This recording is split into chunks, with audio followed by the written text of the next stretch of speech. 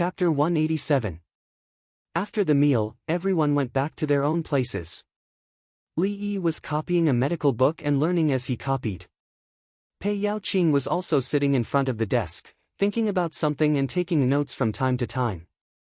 Li Qingqi was fiddling with the light bulb and the pedal generator. He found that the light bulb was not so bright when he did not exert force and the speed was slow. As he gradually sped up and slowed down, the brightness of the light bulb decreased together. When he exerted a lot of force, the light bulb remained the same. What's the reason for this? Li Qingqi wanted to figure out the principle between speed and the brightness of the light bulb. Then, looking from the outside, the window of the house he was in flashed non-stop, which was a little scary. In the house next to Li Longji's courtyard, someone was pedaling a bicycle, which was connected to Li Longji's study. The palace sent him the memorial submitted to the Political Affairs Hall today. Gao Lisher approved the simple ones and sent the ones he could not make up his mind to Zhuangzi. Li Longji enjoyed the benefits of the electric light bulb, and the people in the house next to him had to rotate. It's better than candles. Li Longji found that the light hanging in front of him did not sway and was always so bright. Empress Wang could not sleep, so she strolled slowly in the house and chatted with Tao Hong. There was also a light bulb in her bedroom.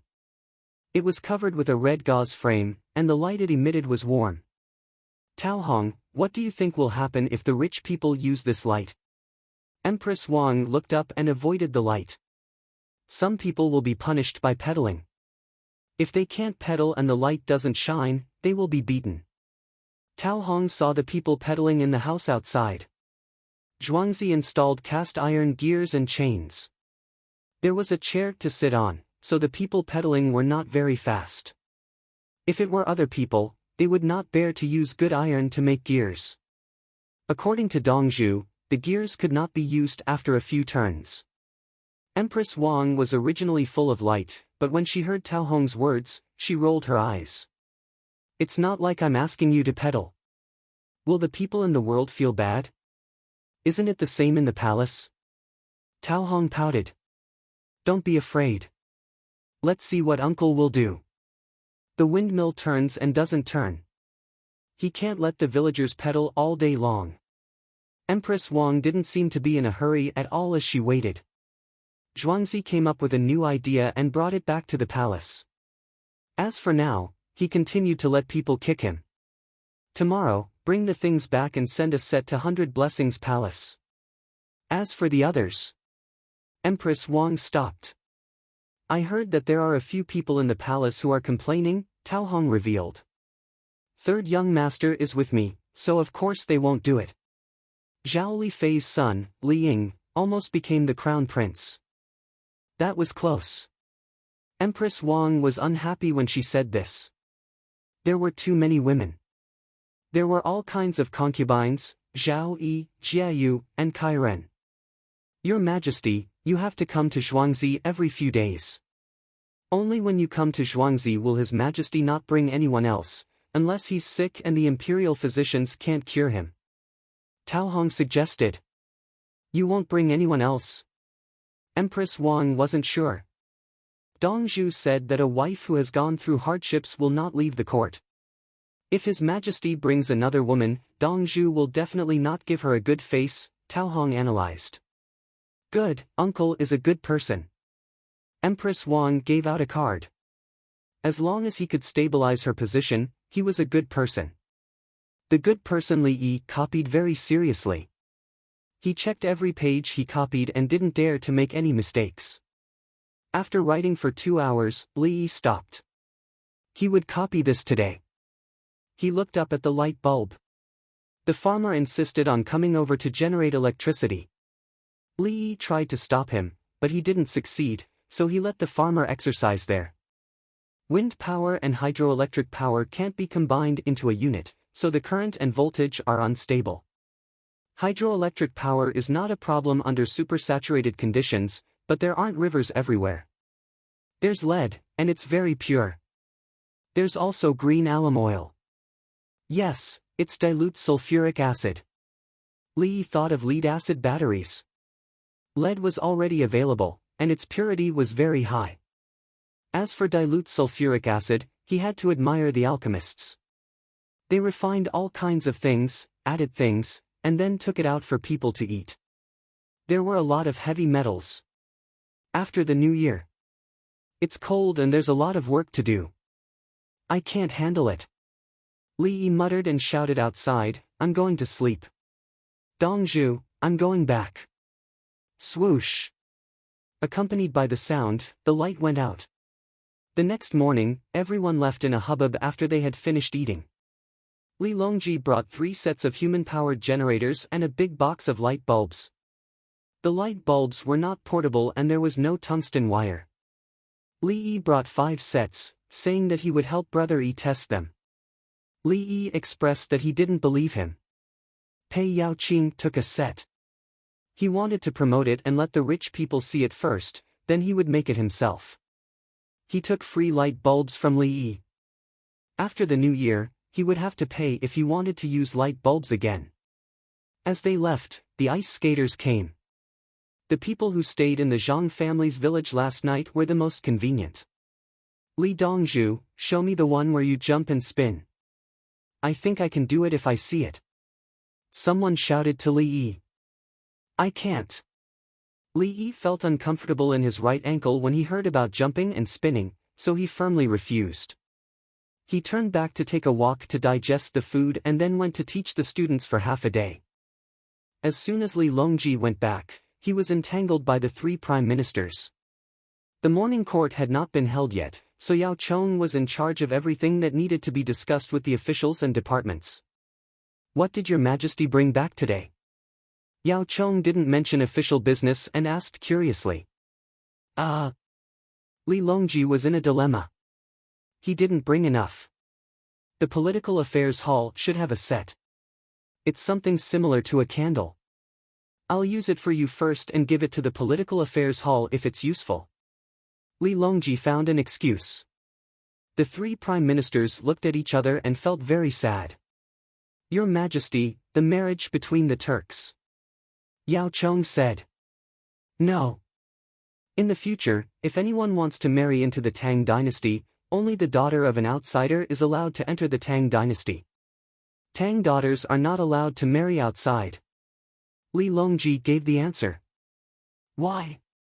Yao Chong asked. The mountain is high and the road is long. It's difficult to meet. I don't want the princess to suffer outside. Li Longji looked like a good father. The 3 prime ministers looked at each other again. How could there be such a reason? Your Majesty, the princess you promised to someone else wasn't yours, right? In the past, Princess Wencheng was a distant relative. Princess Jincheng in Tubo was Li Shouli's daughter. You don't want to give up someone else's daughter? Oh my God! Li Longji didn't want to explain. He said to the 3, regardless of whether it's a private market or not, no one is allowed to bring Tang dynasty tools out of the border markets with Tubo and Turks. All craftsmen are not allowed to bring them out. Good technology should be left in the Tang dynasty. If we can stop them, we should stop them. If we let them learn it, won't they have the money to fight us? When the prime ministers heard this, they instantly understood why they didn't marry outside. Every time they married a princess, they had to bring craftsmen and technology. We understand. Yao Chong agreed. He was narrow-minded to begin with. He also felt uncomfortable giving away good things. On the other side, Empress Wang went to Baifu Palace to deliver a set of things. There were 3 sets. 1 set was with her, 1 set was in His Majesty's office, and the last set was for the retired emperor. Others didn't have it. Even the favored Wu Jieyu, who was good at singing and dancing, didn't need it. As soon as Empress Wang arrived at Baifu Palace with a large group of people, noble consort Lu took her hand and asked her to sit down and talk. Empress, you can't walk too fast in the palace. Be careful of your body. Noble consort Lu glanced at Empress Wang's belly and said. I know. I was in a hurry to send you good things today. Now they all know, right? Empress Wang was asking about her pregnancy. No matter how hard she tried to hide it, she couldn't hide it forever. I don't know if it's a boy or a girl. Noble consort Lu told Empress Wang. Others could only guess. I don't eat the food in the palace. I don't drink any medicine. I'm not afraid. Empress Wang said casually. Noble consort Lu was slightly relieved. She heard from her man that Zhuangzi's Li Yi's medical skills were top-notch. She knew that she could only be at ease if Empress Wang's position was stable. At the same time, Li Dan was also safe. Noble consort Lu didn't know the history, but she could feel it. Chapter 188. West of Chang'an, outside Guanghua Gate. There were still a lot of people digging ice from the river. Other than the original team organized by the government, there were also people who joined forces with other people. The people who joined forces didn't provide ice for the ice sculpture exhibition. They specifically looked for rich people and chose the best place to get ice. The price of good ice was naturally high. Some people were in charge of negotiating, while others organized the work. Whoever did the best would get more money. Sometimes, several groups of people would even fight for a good place. Fortunately, there were people from the government watching. No one was injured or killed. In addition to providing labor for the ice, there were also people who set up wooden shelves downstream of the river and canal outside the city and shook the coal balls with dustpans. Since the nearby coal mining area started to collect money, coal face became a good thing. They learned from the Li family Zhuangzi's migrant workers and shook the coal balls out to sell to the people in the city who burned coal. There was no washed coal in the coal mining area. It was all dry coal face. When it snowed, the top layer was frozen. They cut open the coal face and put it in an open box in a cart. Then, they covered the flowers with a straw curtain and brought the cart back.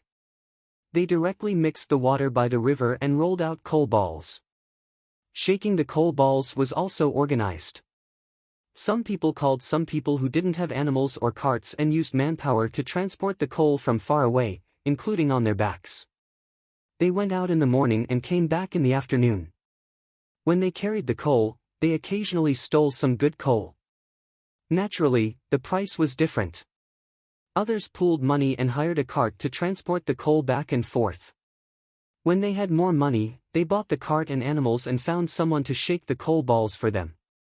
There were also conflicts over price and manpower. Chang'an City had started to be divided. Whichever square or the east, west, north, and south of a square belonged to the owner. No one else was allowed to sell it. Pei Yaoqing stood next to the ice collection area and listened to the dozens of people talking. He shook his head helplessly. Sure enough, the disputes are endless. The poor found a job to make money, but the poor bullied the poor. Pei Yaoqing remembered Li Yi's words. It was useless. He saved the people who were suffering, but turned around and made others suffer. Some of the people in Pyongkong Square were willing to be under unified management, while some of them even brought out the relatives of the emperor and completely ignored him, the county magistrate. However, the organization's activities still had to be organized to give the obedient people a chance to earn more money.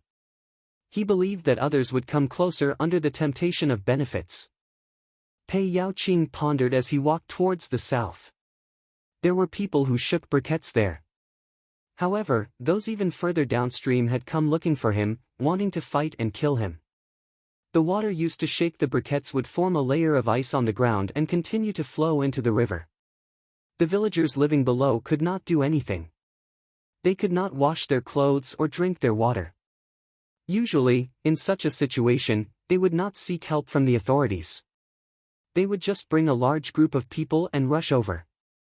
Are you all right now? Pei Yaoqing asked the yamen runner beside him. They retreated to the back. They have to walk a few more steps to get water. They also dug a few shallow pits to mix the water with the coal. The yamen runner introduced the situation of the briquettes gathering ground. The yamen ordered that the coal water was not allowed to enter the river, or else they would be arrested. When Pei Yaoqing heard that, they arrived at their destination. It was dirty.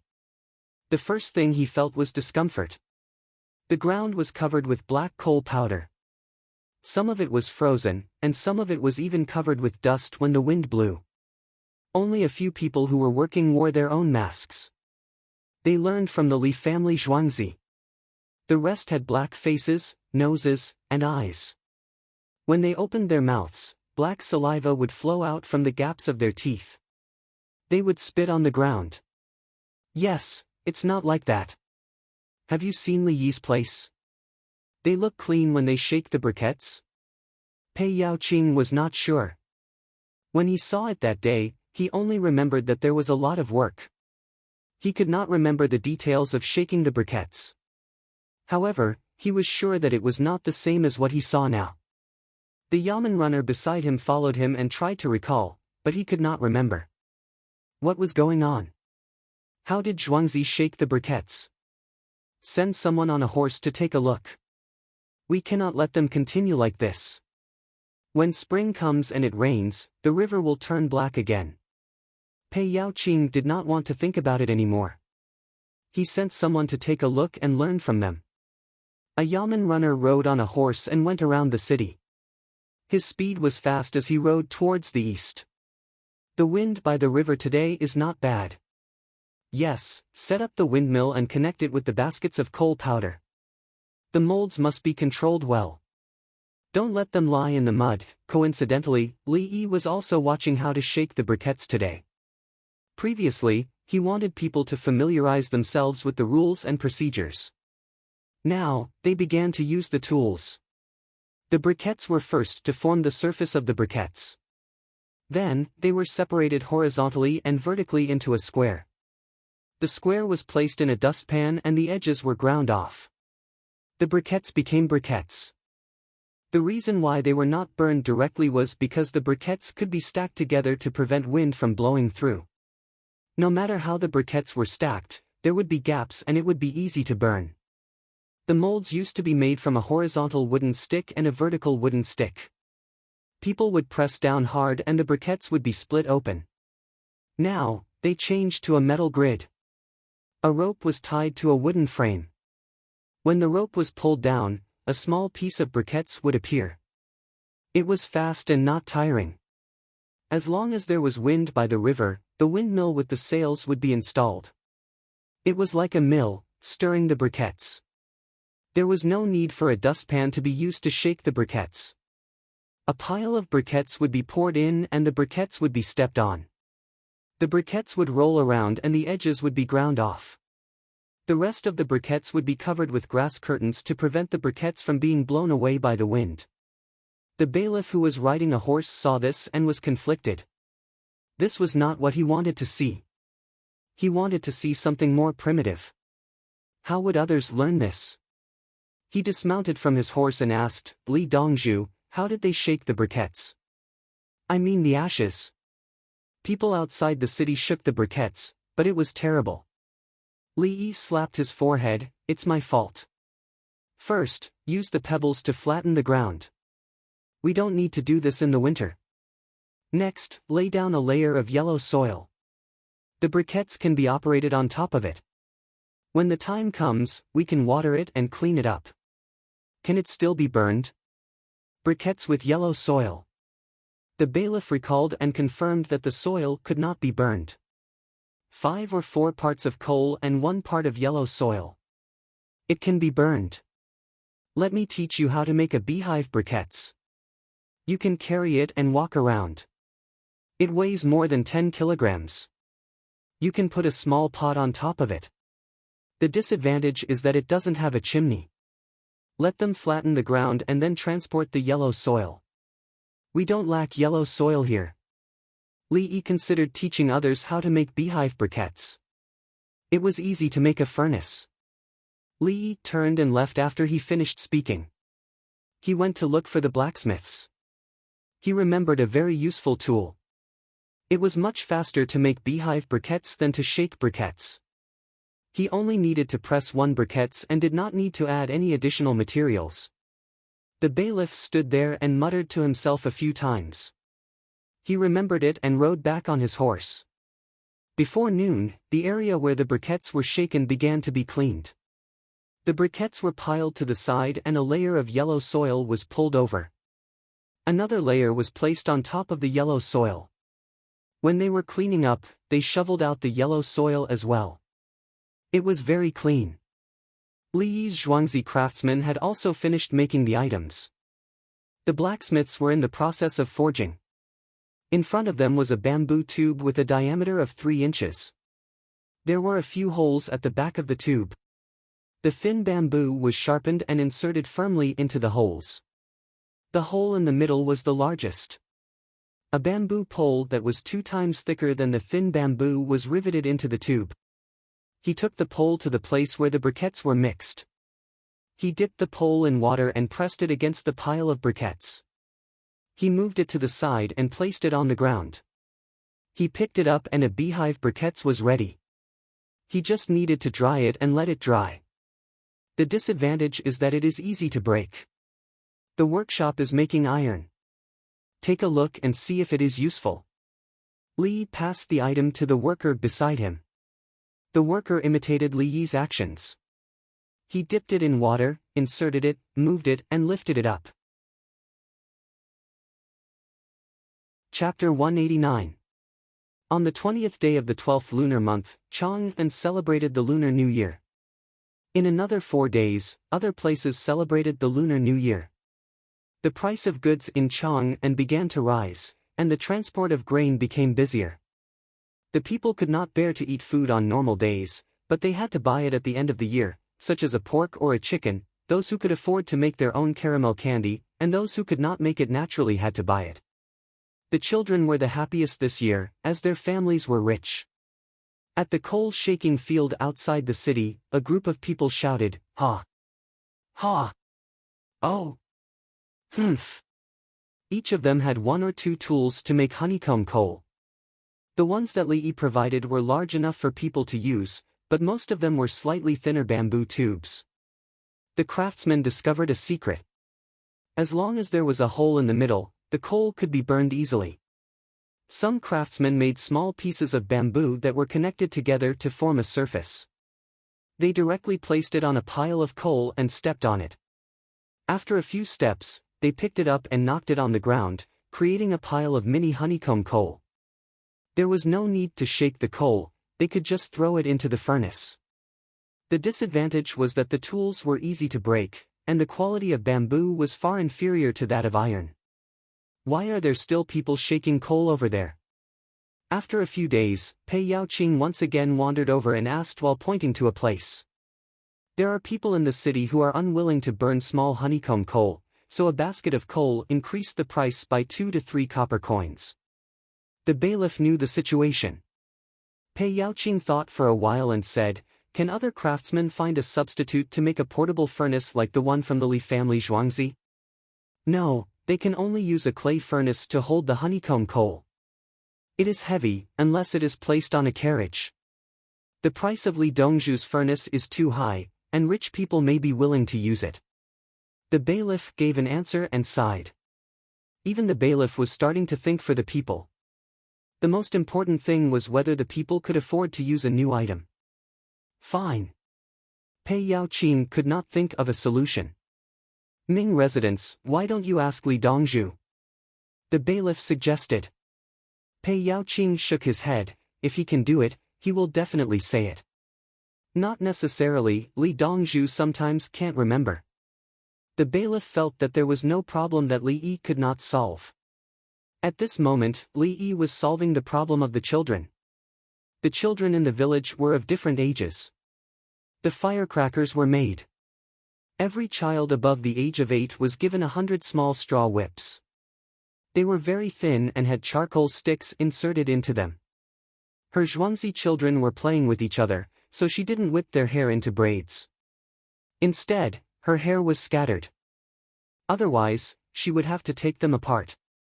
The child with the small whip waved it around. Smack, smack. The younger children were unhappy. They wanted to play too, but they didn't. This was not the thing that troubled Li Yi. What he was worried about was why the children were as smart as he was when he was young. He used his fingernails to pinch the back of the whip, ignited it, and threw it out with a wave of his hand. Some waited for a while before throwing it out, letting the whip explode in midair. How smart! He knew how to attack from a distance. At the same time, the explosion in the air had the greatest lethality. I'll give you a new toy. Li Yi went to the workshop, the firecracker workshop, and adjusted the ratio of saltpeter, charcoal, and sulfur. At the same time, the amount of sand increased. He didn't pursue the greatest flammability or expansion. He only wanted the sound. Then, he smeared a paste on a large piece of paper and placed the adjusted things at a distance. Finally, he covered it with another piece of paper. He cut the paper into small paper cannons according to the place where the materials were placed. He used the yellow mud to make cylinders with a diameter of 1/2 inch and a height of 1/2 inch. Then, he baked them. He sandwiched the paper between two pieces of mud, wrapped it with a layer of paper and smeared it with paste. Li picked up a few and went to the workshop outside. He threw them to the ground and a piece of mud fell. Smack! Done. Collect all their small whips. Both the big children and the small children have them. Throw them. Li Yi was very satisfied. He didn't need to make other chemical materials. A group of people went to catch the children and confiscate their things. A group of people helped to make the mud. They didn't have time to dry it, so they directly baked it. Not counting the labor cost, just the materials alone could make about 10 of them for 1 copper coin. When it was time for lunch, the unhappy children became happy again. After lunch, they ran out and threw the mud everywhere. After they threw the mud, they picked it up. Some of the mud was not damaged and could be used again. They peeled the paper off the damaged mud and put it in Zhuangzi's garbage basket. The paper was put in another basket. The garbage had to be sorted and the paper could be recycled. Brother E, in the football match this morning, many people heard that there would be bone soup and popcorn, so they all sat down. Some people even stood. Li Qingqi came over to talk about the football match. There were many people. Brother E, you don't know. The 2 strongest teams among the 4 Chang'an teams played a match. The scene was grand.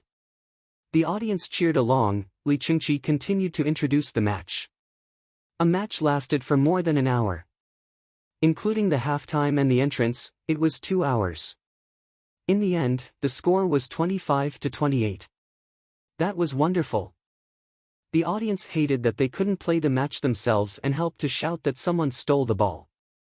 After watching the match, many people talked about going to the shop where I advertised before they left.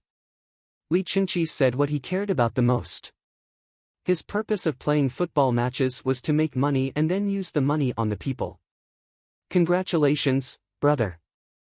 Li Yi congratulated him. He didn't watch the match because he didn't have time. He needed to exercise, practice his medical skills, copy medical books, give lectures, check accounts, and figure out new things. The most pleasant thing every day was strolling around Zhuangzi and watching the farmers and migrant workers live a good life. He felt a sense of achievement. Of course, he also gained longevity. Brother, there will be a match on the 25th of December at the ice rink. You organize it. I'll prepare the prizes for you. Li found it troublesome and asked his brother to take care of it. Okay, it's lively. Li Qingqi was addicted. Dongzhu, Mu Qingxi, who came a few days ago, brought cows again. 10 cows. This time, the cows are good. Song De ran over. He didn't hide the smile on his face. I'll go take a look. Li Qingqi trotted to the main road in Zhuangzi. A group of people came over. Li Dongzhu, I brought my family here today.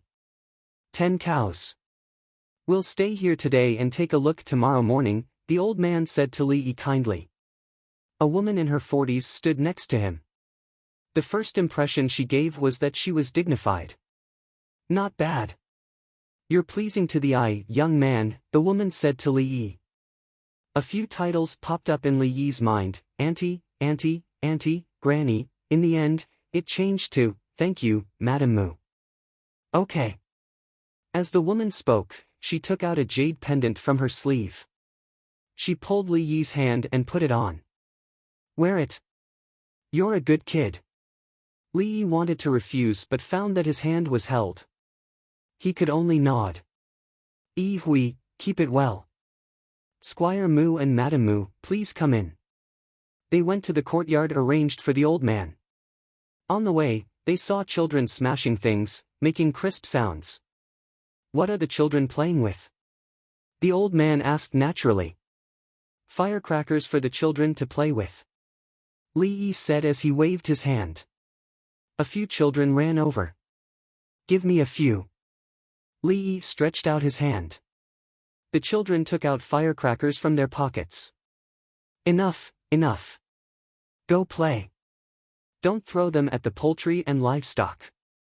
Also, don't throw them at the firewood. Li Yi warned again.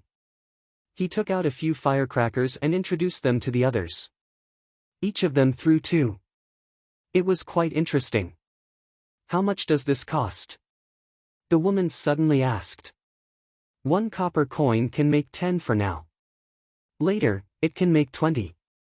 Li Yi gave 2 prices. The children threw a lot of money? The woman asked, distressed. Just like playing and eating snacks, you have to pay to watch people dance. Li Yi felt that he shouldn't let the person who gave him a piece of jade misunderstand. Is it beneficial to the people? The old man asked directly. Yes. Li Yi nodded in response. Chapter 190. Brother Yi, how can it be beneficial to the people if you hear 10 sounds and you lose a copper coin? Li Qingqi was in charge of supporting Yi Qing. Song de. Li Yi called out to the steward. Dongzhu. The steward, who was thinking about the 10 new cows, was very happy. Recruitment tomorrow. Zhuangzi will provide paper cannons and paper. Ask the people in the city to make cannons with mud. 1 copper coin for 50 people. Li Yi instructed Song de. Got it, Dongzhu. Song de replied. Turning his head, Li Yi said to the old man, this is beneficial to the people. Pay people to hire people? The old man couldn't understand for a moment.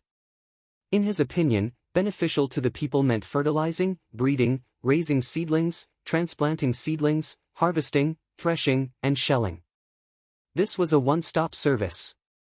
How did it become recruitment? Recruitment is beneficial to the people? Good idea, Brother Yi. Those who can't do other manual labor, especially the women, can do it at home. They will be paid. Li Qingqi's way of thinking had changed.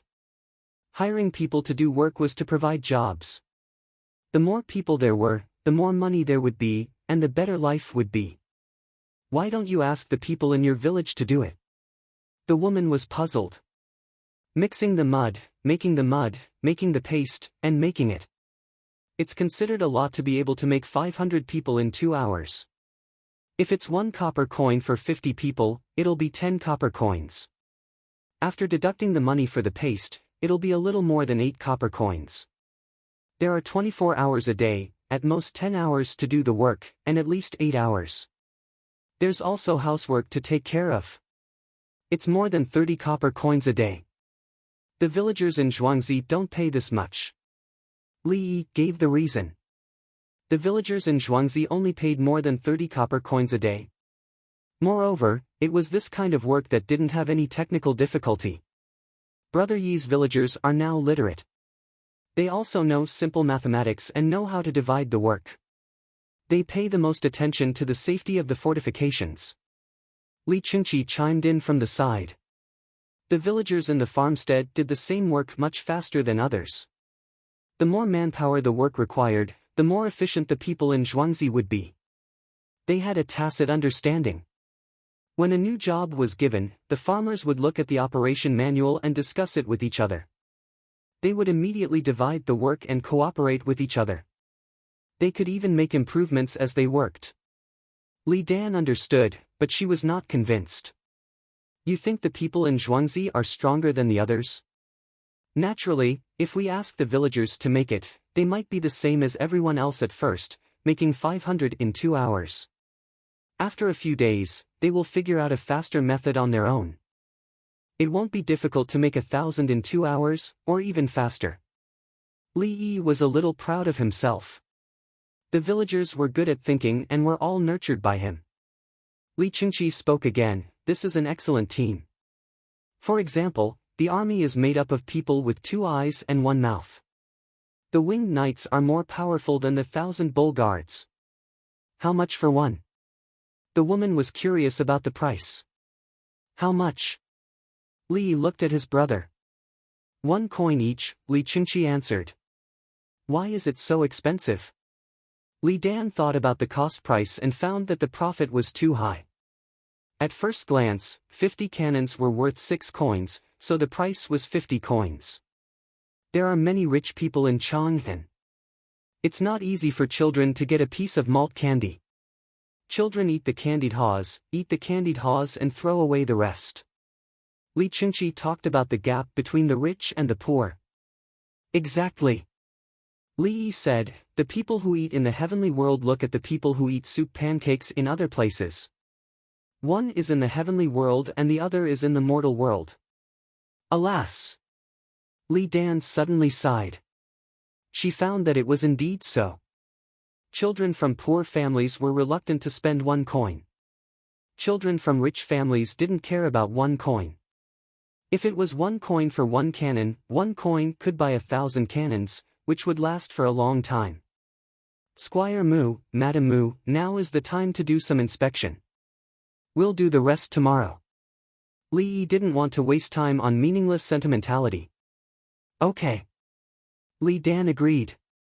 He accompanied his wife, noble consort Lu, and Li Yi into the magical courtyard with facilities that didn't seem to exist in the mortal world. Before dinner, some inspections were done. For the time being, no problems were found. They would continue tomorrow.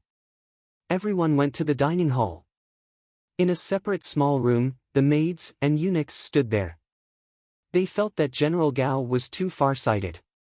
He knew that the people at the top of the palace would come, so he asked them to stay in the beginning. Noble consort Lu saw the children who were playing before coming over. They were completely different from before. Now they were quiet and tranquil. Their clothes were tidied up, their hair was tidied up, and their faces and hands were clean. They took the plates and chose the dishes they wanted to eat. Then they went to the special area to eat. They didn't fight, make noise, or shout. She followed them and saw a large group of children sitting there eating with their heads down. The same style of clothes decorated the whole dining hall area solemnly and sacred. "This is a prosperous time," noble consort Lu said softly. She turned and wiped the corners of her eyes and went back to the small room. She finally knew why Li Longji always went to Zhuangzi. Besides asking for advice, the most important thing was that he could see what he wanted to see here. The farmers in Zhuangzi used to be the same as the people in other places, but now they had changed. In other words, as long as they worked hard, other places in the Tang dynasty could be the same. Looking at the food, noble consort Lu felt sorry for Li Longji. Children didn't have it easy. It seemed that only in Zhuangzi could they find a trace of peace in their hearts. Why not go to Shi City in Chang'an? Seeing a group of people hawking and the pitiful appearance of children beside adults, coming to Zhuangzi was a kind of escape. However, the food smelled really good. It was better than the food in heaven on earth. If the farmers earned dozens of copper coins a day, it wouldn't be enough to pay for a dish. No, even 1 bite wouldn't be enough. Vegetables were not something that ordinary people could eat in winter. They sat down. Li Dan didn't serve any staple food. It was just vegetables. There wasn't much meat, but there was a glass of wine. "Brother Yi, isn't it time to take out the drunken crabs?" Li Qingqi saw that Li Yi's dish was fried with oysters and eggs and thought of crabs. The crabs he bought were all sent to Li Yi to be made into drunken crabs. It was almost the new year. "Any time. Take a few jars with you when you leave tomorrow. Remember, don't eat too much, even if it's drunken crabs." Li Yi almost forgot about the crab. Being reminded, he swallowed his saliva. Slander. Can I eat it? Li Dan asked Li Yi. Yes. Li Yi nodded. Li Dan turned to Li Qingqi and said, can I buy it from you? Let's discuss the price later. Li Qingqi agreed and sent it to Baifu Hall.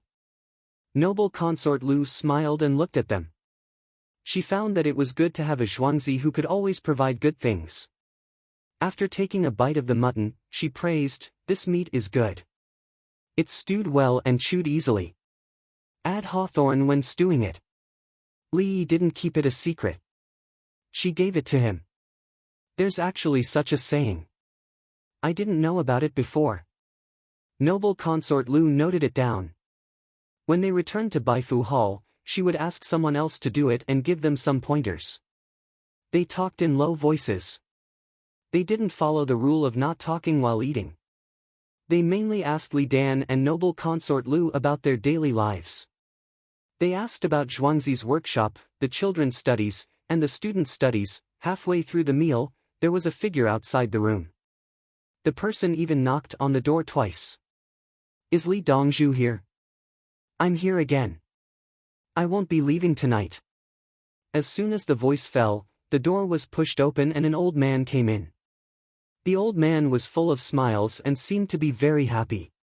Then, he saw another old man and the woman beside him. His smile, it became unnatural, but he continued to smile. Li Qingqi hurriedly said, this old man also comes here often. He's quite a good person. Chapter 191. Yes, there are too many people. I'll go out and eat first. I'll find you later, Li Dongzhu. Yao Chong, who came in, saw that retired emperor and imperial consort Dolu were present. He threw down a sentence and turned to leave. What's the matter with him? Li Dan saw Yao Chong come in the evening and thought it was a matter of court. Li Qingqi said, it's nothing. He doesn't care how many people there are in the room. He'll definitely say it. That's good. Li Dan was relieved. He thought there was a difficult matter in the political affairs hall and came to ask about it. He didn't want to delay it. Yes, that was what Li Dan thought. When Empress Wang and Li Longji arrived at Baifu Hall, Li Yi was guaranteed to be among the things they said. Especially Empress Wang, who said that the 3 prime ministers were paid by the imperial court, but when they asked Li Yi, they didn't give him a single cent. After dinner, Li Yi found that the old man didn't come. He asked around and found out that he went to sleep in the small courtyard. However, this time he brought a dead deer. After bleeding it, it was frozen hard. Venison, just one. Make it tomorrow and put it in Zhuangzi's canteen. Li Yi said to Songda, who reported. How do you make it? Songda had eaten venison before, but only once, roasted it. Stir-fry it with cumin, braise it and prepare some stew. Add dates and wolfberries, and a few ginseng roots. Li Yi chose 3 things. This was a pure wild animal, but it wasn't protected. If a tiger appeared in a place, the yamen would reward it. Li Yi went to the inpatient building to see Zhuya Jinshan. Zhuya Jinshan was drinking with his son Zhuya Fugua over a mutton pot. His pneumonia was cured. He stopped the injection yesterday and could be discharged tomorrow after a day of observation. Zhuya Jinshan, who was alive, seemed to be in a good mood. His complexion was much better than when he first came. When Li Yi came, the two got up and thanked him. You can leave tomorrow. I'll give you some soap, toilet water, glycerin, dried oysters, and dried sea cabbage. Take it back and enjoy it yourself. While you're at it, sell it and exchange it for something else. Next time, let's exchange for new goods. Li Yi didn't forget to take advantage of the opportunity to do business. He sent a batch first to give the other party some capital. The Zhuangzi Fugua was reluctant to leave.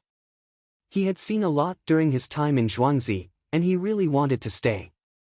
However, his clansmen were still there, and he had to go back and lead them. I heard that Li Dongzhu doesn't like gems and other things. What can I use to exchange? Zhuya Jinshan was ready to ask his son to send more things to Li Yi in the future. Although it was His Majesty's arrangement, what if Li Yi said that he could not cure it?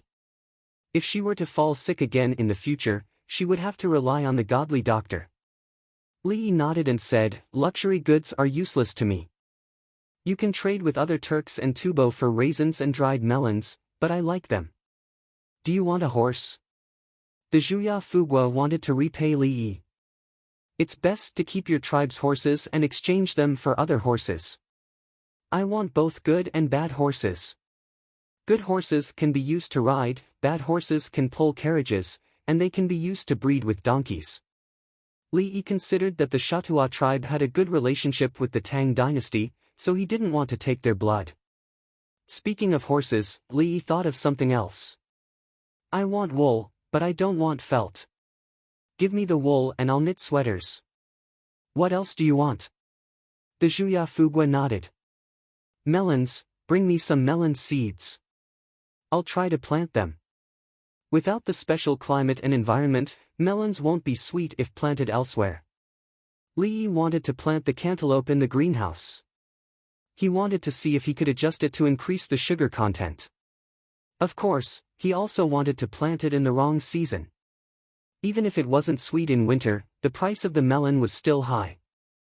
Zhuya Fugua said, "I've planted it before. It's not like grapes. Other melons are as sweet as water." "That's right." Li Yi admitted that, not to mention how skilled he was at that time, Hami melons still couldn't be found anywhere else. "You have desert cistanche. It's recorded in Shennong's Materia Medica. Do you know about it?" Li Yi asked about the medicine. The desert cistanche of the Shatua tribe couldn't be compared to the Anbei Protectorate's soft dayan, but it was still a medicinal herb and was needed by the Tang dynasty. "Yes, it's in the desert. It's just that it's not easy to get. You can only find it if you're lucky." The Zhuya Fugua said that he knew about it and could get it. "I have a way to plant it. You can plant any plant that desert cistanche can grow. I'll write it down today and give it to you tomorrow morning." Li Yi planned to let the Shatua tribe graft desert cistanche. He wasn't familiar with the Anbei Protectorate and didn't know anyone there. He would find a chance to talk about it in the future. The Zhuya Fugua had eaten desert cistanche before and knew its benefits. When he heard that it could be planted, he believed it and agreed. Li Yi said goodbye and was sent out of the door. He went back to his courtyard and started to write the procedure. The hard dayan and soft dayan methods were similar, but the soft dayan method was more detailed. Li Qingqi didn't fiddle with the light bulbs in Zhuangzi today. He stood outside his father's courtyard and waited for the lights to go out before returning to his own place. He picked up the pen and wrote down the situation of today's football match. He wanted to see if there were any areas that could be improved or eliminated. What should he do in the future when he sold tickets, opened bets, expanded the audience seats, and snowed heavily? There were many things to do. Li Qingqi knew that as long as he asked Brother Yi, all the problems would be solved. However, he didn't want to do that. He wasn't a good-for-nothing. "None of you are willing to pay for the benefits I've discussed with you. After this advertisement makes money, if you want to talk to me again, I'll sell the advertisement position." Li Qingqi wrote, thought, and talked to himself. The more he thought about it, the happier he became. He couldn't help but chuckle. Outside, the villagers pushed the dining carts to deliver food to Li Qingqi's guards who were guarding outside. Except for a dozen people who entered the courtyard together, the rest of them were guarding Zhuangzi and a few other places. This included Li Dan's men. Yao Chong's men followed Yao Chong into the courtyard. Li Qingqi's men would take turns to eat in the canteen and then go back to live in the former houses of the villagers and students. As soon as Li Dan came, Li Qingqi's guards were worried about the safety of the retired emperor, so they cooperated with Li Dan's men to guard all the places tightly. They were prepared to eat military rations. Seeing that they didn't come to eat, the villagers felt distressed. As soon as Dongzhu's sworn brother came, the villagers would feel at ease. Therefore, after the incident with Li Dan last time, the villagers took the initiative to deliver the food this time. They didn't talk much, just put down the food and left. Finally, we can eat something hot. Li Chengqi's guards breathed a sigh of relief. The dry rations and water in their water bags couldn't be compared with the food in the canteen. It's not just hot. There's a lot of meat. We'll be strong after eating. Another guard served himself a dish and drank a mouthful of soup in the cold wind. Now that the retired emperor is here, we can't move. It's better for His Majesty. At least when His Majesty comes, we can take turns to go to the canteen. Someone complained. Who would be willing to keep watch outside after eating cold food? Shoo, don't say it. If the villagers hear it, 100 heads won't be enough to chop off. The person who spoke before quickly warned. There's still hanging lanterns. Do they want to illuminate the whole of Zhuangzi? How much does it cost to burn candles in red silk lanterns for a night? The silk lanterns can still be used next year. The red paper lanterns are more brittle. I don't think they'll take down the lanterns after hanging them up. After the new year, they'll still be lit at night. Why do they have so many lanterns on weekdays? It's bright. It's beautiful. Look at the villagers. When they change shifts at night, they all have different moods when they walk under the lanterns. Yes. Li Dongzhu takes care of the villagers the most.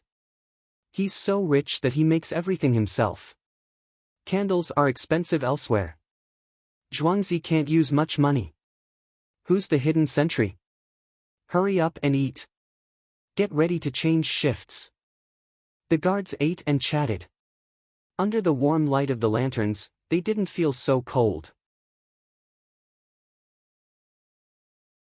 Chapter 192. On the 21st day of the 12th lunar month, the day of the ice skating competition was approaching. A group of people was training on the ice. There weren't many children, and the people who were skating were no longer the rich people from the beginning.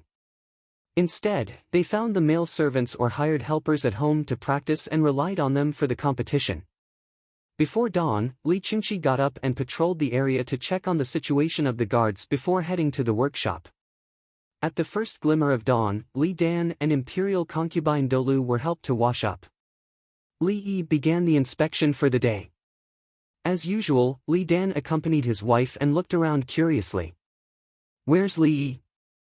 I'm looking for Li Yi. Yao Chong finished cleaning up half an hour later than Li Yi. He ran to Li Yi's courtyard and saw Li Qingqi sitting on a chair by the door. What do you want to do by inspecting the imperial consort? Li Qingqi didn't intend to move aside or stand up. When will she recover? Yao Chong looked anxious. Minister Yao, why don't you eat first? If her gastrointestinal tract isn't good, she should eat porridge. If her gastrointestinal tract isn't good, she should drink milk. Brother Yi said that milk is more nutritious than porridge, but milk will irritate some people's stomachs. Li Qingqi didn't intend to eat. He wanted to keep watch. Yao Chong looked around and revealed a smug smile. King Song, do you know how to make use of people? Scheming against others? Li Qingqi looked at Yao Chong and gave him a mocking answer. Yao Chong took a deep breath and recovered. King Song, the skill of 100 craftsmen requires the strength of 100 craftsmen. Li Yi might have some ingenious ideas, but how much can a single person do? Yao Chong said as he took out something from his sleeve. Li Qingqi yawned. Doing something is beneficial to the people. Minister Yao, the Confucian arts you learned can't tolerate the Mahist arts? I'm here to let Li Yi know that there are countless capable people in the world, and Boss Missouri is proud of his small skills. Yao Chong took out another item. Previously, it was a paper box the size of half a bar of soap. This time, he took out a lighter. He crouched down and put the box on the ground, opened the lid, and took out a roll of velvet paper, which was used to start a fire with a flint. Then, he flicked open the lid of the lighter with a ding. Bang! Li Qingqi jumped up from his chair, dashed forward, and kicked the paper box away. Prime Minister Yao, you dare to assassinate me? Yao Chong was taken aback. He looked at the lighter in his hand and then at the cardboard box that was kicked away. King Song, are you trying to frame me? What do you want? Did you ignite it? Boom! Li Qingqi stared at Yao Chong and asked. As expected, King Song's mind is nimble. This minister calls upon hundreds of craftsmen to come up with new things. Someone used saltpeter, sulfur, wood shavings, and honey to create something that can produce sparks and explode mud and stone. In the cardboard box just now, only sparks could be seen. If it was ignited at night, it would be a real firework. Wealthy families would definitely be willing to buy it. It can be used to create mud and stone. If there is enough of it, it can be used in wars. How does it compare to Li Yi's? Yao Chong introduced the item that he brought along and explained the formula. Li Qingqi looked at Yao Chong carefully. After a dozen breaths, he pulled Yao Chong, picked up the cardboard box that was kicked away, and walked forward. When they arrived at the second small square in Zhuangzi, he placed Yao Chong's cardboard box on the ground and looked at it. Prime Minister Yao Chong, step back. God knows if this will explode. Let me light it. Li Qingqi gestured for Yao Chong to step back. Yao Chong slowly stepped back and looked at the cardboard box with his hands in his sleeves. Li Qingqi reached into his pockets. He had quite a few pockets in his clothes. He took out his lighter, squatted down, and prepared to jump out at any moment. Then, he stretched out his hand, lit it, and ran. The tinder burned very quickly and went into the cardboard box. Then, the cardboard box spurted out a puff of smoke and sparks. In less than a breath, it was gone. Yao Chong took out another cardboard box and said, King Song, choose this. Li Qingqi looked at the size of the cardboard box and nodded. He placed it further away, lit it, and ran. Boom! This time, there was a big commotion. The smoke was still as thick as before. When this thing is big, it can startle horses and also explode people. Yao Chong raised his chin slightly, signaling Li Qingqi to praise it. Li Qingqi looked at Yao Chong again and said, the person who can make this is not bad. He can come to Zhuangzi and learn from my brother Yi. Learn? It's Li Yi who learned it from someone else, right? Yao Chong expressed his disdain. Sigh. Li Qingqi shook his head. He reached into his pocket and took out an item that was about an inch thick and a meter long. There was a linen cover on the outside of the item. He took it off and tore a piece of paper at the bottom. He tore it open and revealed a line. He looked around and carefully placed the item vertically on the ground. He even shook it a little to make sure that it wouldn't fall. Then, he took a deep breath, squatted down, lit the lighter, and moved closer to the line. As soon as the lighter was lit, he jumped out, covered his ears, and shut his mouth. Yao Chong didn't understand. He was stunned. You lit a big incense? Lit it from the bottom? Boom! With a loud sound, the item on the ground flew up into the sky. Yao Chong's vision blurred and he looked up. Boom! With another sound, Yao Chong's body trembled violently. His ears were buzzing. After a while, the pieces of paper fell from the sky. Yao Chong was still in a daze. Prime Minister Yao Chong, Prime Minister Yao, wake up. Li Qingqi walked over and called out to Yao Chong while holding back his laughter. This. What is this? Yao Chong opened his mouth and pressed his ears as he asked with lingering fear. This is Brother Yi's second kick, and he wants to sell it too. Prime Minister Yao, what do you think of it? Li Qingqi smiled. At this moment, a group of children ran over. The first one that Yao Chong brought had sounded, and when the children heard it, they thought that someone was playing with firecrackers. But when they saw the scattered pieces of paper on the ground and saw Li Qingqi, they turned around and ran away. Yao Chong's expression changed. He pursed his lips and frowned at the same time. This item is too dangerous. It should be handed over to the royal court. Yao Chong said. Li Qingqi reached into his pocket and took out an identical item. Yao Chong shuddered. King Song, you want to harm an official? Prime Minister Yao, don't you want it? Here, take it and play with it. Li Qingqi passed it to Yao Chong. Yao Chong took a step back and said, "Don't, be careful not to blow it up. The item that I took was blown up when they were making it. They used heavy objects to smash it, and your item fell to the ground. So, you didn't pay attention to the safety of production. Even so, you still want Brother E to hand it over to the royal court? Which workshop do you want me to blow up?" Li Chengqi chuckled. The children ran over again and carefully cleaned up the scraps of paper in the small square with a brush and broom. Yao Chong and Wang Chong didn't say a word as they watched on. When the children were almost done, they reached into their pockets and took out firecrackers. "Paw! Paw!" It was thrown up. "What is it this time?" Yao Chong asked casually. Brother E was afraid that the children would be hurt by my firecrackers, so he specially made a small item that won't hurt anyone. It's called a firecracker. Li Chengqi explained patiently. "I still have some matters to attend to in the royal court. I'll take my leave first." Yao Chong turned around and prepared to leave. He was here to show off, and he couldn't help but feel that someone had made something incredible. Yet, before he could show it off to the person in question, King Song had already bragged about it. Even now, his ears were still ringing. "Prime Minister Yao, aren't you going to eat breakfast? If you have any difficult matters to decide, why don't you ask my brother E?" Li Chengqi continued attacking him verbally. "You can't make things, but you can't handle political matters either." "I'll eat."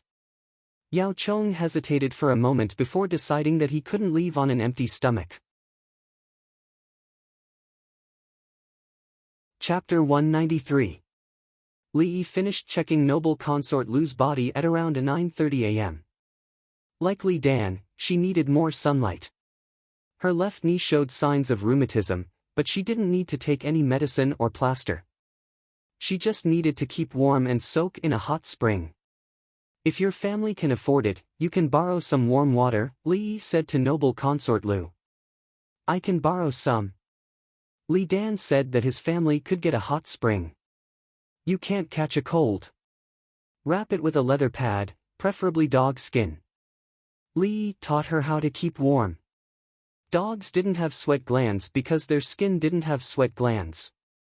When making plasters, the medicine wouldn't be excreted through the sweat glands. "I'll kill the dog later." Li Dan said that this wasn't a problem. The three of them talked about going for breakfast.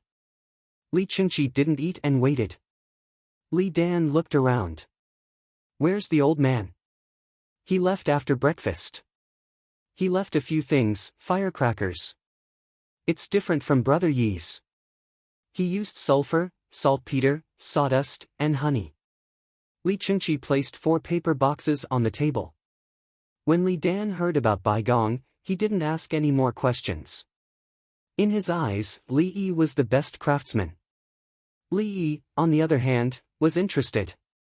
He picked up a box and opened it on the table next to him.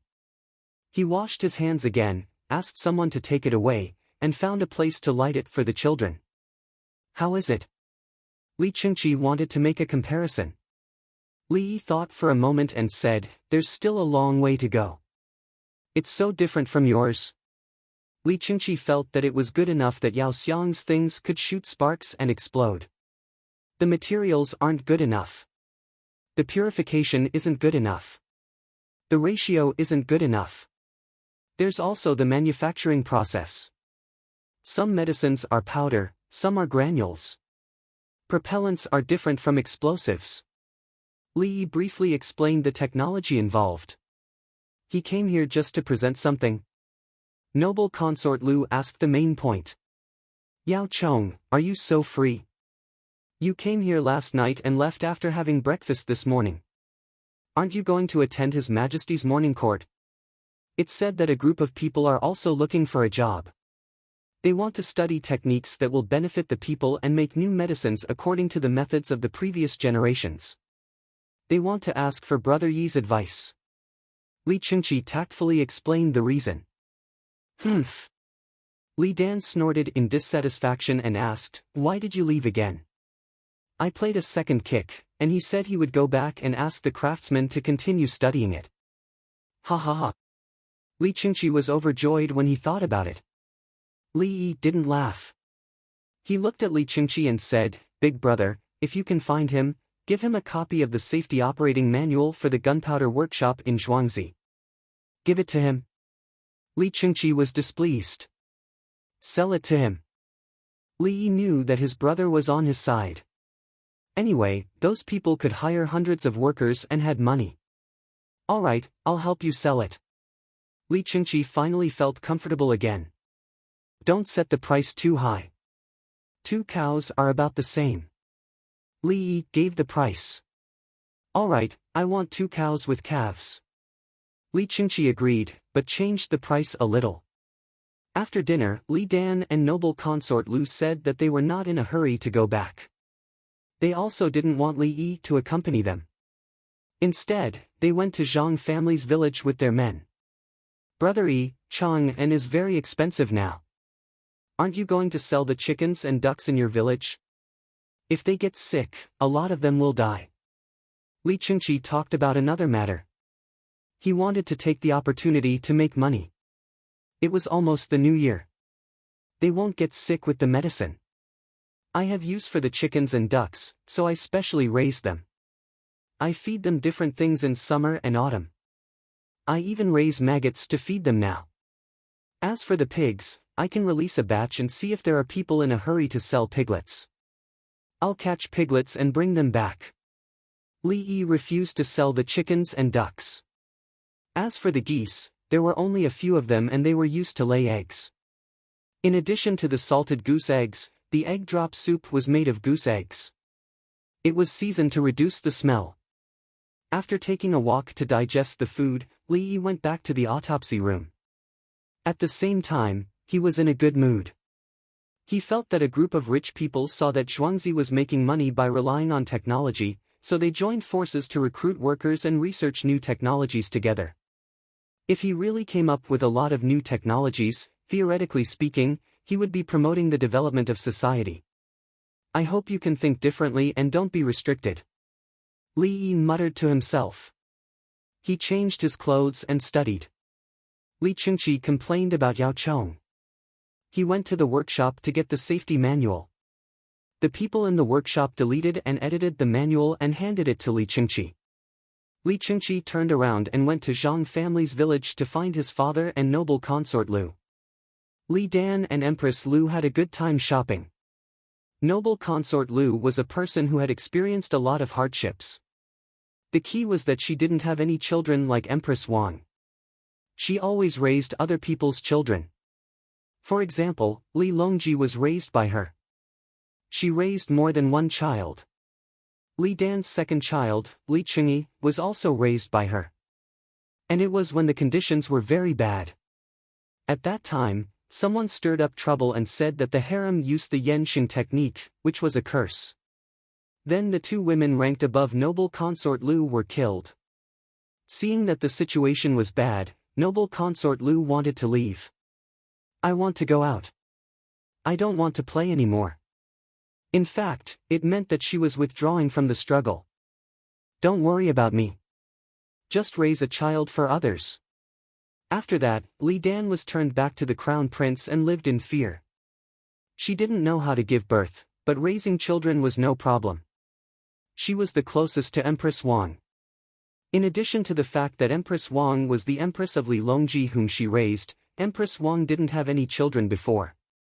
Of course, what she didn't know was that according to the development of history, Empress Wang was also tricked by the Yenxing technique. Now, she liked the children in Zhang family's village very much. "It's better outside the palace. The children are innocent and unaffected," noble consort Lu said to Li Dan with a smile when she saw a group of children eating candied haws. "This candied haws are not as good as the ones sold by Qingqi. It has less sugar." Li Dan commented on the candied haws. He didn't want to think about those children in the palace. They were all scheming against each other. He didn't know when they would kill each other again. He was tired of it. He just wanted to live the rest of his life peacefully. However, he was not willing to die so soon. He wanted to see more of the world. Imperial father, imperial mother, why don't you stay here for a few more days? Li Chengqi came over with the safety manual and persuaded them. He could see that the two of them were about to leave Zhang family's village. It's inconvenient. If we reveal our identities, we can stay in the imperial plantation. Everyone, come and take a look. Noble consort Lu refused. She didn't want to cause trouble for her son. I have a way. Give brother E 10 cows and tell him that you need to rest for a while to recover from the pain in your legs. Listen to me.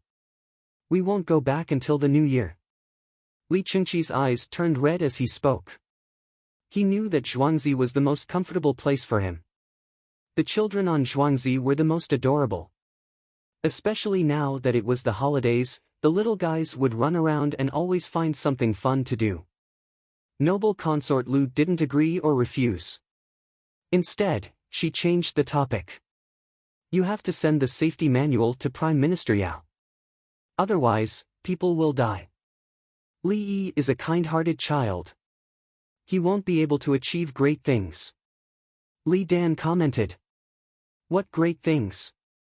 That's good. Li Chengqi was happy. Imperial father meant that Li Yi was soft-hearted. If other people competed with each other, many people might die because of gunpowder. Not only did Li Yi not wait to watch the show, but he also provided help. A person who could achieve great things would even kill his own son. If his brother used a knife, countless people would die. Therefore, Li Yi was not in danger.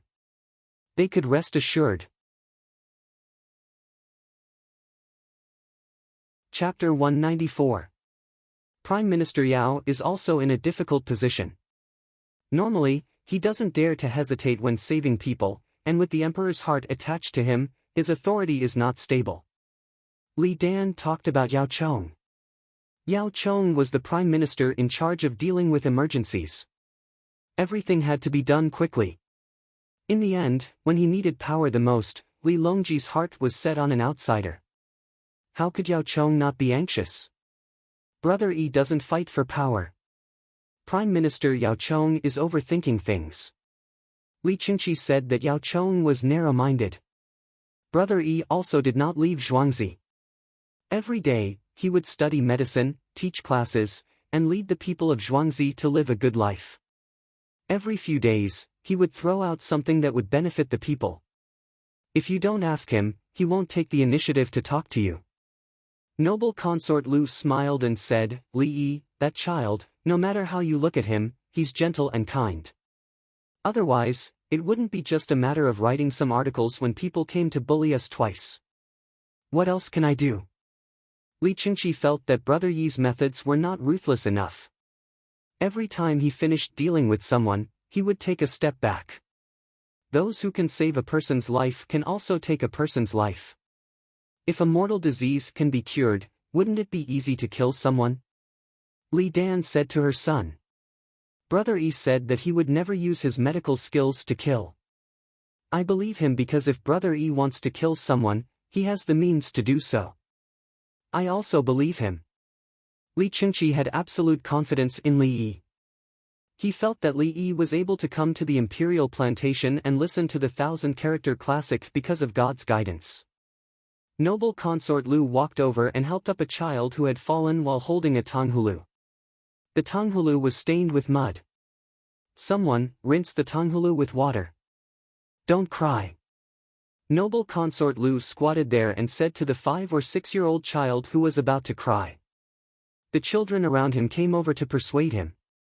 The older child directly used the candied haws in his hand to exchange with the younger one. Then, the little brother cried. There was a hawthorn missing from the big brother's candied hawthorn, and the big brother ate it. Ha ha ha ha! Li Chengqi laughed out loud. The servants and protectors hurriedly took out water bags filled with hot water from their backpacks, rinsed the candied haws, and changed them back. The little guy licked his lips and instantly stopped crying. Even a child knows how much we've lost, let alone the common people of the world. Li Dan insisted on raising the topic. Imperial father, you have to work hard to get it. The children in the Zhang family's village have candied haws, so they need to work. Li Chengqi followed suit. It was impossible for him to take anything for free, including the child. What can children do? Noble consort Lu smiled as she looked at the group of children playing there. Help clean up the manure of the cows and horses. When the coal carts pass by, collect the coal and coals that fall off. Li Chengqi explained the children's work. No wonder the road is so clean. Noble consort Lu felt that it was good. Just like in the palace, there were no other things that shouldn't be there. After that, Li Dan and noble consort Lu saw someone walking out of the village's courtyard. They seemed to be heading to the same place. From his clothes, one could tell that he was not from an ordinary family. This is... Noble consort Lu was curious again. Developing tourism is, Li Chengqi began to introduce what tourism was. He also introduced the contents of the primary industry, secondary industry, and tertiary industry. It's lodging. Li Dan gave his understanding. Imperial father, lodging is a must. The tourism industry of the tertiary industry specially came here to stay. Chang'an's magistrate, Pei Yaoqing, took a lot of good ideas from Brother Yi. He, Li Chengqi continued to introduce. His heart ached as he spoke. The main reason was that Pei Yaoqing didn't give much in return. No one came to cause trouble because he and the palace had secretly spread the word. Logically speaking, Pei Yaoqing was the one who should protect the interests of Zhuangzi the most. Strategies that benefited the people were political achievements. What kind of people could provide political achievements and strategies to others? Counting up, most of the people who raised the diners couldn't provide good ideas. My third young master's people were taken advantage of by others. Noble consort Lu, who had always been gentle, was unhappy at this moment. She often went to the temples and monasteries to interpret the divination sticks. Her words were ambiguous. When it came to the specific methods, she acted as if it was a heavenly secret that couldn't be revealed. What she thought was, if Pei Yaoqing spent a lot of incense money to go to the temple, would the monks give him such specific methods? Alas! Li Chengqi looked sad. Brother Yi is like this. If you ask him about individual policies, he will tell you about individual policies. If you ask about the policies of a family, he will tell you about the policies of a family. If you ask about states and counties, he will tell you about states and counties. If you ask about national policies, he will tell you about them. What did third young master ask about? Li Dan was curious. Third young master asked about the Tubo Turks. Brother Yi said there were no major problems in the recent 2 years, so third young master was relieved. Li Chengqi still hadn't calmed down and was dissatisfied with Pei Yaoqing. Why is the tofu pudding gone? While they were talking, they walked to the dining hall of the Zhang family's village. It was actually a shed. The wind was leaking and someone was angry. Li Dongzhu only gave us this. He said it would be a waste if we couldn't finish it, the villager explained righteously. Li Dongzhu? Why is he? What kind of porridge is that? Give me a bowl. I don't want dry porridge. I want to eat steamed buns. The voice that had just roared angrily suddenly changed pitch. Why is it like this? Noble consort Lu could sense the change in people's emotions. The Prime Minister is magnanimous and convinces people with virtue. People who can come here for tourism are all people who know something. Offending Brother Yi is the same as offending the entire Pyongkong Square. Li Chengqi said proudly. Even he, a prince, didn't have this ability. Noble consort Lu smiled. Has Li Yi been there before? No, other people can't even get a night's worth of beauties in Pyongkong Square. The beauties in Pyongkong Square can't even get a single person. If Brother Yi goes to Pyongkong Square, the girls of the 3 groups will fight. Even if they are from the same group, they will still use some tricks. Li Chengqi was infinitely envious. He dreamed several times that he became Brother Yi and went to Pyongkong Square. A large group of women offered money to spend the night with him. Ouch! He woke up. It was so painful. Noble consort Lu smiled and pointed to a hole in the shed. Why didn't they fix that? I know. They deliberately dug a hole. Li Chengqi understood. He explained, all the holes are in the corners and the top. They are used to living a rich life. When they eat, they will feel that the food is more delicious. In fact, there is as much tofu pudding as you want. Brother Yi deliberately didn't give it to them. In fact, the porridge is almost the same as the tofu pudding. Don't think that there is a lot of porridge. We went to the canteen to eat. Why didn't we do the same? Li Dan found that he still had a lot of doubts. Imperial Father, the canteen is Zhuangzi's canteen. The villagers will eat all the leftovers. Now it is for tourists. The tourists won't clean up the leftovers. They will change it at night. Tofu pudding is not easy to preserve. The villagers can also eat porridge. Eating porridge is better than eating tofu pudding. At this time, the leftovers they eat at noon will be thrown away and fed to the pigs. They are afraid that if they get sick, others will get sick too. Li Chengqi answered smoothly. After he finished speaking, he was stunned. How did I know so much? Li Dan patted his son's shoulder. Continue to learn. Good knowledge and good skills. You can see the big picture from small clues. Chapter 195. Let's go in and have a few more bites. Noble consort Lu saw a group of people fighting over the food and felt that it was still edible. Then let's have a few more bites. Li Chengqi supported. On the other side, in the Political Affairs Hall of Chang'an. I can't eat anymore. The person who delivered the food brought the food over. The food in the Political Affairs Hall was a benefit. It didn't cost one's own money. Usually, there were all kinds of food that the emperor could eat. For example, cucumber, watermelon green inner skin, sauerkraut fried noodles, and bean sprouts that had recently become popular in Chang'an. On the table in front of him, there was a two-legged medicine in a burlap bag. He felt very sad. The moment he saw the medicine, he felt that his ears were ringing and his breathing was not smooth. His chest hurt when he sat down. Should he take medicine? Should he take that heart-saving pill? His Majesty asked for it from Li Yi. There was a bottle in the Political Affairs Hall, another bottle he carried with him, and another bottle at home. He had never taken the medicine before. It shouldn't be bad since it was made by Li Yi. But he didn't want to take it. Why did it have to be Li Yi? Yuanji, what are you? Lu Huaishan was more concerned about the outcome of Yao Chong bringing such a good technique over. The next time something like this happens, you all will go. I won't go. It's too embarrassing. Yao Chong wanted to cry. He wanted to go over and show off, but before he could do so, he was bullied by King Song. Fortunately, he ran away quickly. Otherwise, if Li Yi knew about it, that young man would definitely pretend to be calm and say some comforting words. Yes, he was that bad. That thing didn't work out. Zhang Shua was no longer in the mood to eat. How should I put it? Yao Chong thought for a while and took out a bunch of firecrackers from his sleeves. Here, take them and play with them. Don't worry, they won't hit anyone.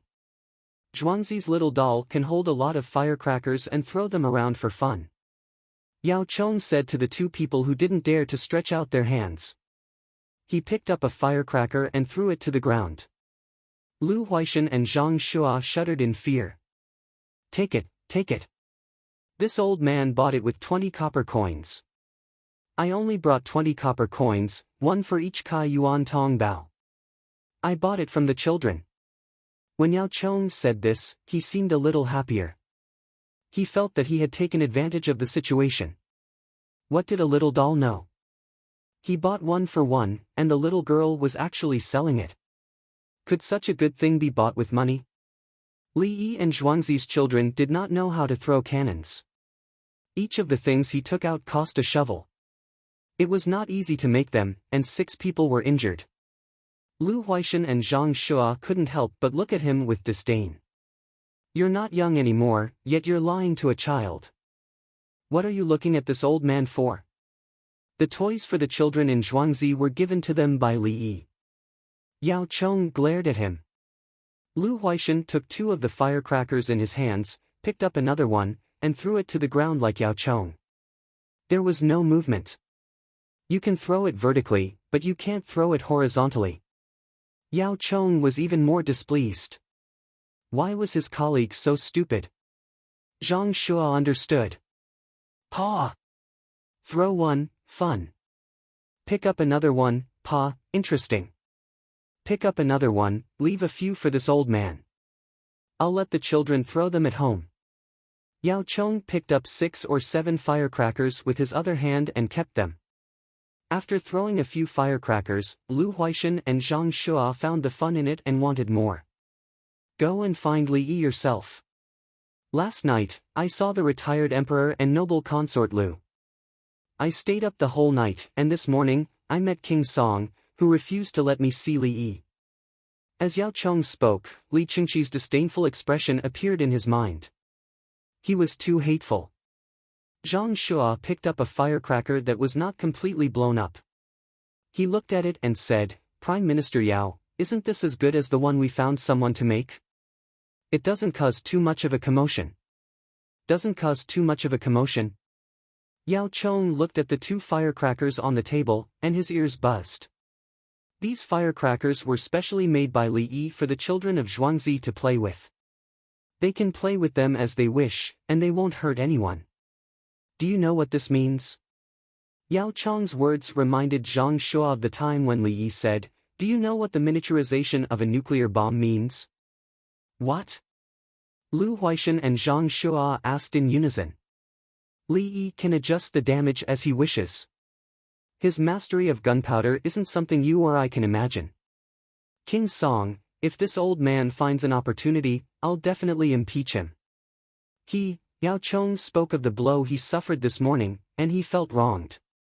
Especially when he talked about how the children ran over to watch the commotion, cleaned up the firecrackers when they saw the firecrackers, and then smashed them. The fact that the children didn't find it strange meant that they knew what it was. How can this be? Lu Huaishan felt indignant. It's actually like this. Zhang Shua expressed his indignation. Take it away. Those are the 2 firecrackers on the table. Be careful not to blow anyone up. Let's eat. Yao Chong spoke of his frustrations, and he felt much better. He could smell the aroma of the dishes. This pickled cabbage is delicious. Yao Chong tasted a mouthful of the stir-fried cabbage vermicelli and found it delicious. I've soaked it. Haven't you eaten it in Li Yi's Zhuangzi? Lu Huaishan also liked to eat pickled cabbage, but it wasn't too sour. If it was too sour, his teeth would feel uncomfortable. At home, he had learned from Li Yi's Zhuangzi's simple method of cooking pickled cabbage in a large vat. If he didn't soak the pickled cabbage properly, the dish would still have a foul smell. Yesterday and today, the pickled cabbage in Zhuangzi was steamed with streaky pork, with some seasoning and ginger slices added. That's how it tastes. Yao Chong expressed that what was the point of comparing Zhuangzi's dishes? After eating, send the 2 firecrackers over. Tell them to open it up and take a look. This old man doesn't believe that Li Yi can take it out and others can't learn it. Yao Chong said as he picked up a cucumber with garlic paste and threw it into his mouth. Ouch! My teeth! It hurts, it's cold and hissing. Yao Chong didn't chew much. He covered his left cheek with his left hand and cried out in pain. Prime Minister Yao, tomorrow you have to go to Li Yi's place and ask if he wants to pull it out. Otherwise, you can go directly to the Imperial Medical Department. I'm afraid I'll pull it out for you. Zhang Shua said sympathetically. What he meant was to let Li Yi take a look at it first, because he also had the same situation and had his teeth pulled out. Later, when he went to Li Yi's Zhuangzi and saw the same situation, Li Yi took care of it. I'll hold on a little longer. Even if I can't do it tomorrow, at least the day after tomorrow. What if King Song is still around tomorrow? Yao Chong decided not to let King Song see his situation. In layman's terms, it was, I don't want you to see my injuries. I've never regretted it, regardless of rain or shine. Thank you. I really didn't do a good job in suturing the liver. If a living person dies now, I'll slowly sew it up for you. I'll burn at least 5 caddies of joss paper made with copper coins. I'll burn them one by one. Li Yi had just finished suturing a cadaver's liver. The liver was fragmented. Because of the lack of blood, the physical properties of the liver were different from a normal liver. Li Yi was careless when he was operating, and the liver broke. He was sweating as he carefully sewed it up one by one. This was the rule. No matter how rough the operation was, he had to give face to the cadaver. Every part had to be sutured properly, even if it was burned. If anyone dared to open the abdomen and send it to the crematorium to be burned, it would be a serious teaching accident. The student would be directly expelled, and the worst punishment for the instructor would be the revocation of his teaching qualifications or even his medical qualifications. When the cadaver wrote down the words "with my body, I'll provide for your needs. But those who wish to be a doctor will be able to perform the surgery without fear," it was destined that those who studied medicine would have to give them sufficient respect. They were not to be discussed, photographed, or profaned. Although these stolen words were not written, Li Yi still followed the rules.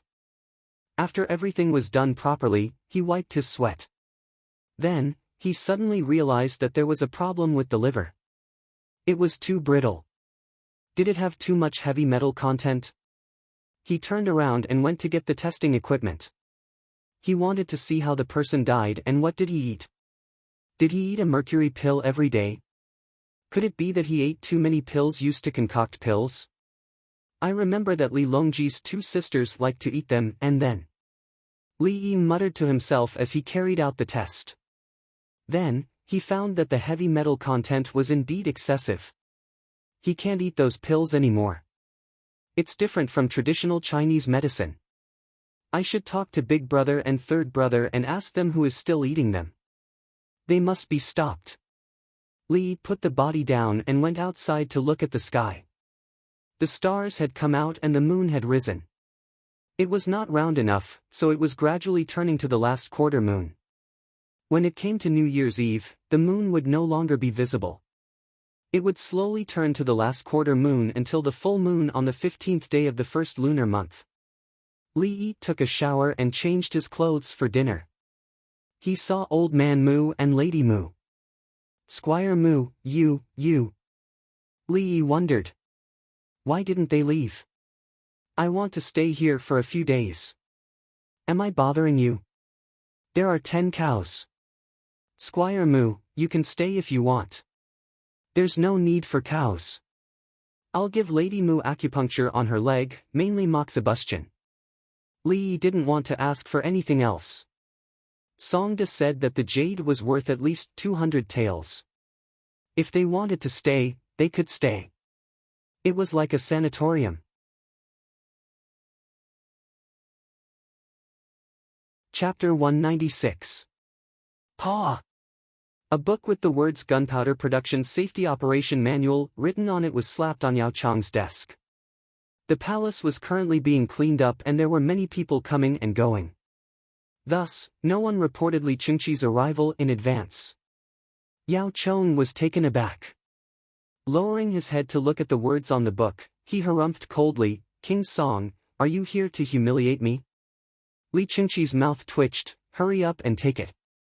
Otherwise, if someone were to die from the explosion, those people might come looking for you at night." "Why would I be afraid of such things?" Yao Chong replied stubbornly. He casually picked up the book and flipped through it. As he flipped through it, he said, "This is done separately. If I had known earlier, I wouldn't have been allowed to bring fire in. Of course, it's done properly.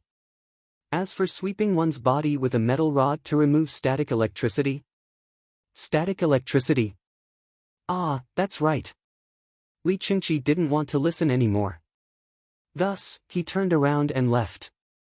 Since it's done properly, why did so many people get injured a few days ago? When Li Qingqi walked out of the political affairs hall, someone reported, "He's gone. King Song has left." Where were you when King Song came? If you had informed me in advance, I would have been able to hide. Yao Cheng was furious. The informant shrank back. Then, he turned around and ran off. As he ran, he muttered, "Where can you hide?" "Back home." "Prime Minister Yao, since King Song dares to be rude to you, why don't we impeach him together?" Zhang Shua was enjoying the show. "Shoo shoo shoo, if he doesn't rebel, what can we do to him?"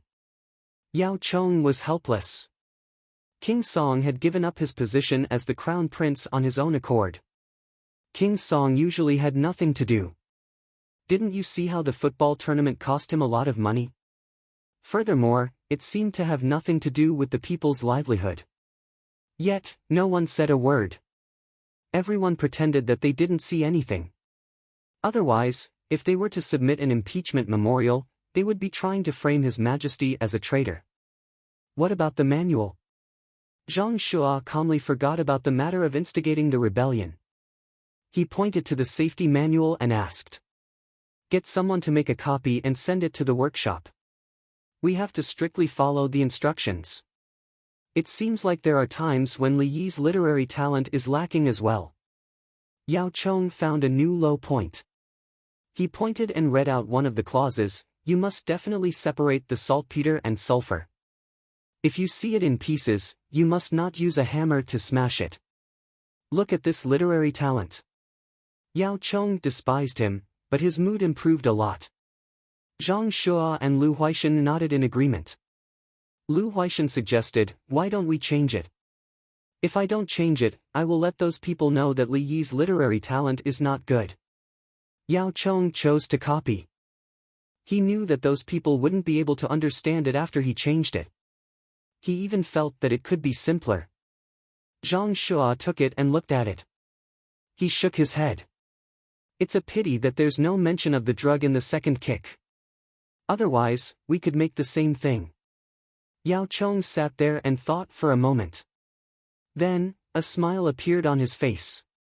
This gunpowder technique can be used for military purposes. Let's see how he sells it. He wrote a separate memorial, saying that military weapons and the foundation of the country should not be used lightly. Soon, Li Longji saw Yao Cheng's memorial.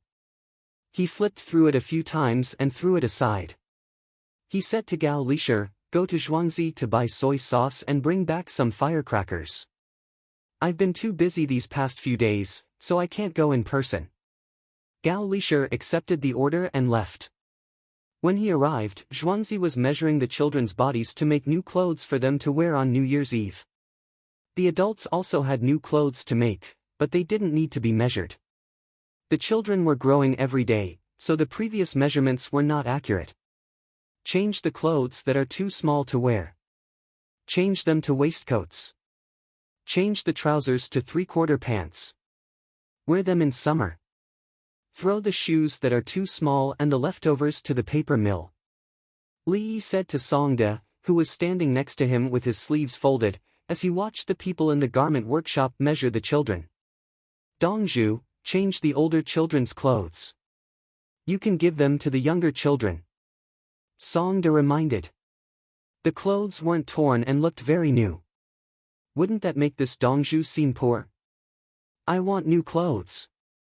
Also, make one set for each of the 220 students. I already had one set last year. It's time to improve the treatment. Li Yi also took care of the students who came later. When the students came, they had their own clothes, so Zhuangzi gave them one set.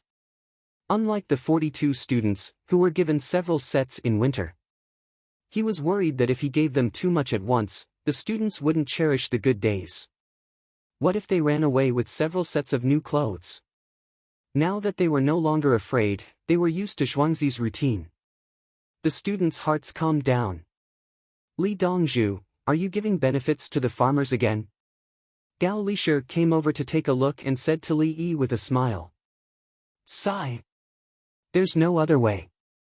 There's too much money to spend." Li Yi also laughed. "I heard that Dongzhu and Zhuangzi have firecrackers. I also want to play with them." Gao Lisher opened his mouth and stretched out his hand. Well said, well said. During the day, set off the firecrackers and listen to the movements. At night, set off the flowers. Li knew that his brother had passed the message. He had already prepared and set off the firecrackers specially for the imperial palace. When the time comes, Zhuangzi and the imperial palace will set off the firecrackers together. When others see the beauty of the firecrackers, they will spend a lot of money to buy them. Gao Lisher hesitated for a moment before asking, Li Dongzhu, can firecrackers be used in the military? Yes, and they are very sharp. I'm still thinking about how to use them. Li lied. He already knew how to use them. When the warhorses hear the sounds, will they be frightened? Gao Lisher asked. Just listen to the sounds for a while. Once you get used to it, the horses won't be afraid. Li Yi recalled the situation of the artillery against the cavalry. If the artillery discovered the cavalry in advance, the cavalry would be finished. If the cavalry launched a surprise attack on the artillery would be useless. If they met at a distance of 2 kilometers, the artillery would be dumbfounded. Before they could set up the cannons, the cavalry would charge in. 5 kilometers. The cavalry must immediately disperse and take a detour. 10 kilometers. Run. The cavalry can run as fast as they can. Gao Lisher still didn't know that there were artillery. He analyzed again. He said, after our cavalry familiarizes themselves with the enemy cavalry, will the firecrackers be of great use? When I make them, I won't fight with them. Li shook his head. They already had firecrackers. Why would they still charge? It was still okay to chase after them. Li Dongzhu, write a method of using firecrackers in the military. The winged knights need to know in advance. Gao Lisher took the initiative to help Li Longji consider. Okay, I'll write it now. General Gao, go and learn the methods of lighting firecrackers. Li Yi called Songde to take charge and returned to the courtyard. For a while, there were crackling sounds and not very dazzling fireworks on Zhuangzi. When it was almost noon, the things were loaded. Gao Lisher didn't eat. He and the people he brought took a roll each and rushed back to eat. Songde, after lunch, take the children to the city. Install more firecrackers and let the children play. If someone asks about the price, say 2 coins for one and 1 coin for one more. During lunch, Li didn't go to the private room. Instead, he sat in front of Songde. Do you want money or silk? The price of silk seems to be lower in the market recently. Songde meant that he wanted money. I'll take whatever the official price is. I don't want the rotten ones. Li lowered his head and thought about it. He decided to support the officials. Even if the silk was not used as money, it could be used for other purposes. It was good to paste windows. After lunch, the children began to dress up when they heard that they were going to the city to play in the afternoon. They combed their hair and checked if there were any wrinkles on their clothes. If there was mud on their shoes, they quickly brushed it off with a brush. They got in the car and took a lot of firecrackers to Chang'an to show off.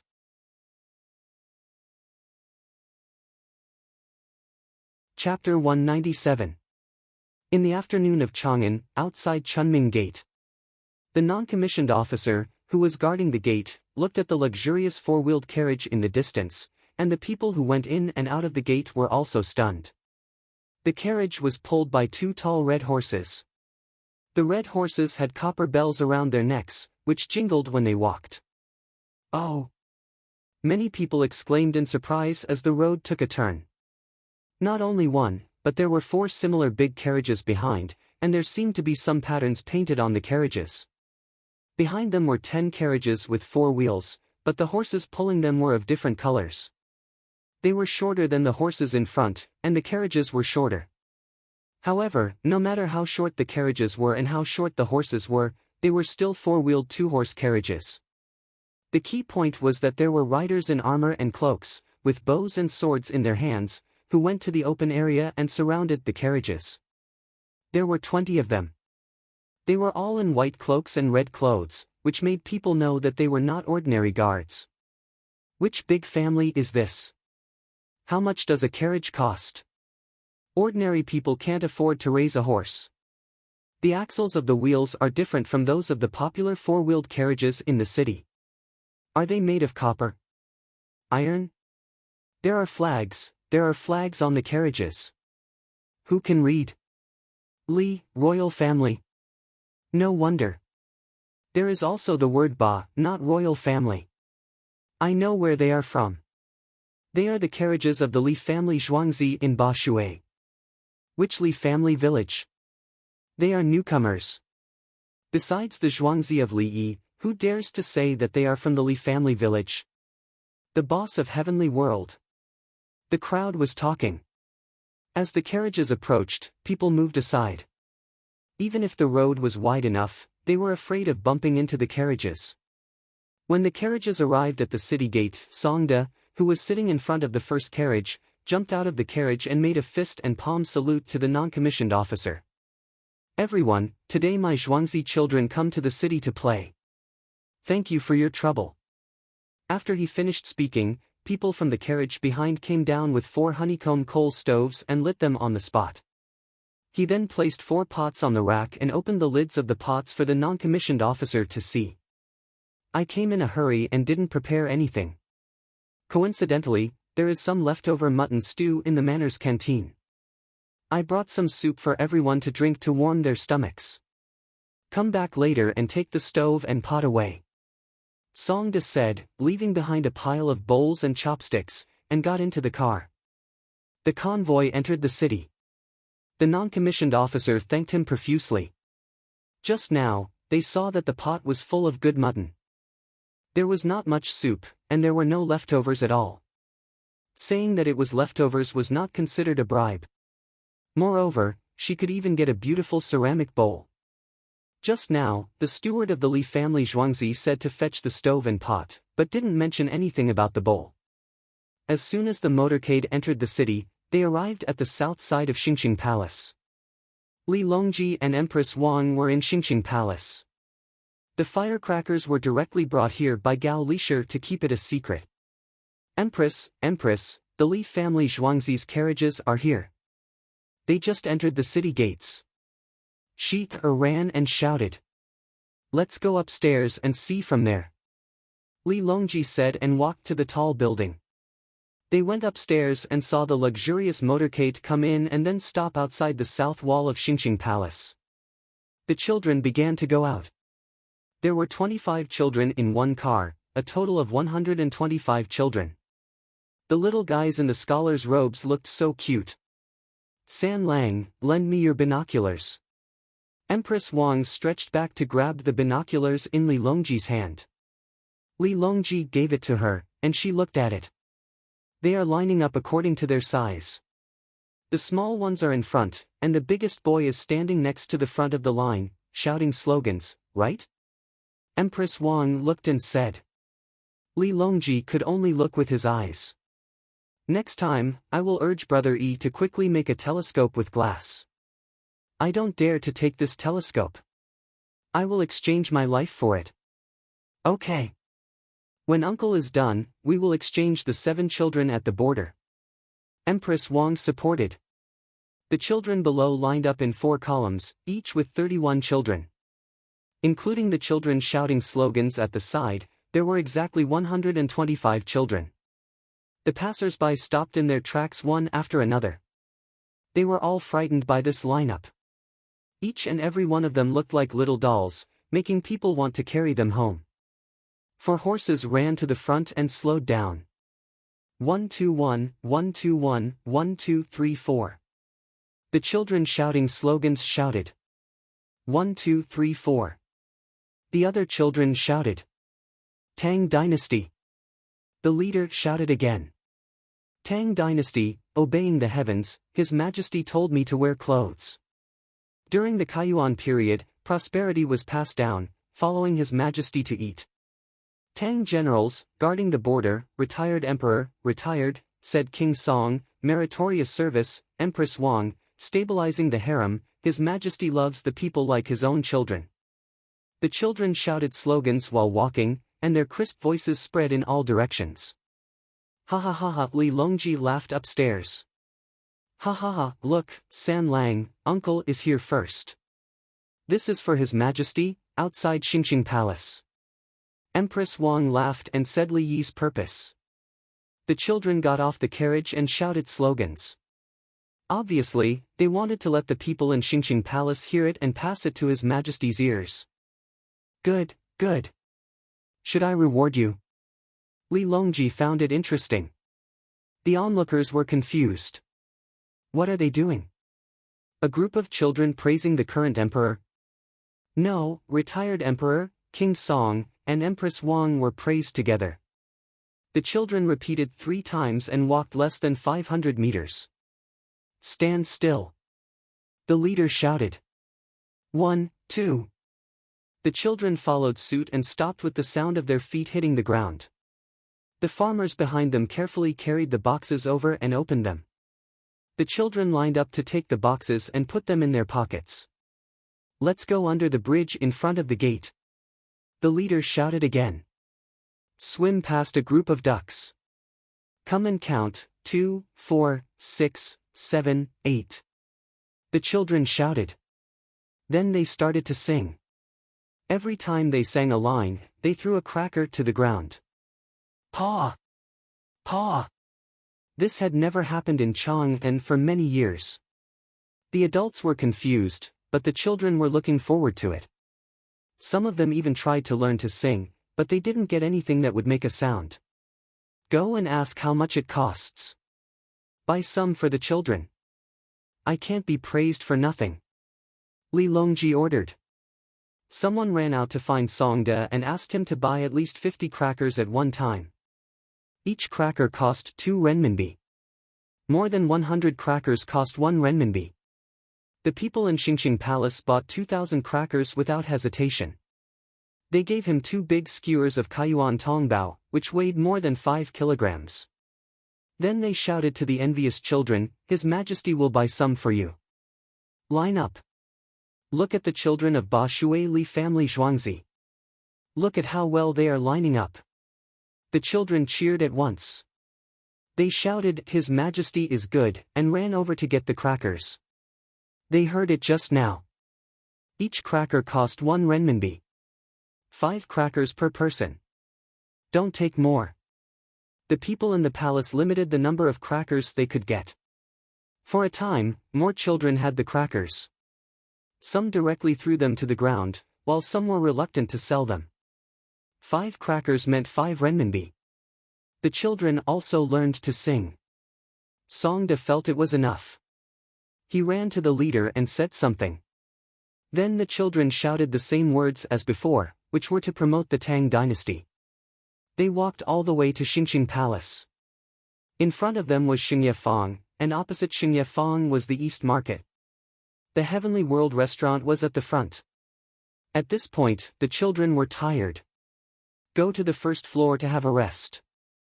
The leader said. The children changed from 4 to 2 and walked in one by one. Why did you go in? Can you enter the Heavenly World restaurant as you please? Someone just came and was happy to hear the children's voices. Then he saw the children enter the Heavenly World restaurant. It's their own restaurant. Why can't they enter? Li Yi and Li Dongzhu. Someone sighed.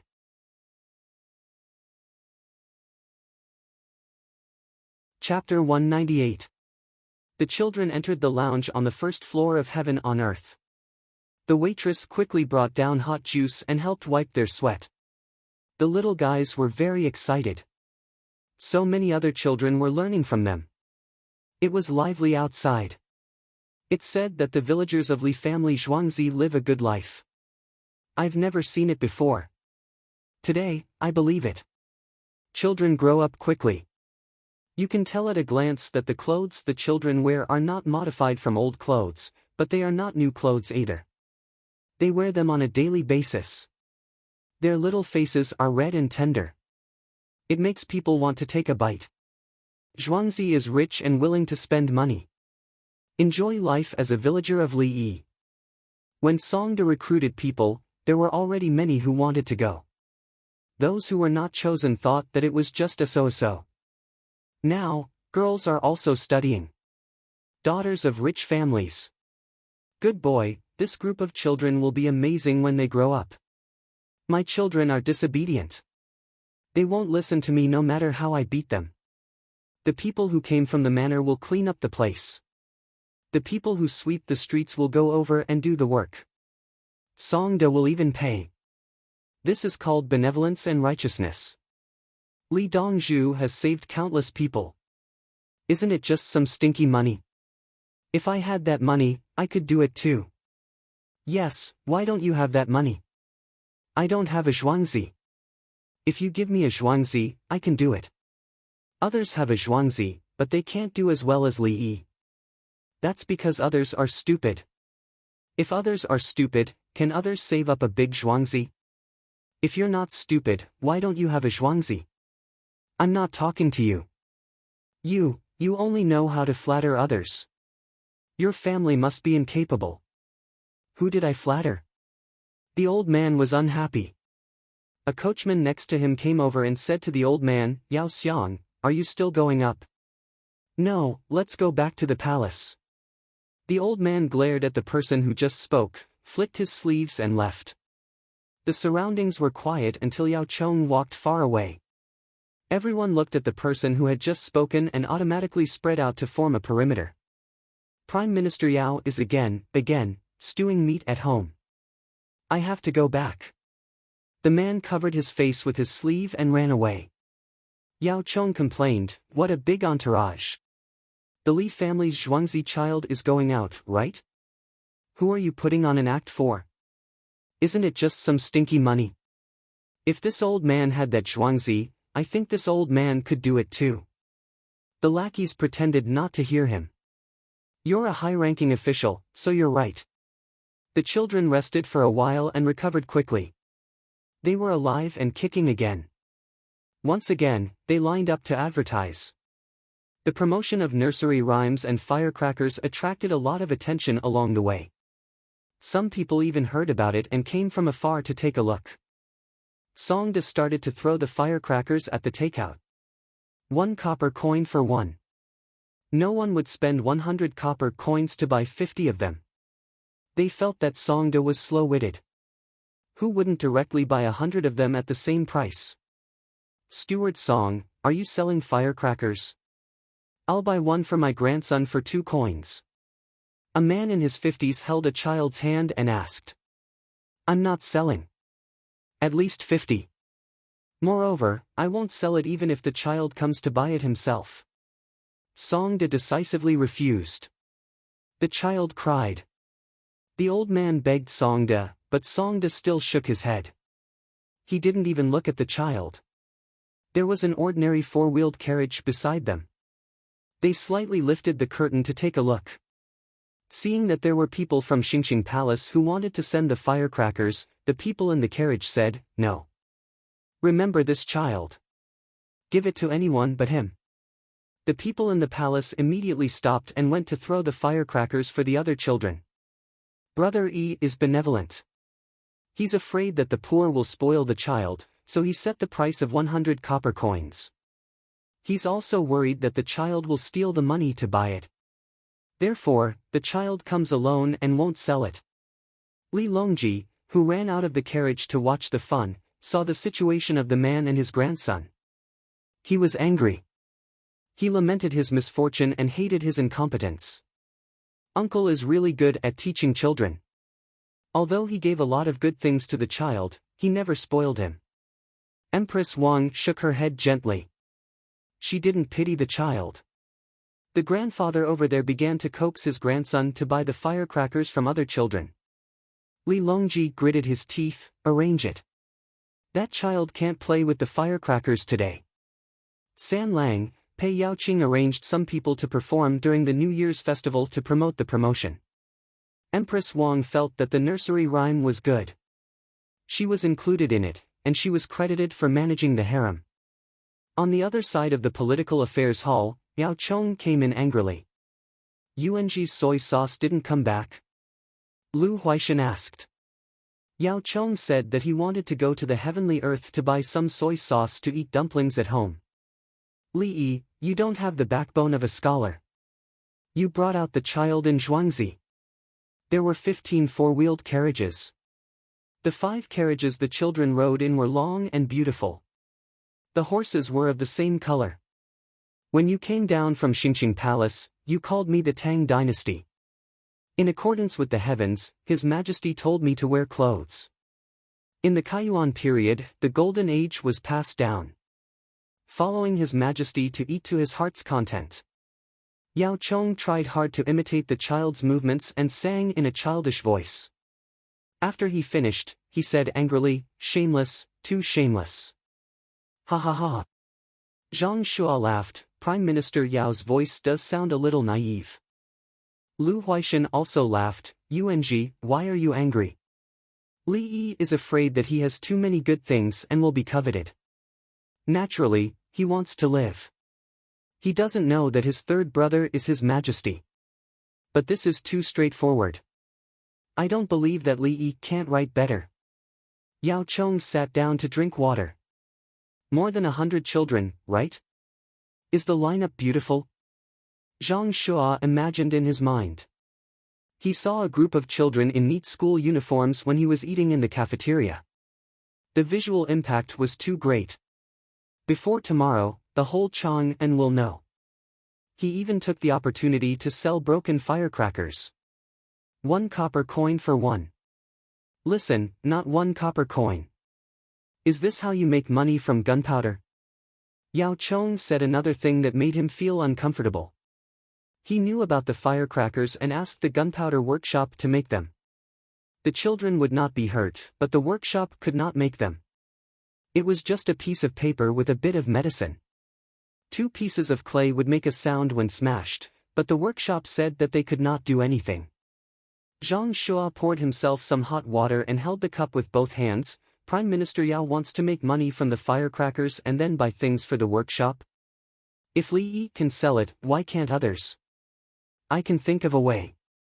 The cost of the firecrackers is not high, but at least 10 times the profit. Yao Chong said the actual situation. The profit was that high.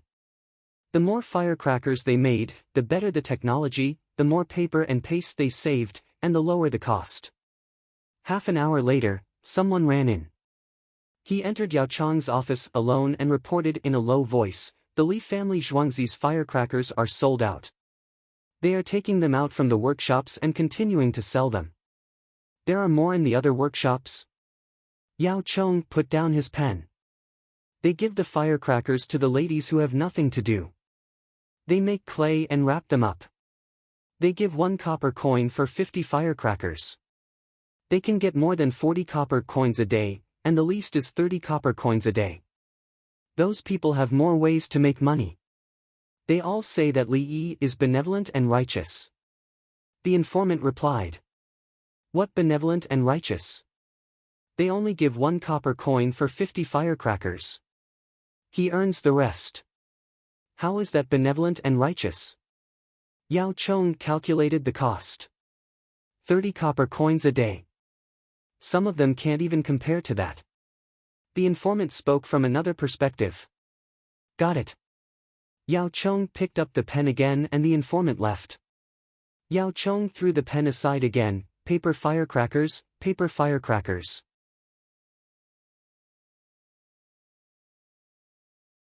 Chapter 199. Children sing sweet and innocent songs, reminiscing their childhood days. But how many years have passed in their lives, making people sigh? A sweet smile, just like plum blossoms. Not afraid of the cold west wind, accompanied by a fragrance. The first year, Qing Mingming, His Majesty's kindness spread through the Tang dynasty, the people's hearts were warm. The first year, along with happiness, Empress Rongde came to the people. The Tang dynasty lasted for thousands of years. There was a strong man, shaking the border, our Tang dynasty, surpassing the past. The children of the Li family Zhuangzi continued to walk west from the East Market. When they reached the Pyongkong Square, the words they shouted changed again.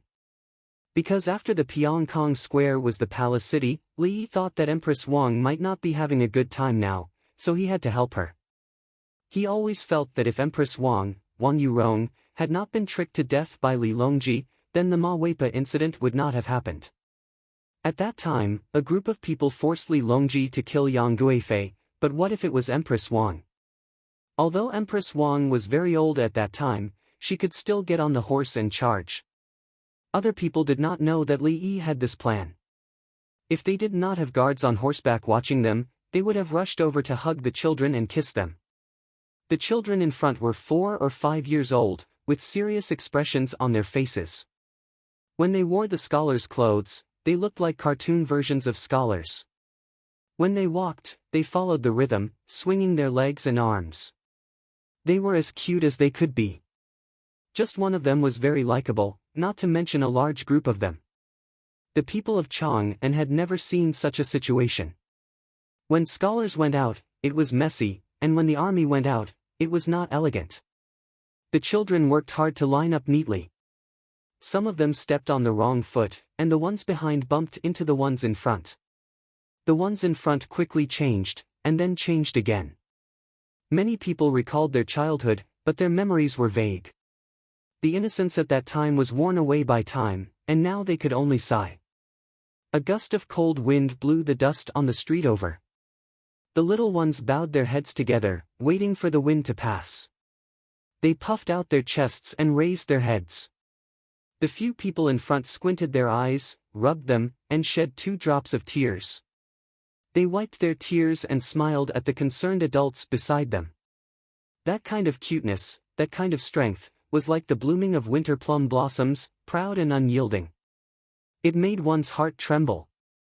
The girls in Pyongkong Square rushed out, ignoring the children's groups.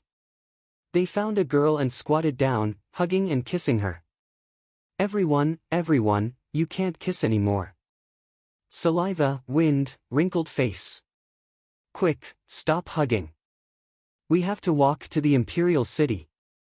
Songda and the other villagers tried to stop him. Was this fellow crazy? After much difficulty, she managed to persuade the girls from Pyongkong Square to stop. She began to wipe the face of the child who was stunned by the kiss and apply ointment. It was a skincare product made from tea oil, white wax, beeswax, and glycerin, which was also known as clam oil. After tidying up, everything was ready. After regrouping, the children continued to move forward while smashing the cannons. Many people heard about it and even rode their horses over to take a look. Some of the big families ran their own schools, and some of the officials ran their own schools. They felt ashamed after seeing it. Who would run a school and make clothes for the children? Moreover, one could tell that the cloth was expensive just by looking at it. The little shoes were also very beautiful. The children walked in front, followed by the group of carriages. The girls from Pyongkong Square also came out of the carriages and followed them. These were the dolls of Li Lang and Zhuangzi. They listened to the content of the children's speech, discussed for a while, and arranged the music on the spot. The magistrate of Chang'an, Pei Yaoqing, also saw it.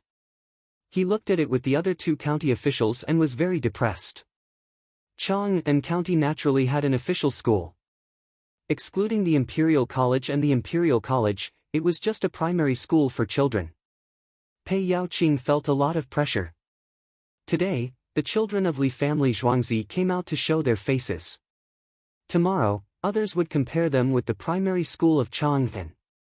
The uniform, the spirit, and the spirit of the children were something that other primary school children did not have. However, there would definitely be people who would criticize him as the county magistrate. Look at the primary school that other people set up. You, the magistrate of Chang'an, can't even compare with Zhuangzi's Dongzhu? It can't be compared. Pei Yaoqing muttered, is there still justice? Li Yi, my little brother Yi, are you trying to kill your elder brother? This is troublesome. Fan Ai, the county magistrate, had a bitter face. Sigh. The other county magistrate, Du Yin, only sighed. Huanji, why don't we also pay for the primary school in the county? Fan Ai was afraid that some parents would beat him, so he thought of a way. Yulan, is this a matter of money? Li Yi's curriculum was changed by him. The children still have to learn discipline and then tell stories. They have been cultivating this thing called the spirit of collectivism. Yes, that's what Li Yi said.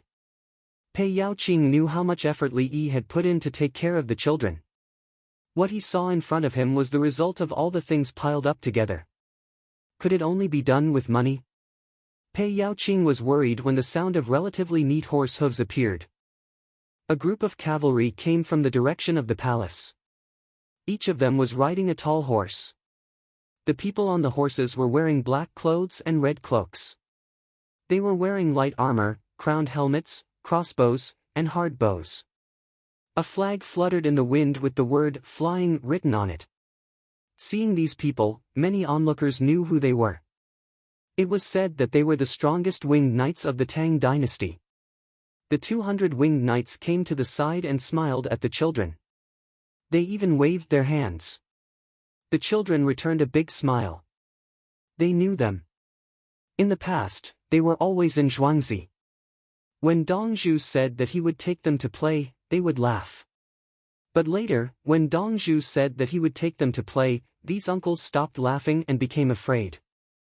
They didn't know what to be afraid of. Among the onlookers, there were young women. When they saw the winged knights laughing, they suddenly made a noise. Wow! So they can laugh. I've seen them twice before. They always had a straight face. They look good when they laugh. They also look good with a straight face. What's their name again? Manly. It's said that their training had a slim chance of survival. They climbed out of a pile of corpses. They don't look strong enough. They're not as strong as Knight's helper son. He's big and strong. Ask them to take off their clothes and then look. The scars on their faces are beautiful. They're good men. The meat on their necks and shoulders are bulging. I guarantee that they're stronger than that helper son. The cute children are placed together with them. Beautiful. The women talked, laughed, and played.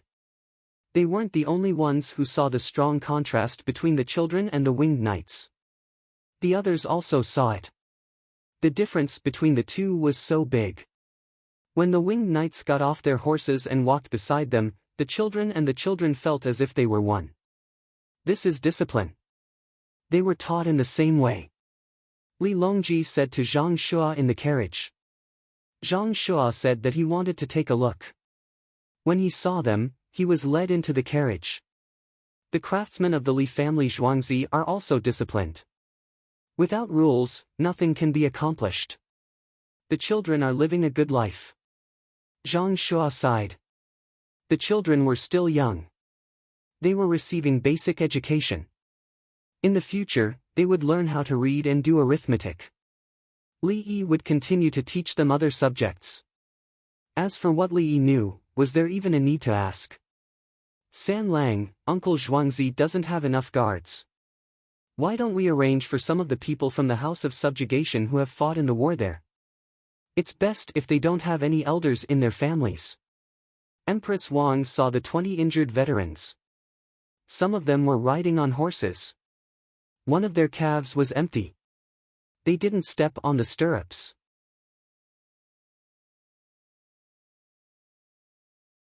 Chapter 200. Prime Minister Zhang, what do you think? Empress Wang spoke to Li Longji and turned to ask Zhang Shua. I would like to invite your majesty.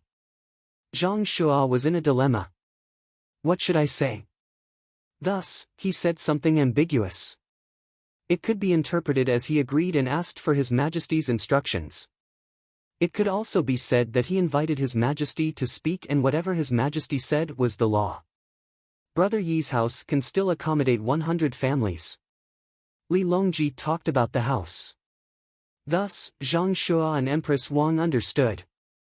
100 families could be sent over and they could be considered as private soldiers. They could be used to protect Zhuangzi. At the same time, they could not be considered as private soldiers. Since the House of Subjugation was disbanded, how could they not be allowed to seek refuge with others? The children's procession walked all the way to the Vermilion Bird Gate, which faced the Vermilion Bird Avenue. They were tired again. However, the children were trying their best to stand. Fatigue was written all over their faces. Get on, get on. I will bring you to the East Market to play. Songda called out. Seeing that they were about to collapse, the children cheered and ran into the carriage. The procession turned around and the winged knights went back. Firecrackers were sold off in an instant. All the firecrackers produced in the city were sold off. There were a total of 200 families and they were all from the poorest families. On average, each person produced 1,700 firecrackers a day. Some families had 3 people working on it, including the wife and the children. On average, they produced more than 2,000 firecrackers. Including the time needed to transport the yellow mud and dry the firecrackers, each family produced more than 12,000 firecrackers. Zhuangzi earned 2.4 million yuan. It was no wonder that Yao Chong was jealous. When the children arrived at the East Market, they formed a group to play. They only looked at the firecrackers and did not buy anything. The only things in the East Market that the children could not use were the things that Zhuangzi could provide. The children did not care about snacks. How much could they eat? How could they compare to what they had at home? Even the candied hawthorns that King Song and Li Qingqi sold were not good enough for the children. The candies were too big and they would get toothache if they ate too much. Furthermore, there were only hawthorns and nothing else. Zhuangzi had peony, watermelon, cantaloupe, orange, grape, banana, mixed together. They looked colorful, beautiful, and delicious. How long has this oil been used for? It's all black. You'll get sick if you eat it. A little girl raised her finger and pointed at a stall that sold deep-fried food. The other party didn't understand what he meant. Wouldn't deep-fried things be black? Ever since the invention of the soybean oil extraction method, deep-fried things had become more popular. You can't eat it. You'll get sick, the little girl said kindly to the other children. The children looked at her in surprise, thinking that she was pretty.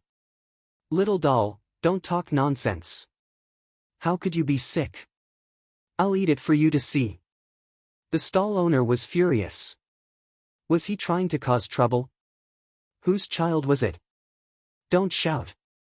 Child, speak the truth. What are you shouting for? The manners guard did not agree and retorted. The people beside him hurriedly advised, Old Fifth Feng, don't say any more.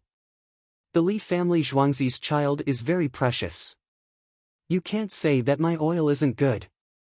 The stall owner lowered his voice.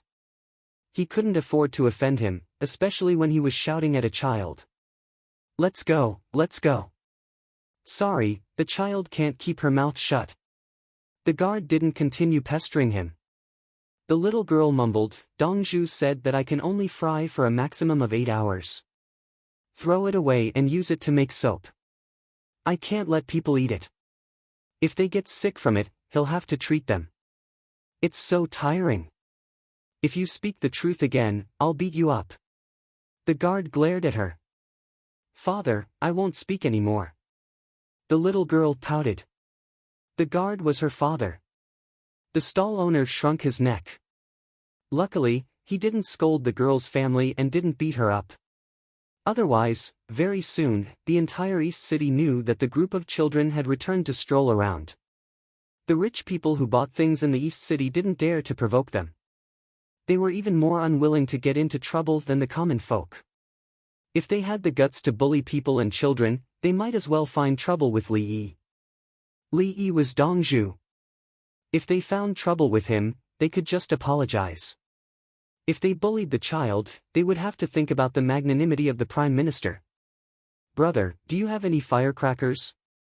Father bought 1,000 of them and didn't let me play with them. I just wanted to touch them.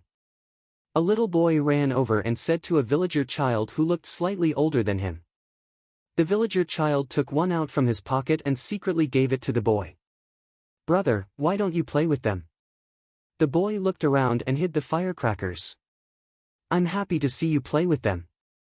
The villager boy actually felt that the firecrackers weren't fun anymore. His arms hurt. Why? I'm happy too. The boy said. We're fated.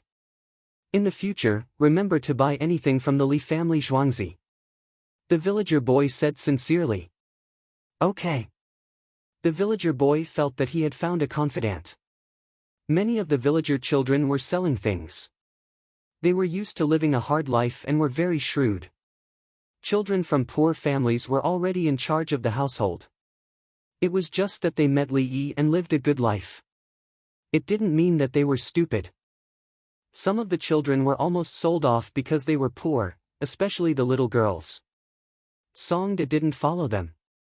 He took 2 million out of the 2.4 million yuan he earned from selling the firecrackers back to Zhuangzi.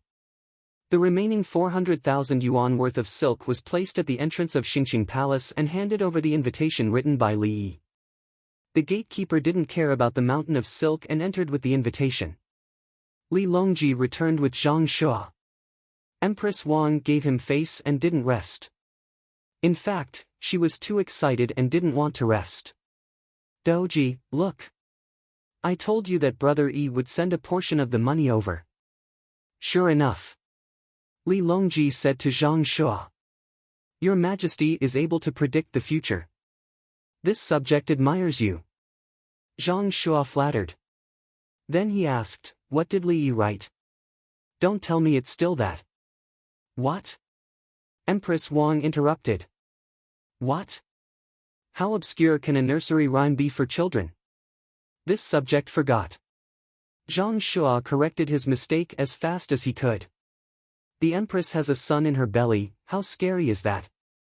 Li Longji opened the invitation and read, Brilliant heavenly omen, Zizi Shanyao, for seas sing peaceful, 8 directions around, flowing clouds clear sky, blue water surging, where the emperor's heart lies, people's lives shall be spared, people's suffering shall be shared, clothes shall be worn together, the barren lands shall remain unchanged, the Li family's grace shall be high. As Zhang Shua listened, he shook his head. Yes, this was what Li Yi should have written. Matching the 4 literary styles, all the way down. Li Longji continued to read, winter snow and cold wind invade, coal and firewood burn incessantly, Chang'an's palace watch out, Zhang Shua continued. Good, Li Lu Xingwen is out, multiplying with Pian Si Ping Shu. Li Longji read, Your Majesty, quickly give this money to the people. Since it's New Year, you must find those who are poor, especially those who are sick. The imperial physicians of the Imperial Physician Department had nothing better to do. Tell them, do they still want other medical books? Go see a doctor, otherwise they won't give it. Even if I write it, they won't give it, they'll burn it. Zhang Shua was listening comfortably when he suddenly heard these words. He jumped out of his chair and gritted his teeth. Your Majesty, how can he blaspheme you like this? He should be punished. Zhang Shua felt that there was something in his heart that he could not vent. It was very uncomfortable. He. Empress Wang laughed. Empress, if Li Yi wrote the entire thing, it would be a poem. Unfortunately, how could he dare? What Zhang Shua wanted to do the most was to rush to Zhuangzi, grab Li Yi, and make him delete the nonsense at the back and rewrite it. He felt that it was as disgusting as eating half a fly during a meal. His good mood for the day was gone. Ha ha ha. Li Longji also laughed and said, the first part is nonsense, the last part is the key. Yes. Empress Wang held back her laughter and said, 400,000 can buy a lot of things. My uncle and I have a lot of money. Why don't we take some out and share it with the people? She was not short of money now. The rice cakes were selling well, and there was also the business between her uncle and Li Yi. The majority of it was in the palace. She had money. Although a part of it was used to invest in marine products, there was still a lot left.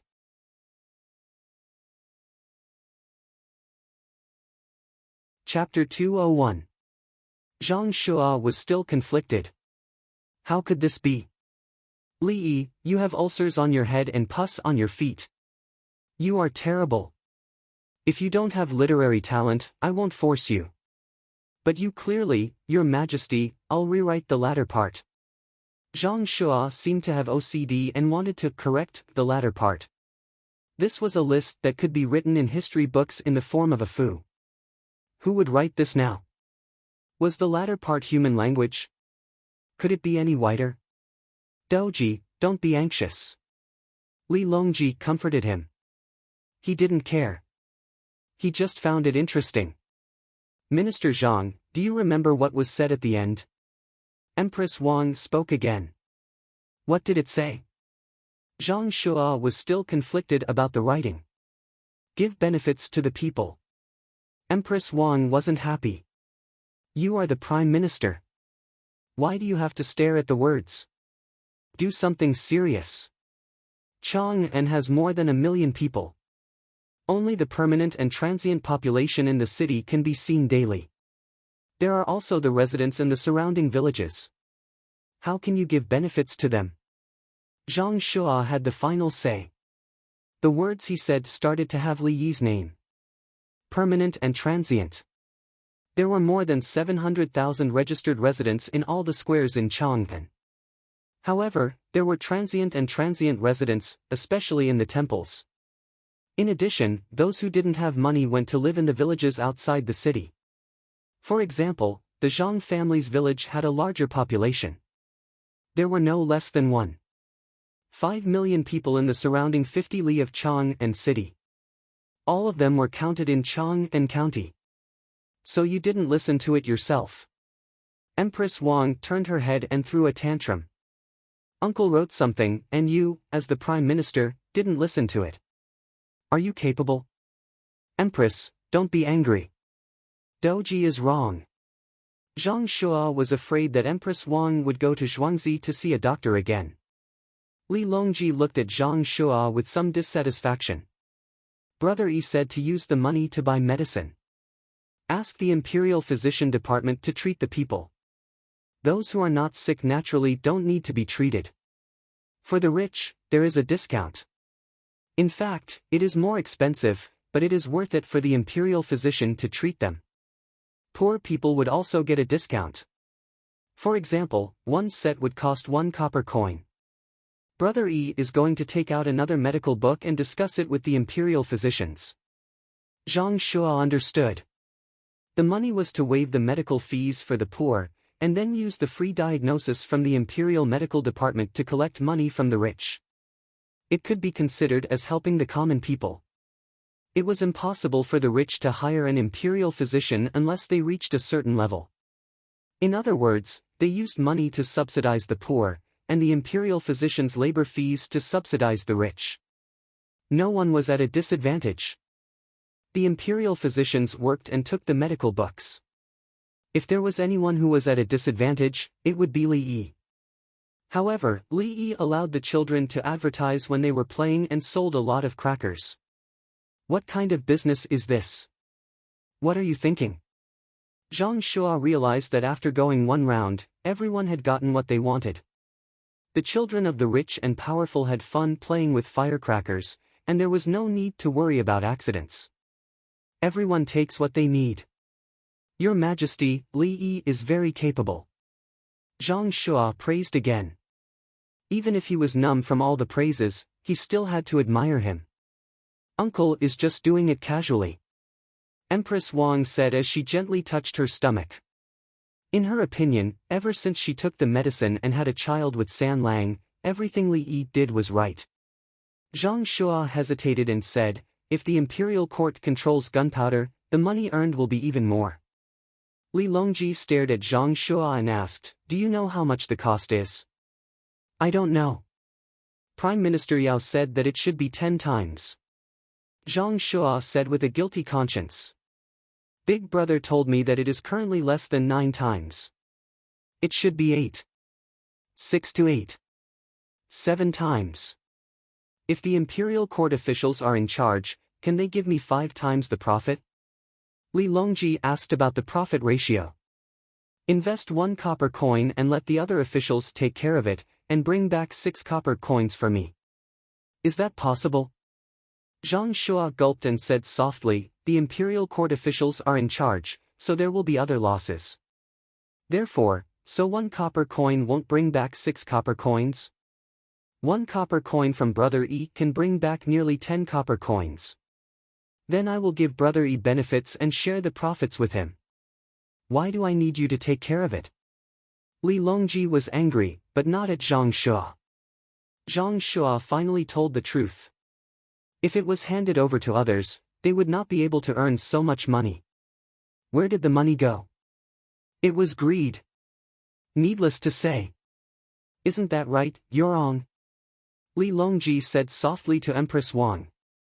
Keeping accounts. The accounts Uncle showed us are clear at a glance.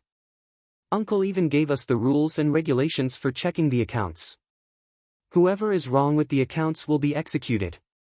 Empress Wang was not angry and said with a smile. But when the word executed came out, Zhang Shua trembled.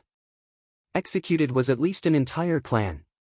Above the parents, around the wives and concubines, and below the children. Of course, if the children were young, like Yang Si Sun and Gao Lisher, they would not be executed. 3 or 9 clans would be executed. Needless to say. Zhang Shua also knew that the accounts were being used by the government hall, and it had already been spread to the various state capitals of the Tang dynasty. There were complaints everywhere. They said that it was impossible to keep accounts this way. Officials did not care about strangers, so they could only use 2 accounts. But to use 2 accounts, there was a problem. One account was to say that one's own place was in debt, and the other account was to say that the place was developing well and had money. One account was to use to pay less money, and the other account was to prove that one was good as an official. When the 2 accounts were matched, did one have money or not? Was being an official good or not? It was clear at a glance. Weren't you deceiving the emperor? Either make money or be promoted, you could only choose one. What's the rule? Zhang Shua found the key point. Uncle said it's called Benford's rule. You officials falsified accounts. Do you think we can't find out? 2 accounts, 3 accounts. What accounts you submit, we naturally have a way to find out whether you falsified them or not, but we won't tell you. Empress Wang beamed with joy. Li Yi gave the Empress the accounts. Did the Empress use that rule or something? There's no problem. Zhang Shua asked. No, I didn't check at all. Uncle has so many good things. If I want it, Uncle will give it to me. If I don't want it, Uncle will take the initiative to give it to me. Why does Uncle have to hide the money from me when selling rice cakes? Empress Wang had absolute trust in Li Yi. How much was the rice cakes worth? Li Yi didn't even ask about the seafood and the future of farming. After giving him the idea, he would agree to it no matter how much he gave him. Even if he said he wanted to invest the money, he didn't want it. He didn't even mention it. Zhang Shua facepalmed, worrying for the officials below. Did they think they could cheat just because they figured out a new accounting method? As long as they used the new accounting method, Li Yi would have a way to check on them. Once they determined that they were cheating, what other evidence would they need? His Majesty just needed to say a word. How is it? Li Longji felt comfortable. Do you understand now? You people want to fool me. Huh. I have nothing to say. We should make good use of Li Yi. We can't be careless, so as to avoid chilling the hearts of the officials. Your Majesty should know that a scholar should use those who know him well. A woman should ask for those who like her. I will repay the Ji family. Zhang Shua took a deep breath and answered with the thoughts of a prime minister. He admitted that Li Yi was trustworthy. There was no need to doubt him. He was always giving out good things, there was no point in being suspicious. The meaning of his words was an illusion. The nation's scholar met me, so I will repay him. Zhang Shua chose to believe in Li Yi and advised Li Longji to cherish him. In his opinion, Li Yi was a nation's scholar, an unparalleled nation's scholar. This was because Li Yi's things were not hidden. They were all in Zhuangzi. For the 2 elder brothers who met each other, they could see anything. If they didn't understand, they could ask. Once they asked, they would tell them what was going on. Li Yi is not a nation's scholar. He is my brother Yi. Li Longji refuted Zhang Shua's words. A nation scholar was already the highest evaluation, but Li Longji didn't want it. He wanted a brother Yi. So he was always afraid of exposing his identity. He also felt that it was wrong to not be honest with brother Yi. He was very conflicted. If he said it, he was afraid of losing it. If he didn't say it, he would be sorry. San Lang, uncle didn't think about that. He also doesn't care. Empress Wang consoled. Look at what the foreigners are giving to brother Yi during the new year. Especially the seeds that have never been seen before. Li Longji quickly recovered. He knew that Li Yi liked some novel things, not including jewelry. Brother Yi didn't care for jewelry.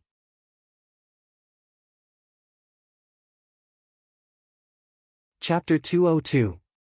I'll take you to play with fireworks tomorrow night. It was late, and the children came back by car. Every child was given 100 copper coins. Although the coins were heavy in their pockets, none of them spent even a single coin. They should have been sleepy, but they were very energetic. Today, they went to the city and saw what a big city was like. Compared with their own village, it was far worse. Yes, the children didn't think the city was better than Zhuangzi at all. Except for the beautiful girls in Pyongkong Square, there was nothing to see. Especially the East Market. Was this the place that always sold good things? Which things were good? The oil of the fried food looked scary, and the place where they ate soup pancakes didn't even have a wash basin. The drinking water was scooped directly from the lake next to it, and there was a toilet next to the lake. If it weren't for the heavenly world next to them, they couldn't even drink hot water. Weren't they afraid of stomach pain in winter when drinking cold water? The barbecued meat was burned, and they didn't know how to cut it with scissors. Brother Dongzhu said that kind of thing couldn't be eaten, unless it was specially baked with medicine. The children were full of yearning for Chang and city, and then they were disappointed that it was not as good as Zhuangzi. The adults were helpless, and they could understand. But they also knew that Zhuangzi was not an ordinary person. There was only one vegetable shop in the East Market, and you had to make a reservation. There was no vegetable sample at all. Zhuangzi ate it every day, every meal. How could it be compared with him? No matter how good the ordinary things in the East Market were, how could they be compared with Zhuangzi? The rich people still used coal stoves, and the better ones had a fire channel. Our house was heated. The rich children of other families applied animal fat, but you children applied comprehensive fat skincare products. Take a bath first, and then eat 2 mouthfuls of rice. Don't eat too much, and have a good sleep. It's still early for school to start. Don't think about anything, and there will be more fun things. Li Yi continued to talk to the children, and the children were really happy. Li Yi smiled. He didn't give the children homework, or he would say, "You went to the city today," and write a travel note. The children would probably wilt at once. This was very immoral behavior, and it affected the children's physical and mental health. Li Yi himself had suffered the same fate. Just thinking about it made him feel miserable. She had gone on a spring excursion once and had eaten a loaf of bread for lunch. Then, her teacher told her to write a diary for the spring excursion. He told the children that there were still a lot of fun things to do. There was no class tomorrow, so they could play. Then tonight the children will have a good dream, and tomorrow they will be full of energy. Big brother Dongzhu, why is the moon getting smaller? A girl said to Li Yi. Because the moon looks like this at this time. Remember it. A student who came over to take a look said. He was one of the 42 students. When Li Yi saw this, he immediately put on a straight face. You can't educate your child like this. Turning around, he smiled at the little girl and said, because a little friend is hiding and covering half of her face. Why do you need to cover it up? The girl had another question. He said so. When I saw little Yan Mian that day, little Yan Mian was really pretty. My knowledge is not good enough, so I have to cover my face. Li Yi blurted out a limerick. The little girl was little Yan Mian. Hearing this, she laughed. The moon knows me too. It knows, But the moon is very smart. It learns very quickly. If its ability is better than little Yen Mian, it won't think about little Yen Mian. Li Yi squatted and said seriously. The little girl pouted and shook her head. Impossible, little Yen Mian's learning is not bad. Big brother Dongzhu, tell the moon to wait, I will definitely study hard. Okay, I will tell it. Li Yi agreed. The little girl happily ran to eat with her friends. Brother Fiki, did you see it this time? The education of a child has to start from the heart. You are the best in physics, but education has to start from guidance and motivation. Li Yi said to the student who spoke just now. The student covered his face. Brother Li, I am ashamed. I will definitely think about it seriously. He knew that this was Li Yi leaving him some face. Usually, Li Yi was a modest gentleman, even when he was teaching. But when it came to children's education, Li Yi seemed to be a different person. He was very strict and had no brotherly feelings. So everyone understood that Dongzhu had a bottom line that could not be crossed. One was safety in production, and the other was children's education. Everyone has been a child. Think about yourself. At that time, your desire for knowledge was the strongest, so you have to look at the age of the child and the knowledge that they have already mastered. Then, you have to guide and educate them, and not habitually tell and perfunctorily. The unhappiness that we suffered when we were children can't be let the child bear it. Li Yi said with a heavy heart. He said so and did so. Therefore, when the dolls from the farmstead were released, they looked better than the dolls from other families. After eating, the children fell asleep. Li Yi was in the study copying the psychology of children's education. He wanted to expand from Zhuangzi to the outside world. Education started from the foundation. Without the curfew, Chang'an was very lively. The ice sculptures had been lit up one by one. There was much less business in the east and west markets, but the number of snacks had increased. Storytellers appeared in inns, teahouses, and restaurants. They read all kinds of history books by themselves, and then used their own words to change and make up stories, and then brought them out to speak. They had a high status and were knowledgeable. The main thing was that they could talk and people were willing to listen. Some scholars ran out and found the brightest ice lamp. They wandered around it and read. When it was cold, they went back to the house to warm up. This included the students who were boarding in the temple.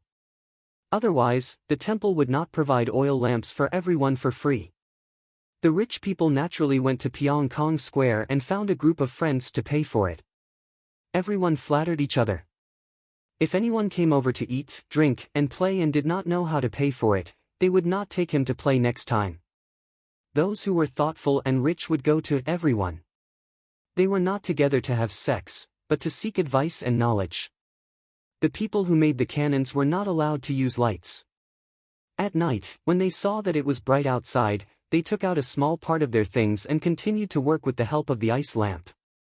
When it was cold, they would put their hands into their clothes to warm them. It was better to have cold hands than to live a difficult life. Yao Chang's family ate dumplings today. He finally got soy sauce from the palace and went home early. After eating the dumplings, he also went out for a walk. His family lived in Xingning Square, which was the square north of Tonghua Gate. To the south was Yongjia Square and further south was Xingqing Palace. If one went west from Xingning Square towards the imperial city, it was Anqing Square to the west of Yongjia Square where the fifth prince's residence was. If Li Longji stayed in Xingqing Palace, Yao Chong would find him closer than going to the palace. Other than the east and west markets and Xingqing Palace, the other squares faced the street with walls. The north and south were streets, and the east and west were roads. Of course, there were also those who opened their doors on the neighboring streets. They were all dignitaries who no one cared about. Yao Chong's house was adjacent to the street and road, so he opened his door facing the street. He could come out whenever he wanted. There were many ice lamps in front of his house, and they were very bright. The curfew was temporarily lifted, but people couldn't go out of the city, so no one came in through Xingning Square. Then he saw a group of people protecting a carriage. After turning the corner, it was the fifth prince's residence. The carriage stopped at the intersection. Yao Chong walked up and got on the carriage without being called. His Majesty is going out at night? Yao Chong protested. It was dangerous at night, although Xingqing Palace was not far from the fifth prince's residence. I want to go with you. Otherwise, we can go directly. Why take a detour? Li Longji seemed to be in a good mood. He wanted to go to the fifth prince's residence with Yao Chong. The carriage moved slowly. Li Longji said, if we collect business tax and don't have curfew at night, it will be a big revenue. What about public security? Yao Chong was worried. Yao Qing, is Chang'an safe tonight? Li Longji opened the carriage curtain and pointed at the people who were strolling outside, watching the ice lamps and studying.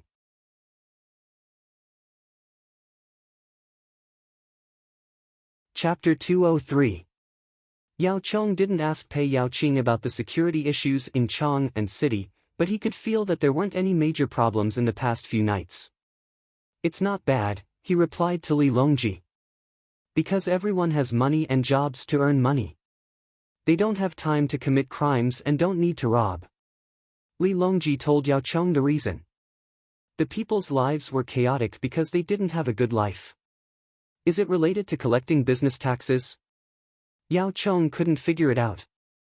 Collecting business taxes is like hiring workers from the imperial court. Without money, what can I do?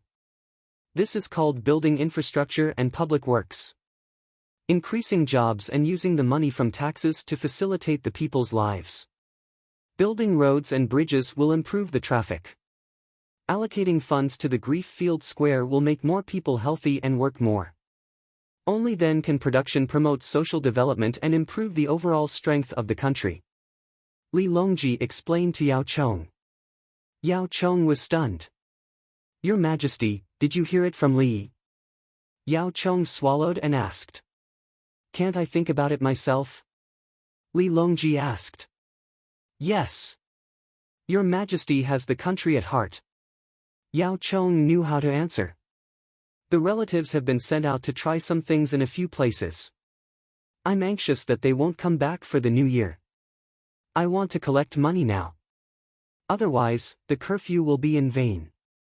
Li Longji told the reason why he wanted to find Yao Chong. He wanted to ask King Song at the fifth prince's residence. The other four didn't want to ask. They hadn't been baptized by advanced thinking. When the team arrived at the place, they went in. The six of them ate and drank with Yao Chong. They tried to come up with all kinds of ideas, but none of them seemed to work. Third brother, the city gate will open tomorrow morning. I'll go. Li Qingqi didn't want to think anymore. It was better to relax and drink. Everyone knew where he was going. Yao Chong was in a bad mood. He even hoped that King Song wouldn't get anything. What if Li Yi couldn't come up with a solution? He was looking forward to it.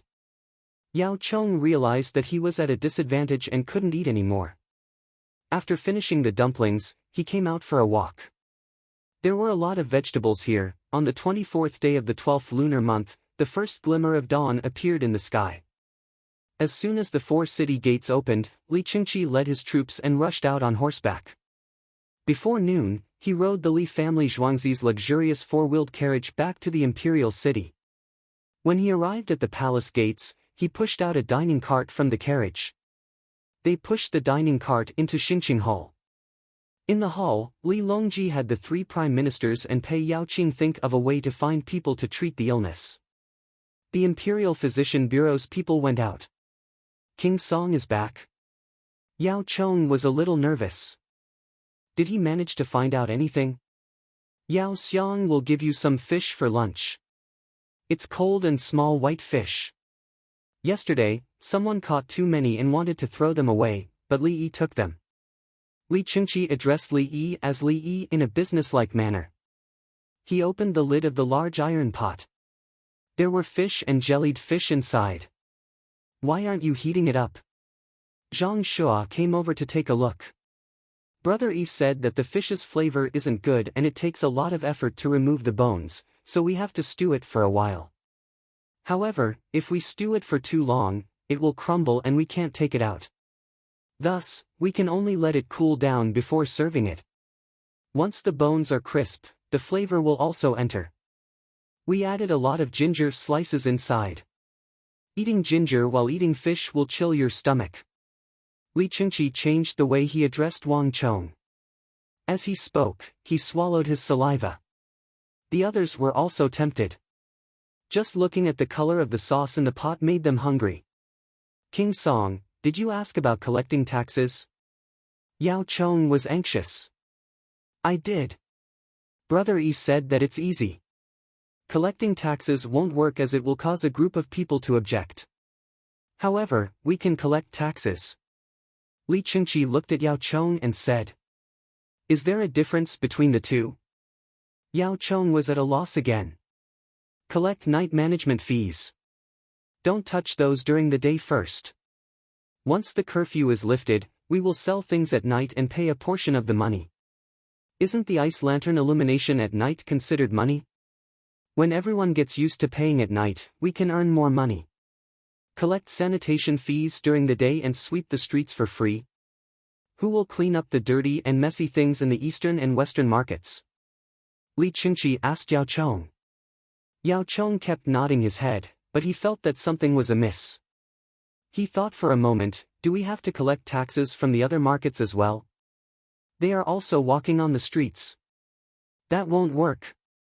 Brother E said that the people's livelihood isn't easy, so property management fees can't be added.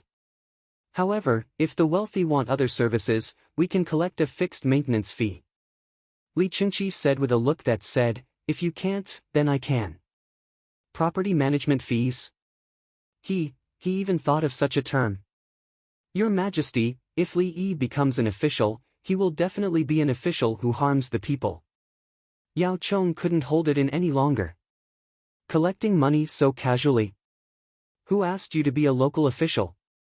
Oh my God. Li Longji waved his hand. Speaking of fees, the curfew and management fees will be collected first.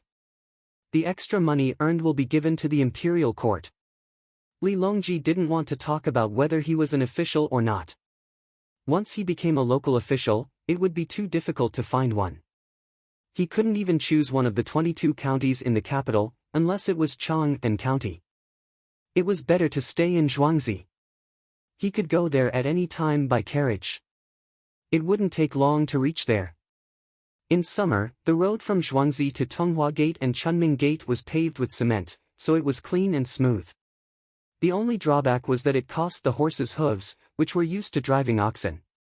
Compared to other people's horses and oxen's iron hooves, the speed was also faster. Did he say anything else? Li Longji was relieved. If he had known, he wouldn't have wasted his time yesterday. He could have just asked. He said that we discussed last night to give Brother E another 100 households of veterans. Brother E said that he wants me to use the 600 miles express to deliver things to those people for the new year. I'll pay 20 yuan for each person who delivers the urgent message. Yes, express delivery. Brother E calls this express delivery. He's willing to pay more. Li Chengqi had a new term. I object. Yao Chong said, what's done is done. The urgent message is scrapped. Yao Chong is right. Urgent messages can't be handled lightly. Li Longji nodded at Yao Chong. Yao Chong looked at Li Chengqi proudly. Therefore, I sent the Yulin Flying Cavalry, 500 riders, 3 horses per person, as a training for long-distance raids. Li Longji continued. Li Chengqi didn't even look at Yao Chong. Little guy, are you stupid?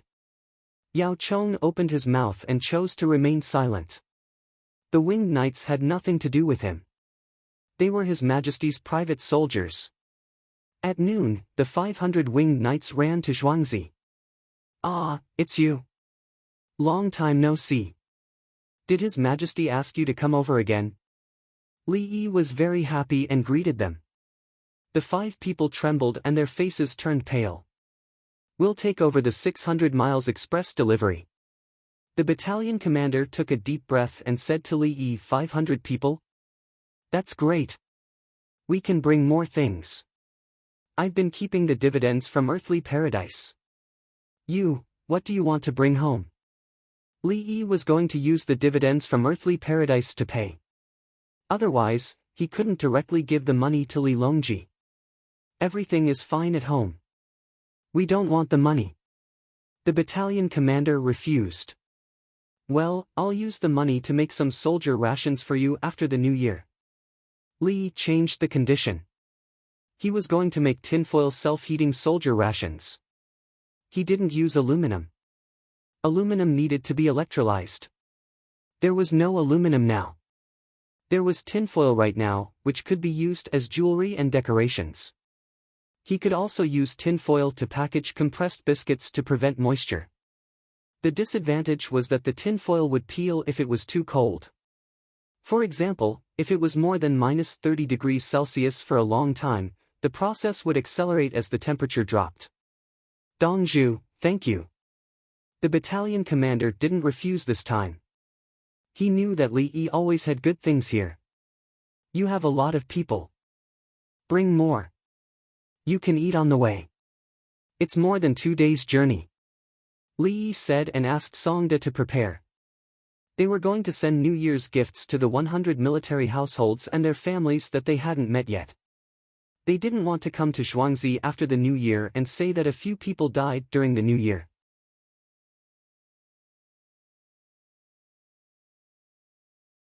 Chapter 204. Songda busied himself and called out to the farmers, "The winged knights are here to deliver things. There are 500 riders in a battalion, not 750 men, but 1,500 horses." The farmers happily went to get the things. They just found out today that another 100 veterans were bringing their families over. With the veterans around, they would be safe if they encountered bad people. Furthermore, the veterans and their families could work. Zhuangzi's manpower continued to increase. Previously, they had only prepared braised meat and nothing else. For some people, vegetables were far less useful than meat. They did not know how many people there were in each household. They prepared 4 sets of sweaters for each household. Pure wool sweaters could keep a child warm. There was also rock candy. Dongzhu said that eating a few pieces of rock candy and drinking water could last a day. Then there was stir-fried noodles with dried vegetables. They could grab a handful to eat. They could not starve people to death. Cucumbers were not given. When they reached Zhuangzi, they could eat as much as they wanted. The children ran to the toy room and took out many toys for the children they had never seen before. In the end, they were dragged to the side by the adults and squatted there to draw circles. The winged knights took the opportunity to eat in the cafeteria. The farmers added beans, salt, pepper and water to the horses. The horses lowered their heads and ate furiously. They seemed to know that they had a long journey ahead of them. After half an hour, the things were ready. The winged knights brought them and cupped their hands to Li Yi. The horses galloped away. Until the Yulin flying cavalry disappeared from sight, the villagers turned back one after another, continuing to work and rest. They hated that they could not send a convoy to bring them back. Unfortunately, the number of carriages in Zhuangzi was too little. They also did not have enough horses. In other words, we can't support the logistics of a 1,000-man army. Li Yi said to Songda. Dongzhu, your demands are too high. How can there be a convoy of supplies, and 4 horse carriages at that? Songda felt that it was impossible. I just want to achieve my goal by this time next year. It's just a matter of money. Li Yi had a dream of forming a rapid response force. This was because he had an army in mind that could quickly penetrate, divide, and surround the enemy, and forcefully march forward in electronic silence in the enemy's hinterland. Dongzhu is right. Songda agreed. He came here in October last year. It was the end of the 12th lunar month now, which was the 15th month, because there was a leap in February. He had personally experienced the changes in Zhuangzi and had also put in a lot of effort. Whatever Dongzhu said was the truth. He had never been wrong. Before dinner that day, many people rushed over to the Zhang clan's village to find a place to stay. The villagers were very happy. At the same time, they admired Dongzhu even more. Dongzhu said that there would be a lot of tourists today. Sure enough, a large group of people came over. However, they didn't become complacent. They followed the previous service and allowed everyone to eat, drink, and rest well. Even if there were more people, the price wouldn't increase. They didn't lack anything that they should have. The people who came entered the greenhouse to pick vegetables. The villagers at the side watched. The cucumbers had not grown, let alone picking them, they could not even be touched. Once touched, they would stop growing. The people who came over were not domineering. The Zhang clan's village was easy to bully. It was not good to not give face to Li Yi. The greenhouse was Li Yi's place. In the Zhang clan's village, people could pick vegetables by themselves in the greenhouse. Elsewhere, only the one in the East City could do that. The other party looked at the situation. If the person's status was not high enough, they would not sell at all. Moreover, they would not even give a reply. They would just ignore them. Li Yi had already known that tomorrow's competition, whether it was the person who was going to play himself or the person who hired someone to play, they would have to come over to rest in advance. After dinner, Li Yi went back to continue copying books. Learning from the cadaver required one to be in the right state. If one wasn't in the right state, it would be a waste of resources. Li Yi, come out quickly. This one is still alive. Li Yi had just copied more than 600 words when Wang Crossing shouted outside. Li Yi didn't have to think much to know what it was. He rushed out and went out of the courtyard. Quick, the chest of this 8-month-old child is moving. Wang Xing opened his arms and took out a doll wearing a small dress from inside. Li Yi took it in his hands, turned around and ran back in. Wang Xing stood outside and paced back and forth, panting heavily. He couldn't feel cold. His ears were buzzing and his hands were trembling. Song De came over and gave a few bowls of soup. Wang Xing and his men drank it and their stomachs warmed up a little. Then, one of his men squatted there and cried. Wang Xing didn't scold him. He just grimaced and sighed heavily. Li Yi didn't come out. They also didn't go into the house to stay. They just stood there in the cold wind with complicated feelings. They had collected information that an 8-month-old baby had died in a family. At such a young age, the family didn't do anything and hurriedly buried it. They quickly went to dig it up. This was Li Dongzhu's favorite. In the end, when they dug it up, the baby's chest moved up and down. It just didn't open its eyes. God, this was a sin. They sent it over and waited. Whether it was dead or alive, they wanted to see the result. For a full 4 hours, Wang Xing and the others had been walking around outside the yard. They didn't feel cold or tired. Li Yi came out and smiled reluctantly at the 6 of them. He's alive. Tonight is the key. I'll drink some warm water first and then keep watch. You guys come in too. Go to the outer room and find a place to rest. What illness? Wang Xing's eyes lit up. Pneumonia in a child. High fever caused by a fever. Then the body's functions declined and he entered a state of suspended animation. The temperature in the coffin was high and he was breathing on his own. Fortunately, you guys dug quickly. Otherwise, he would have died of hypoxia or suffocation. Now the supportive treatment and anti-inflammatory treatment are going on at the same time. If there are no other complications, I can guarantee that he will survive and recover in about half a month. Li Yi was also working so hard for the first time. He wanted to find someone to talk to and ease his emotions. Even though he had been doing psychological construction and hypnosis, he was also about to collapse. He hadn't done the same treatment before. It was not his turn. After Li Yi finished speaking, he ran to the toilet and drank more than half a bowl of hot soup. He then came back to watch over the little guy. He used everything he could. If it didn't work, He could only sigh and feel depressed for a few days. Only then did Wang Xing and the others feel uncomfortable. They went to the bathtub and took off their clothes to soak in hot water. They didn't want to catch a cold. "We've saved a life, right?" a young eunuch said. "Yes." Wang Xing smiled. "He's alive. How are we going to send him back? Say we dug up his grave? Then we saw him and he moved." "No." Another young eunuch shook his head. "I know. Say you were patrolling and then you heard the child crying. We don't have any descendants, but we have one. What's it called again?" "Love." "Yes, love. We heard it again and were scared. Then we heard it and dug it up. Anyway, people like us aren't afraid of death. When we found out that the child could move, we sent him to Li Dongzhu." "That's right. Li Dongzhu saved him. I saw it too." The black and white impermanents came to lock his soul and were kicked aside by Li Dongzhu. "All right, let's say it like that." Wang Xing acknowledged everyone's brainstorming. Everyone nodded and reached a consensus. They began to perfect the details.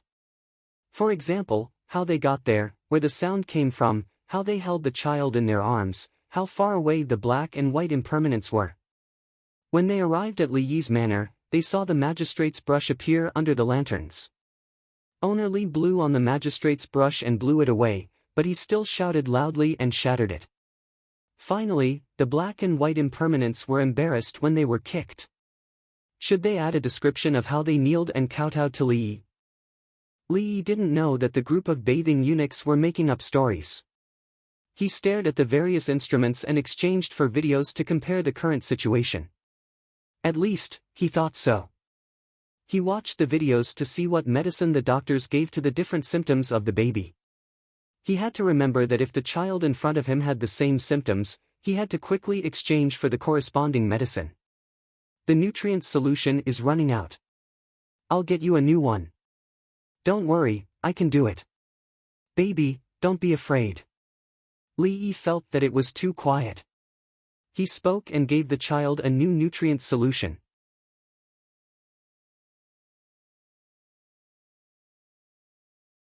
Chapter 205.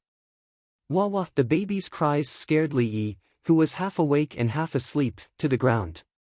He rubbed his eyes and changed the baby's diaper. He used the electronic thermometer and took a look. "What should I feed you?" "Continue the nutrient drip. Your stomach is uncomfortable. It's 39 degrees. Li looked at the temperature and was very happy. When he came, it was almost 40 degrees. Now it was 39 degrees and he could still cry. This meant that the supportive treatment and antibiotics were working. Otherwise, he couldn't even cry, let alone cough. He would have to suck his phlegm.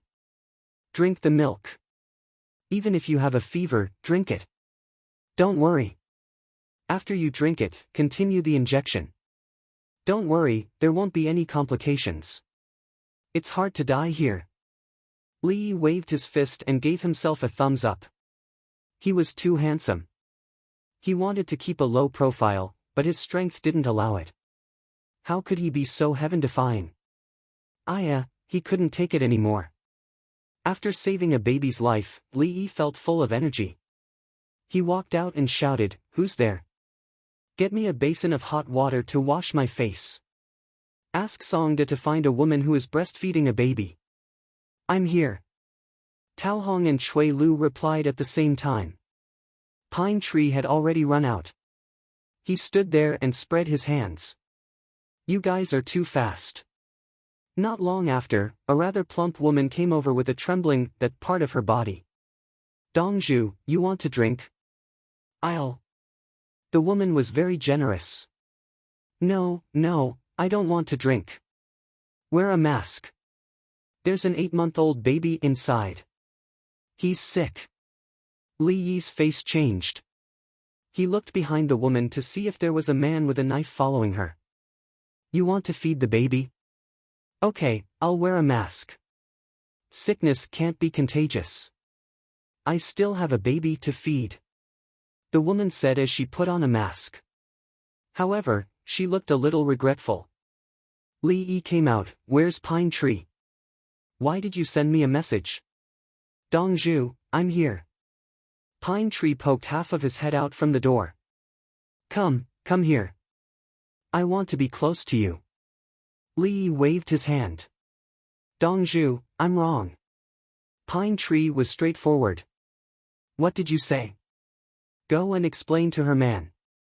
Li Yi wished he could exchange for a pistol and shoot Qing's song. "Dongzhu, you're looking for me." "I got it." Half a head popped out from the other side of the door. He continued, "I thought that if Dongzhu wanted a folk prescription, Dongzhu, you could drink it too. Could it be that you're interested in my wife? When I drank it, it tasted fishy, that. Don't say any more. You, remember to protect your wives." Li Yi couldn't say anything hurtful. "Dongzhu, what's the big deal if you want milk? Don't worry, it must be useful. Otherwise, my wife is so beautiful, right? I'm willing to hug her to sleep." The man's voice became softer as he spoke. Li Yi turned his head. The woman from before was wearing a mask. She was holding a baby and feeding it milk. She stood at the door and stared at the man. Li Yi turned his head and nodded at the villager to express his understanding. According to aesthetic standards, this woman was indeed not bad. She was like Marilyn Monroe, who had a special kind of beauty that was popular in the Tang dynasty. Li Yi thought and went back to get a stethoscope. He went to the woman and watched the baby drink milk. Then, he put the stethoscope on to listen. "Dongzhu, don't worry. It's strong. It can drink." The woman expressed her feelings. Li Yi was indeed relieved. "Okay, please come over according to the time when the baby drinks milk. You should also eat more protein with vegetables." At this moment, Li Yi was very calm. He was thinking about how to take care of the child. "Feed it. You know more about this than I do. You have 2 children. Remember to take a bath. This baby has pneumonia. It's contagious." Li Yi said again to express his gratitude. There were always people who would stand up to save lives at critical moments. These people were worthy of respect. After saying that, he also went to take a bath and changed his clothes. After cleaning up, he went to the cafeteria to eat. Then, he saw his brother sitting in the cafeteria and waiting. "So early?" Li Yi asked.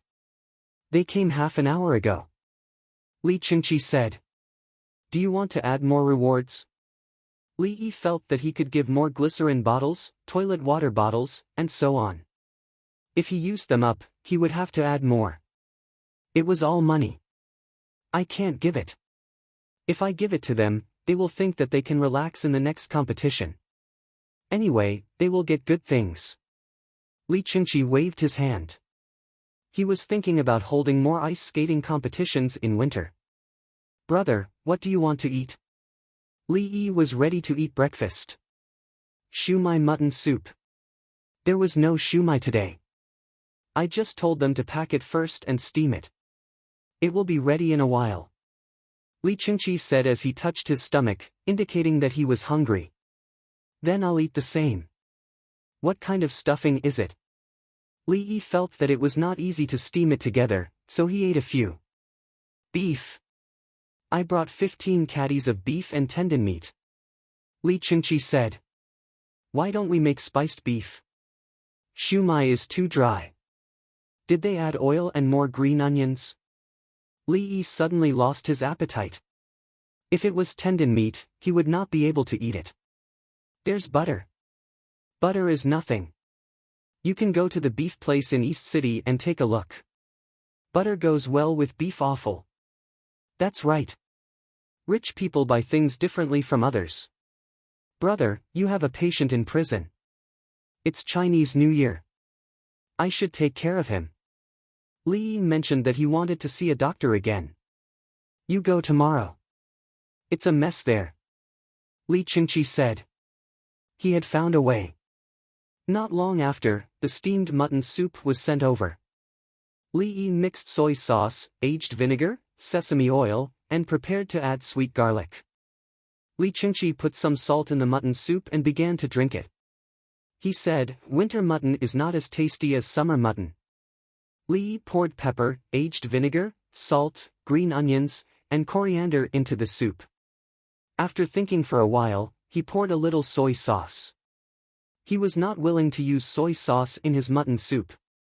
At that time, he did not even add aged vinegar. He only used salt, MSG, pepper, vinegar, or rice vinegar. He could not do it now. The taste was too strong. He had already used animal feed in the winter, but he could not change it in a short time. "Brother Yi, you eat very carefully. You can't survive in a harsh place," Li Qingqi said with a smile. "How harsh is it? Is it harder for me to live in Zhuangzi?" Li Yi was not convinced. He had been on standby 24 hours a day. He had gone to the countryside for free medical treatment. This was the hardship of his profession. When he was a child, his home was a village with mountains behind it. It was normal to pick up mushrooms and eat them when he came back. He also ate all kinds of fruits, hazelnuts, pine nuts, chickens and ducks at home, and cooked pig food. He had killed toads, caught loaches, caught grasshoppers, and caught river snails. Therefore, he did not feel that he was worse than anyone when it came to surviving in the wild. Why couldn't he survive? Li Qingqi did not know about Li Yi's past. He said with a smile, "If I throw you into the barbarian mountains, can you walk out alive? Brother, do you believe that I can raise a team of strong barbarian soldiers?" Li Yi was not convinced. "Can't I survive anywhere? It's better for you to stay in Zhuangzi. The curfew in Chang'an has been lifted. Is there any other way to make money?" Li Qingqi drank the mutton soup and asked a question that he did not need an answer to. He felt that he was forcing him. It was just a chat. "There is." Li Yi was also chatting. He did not think that it was difficult to make money in Chang'an.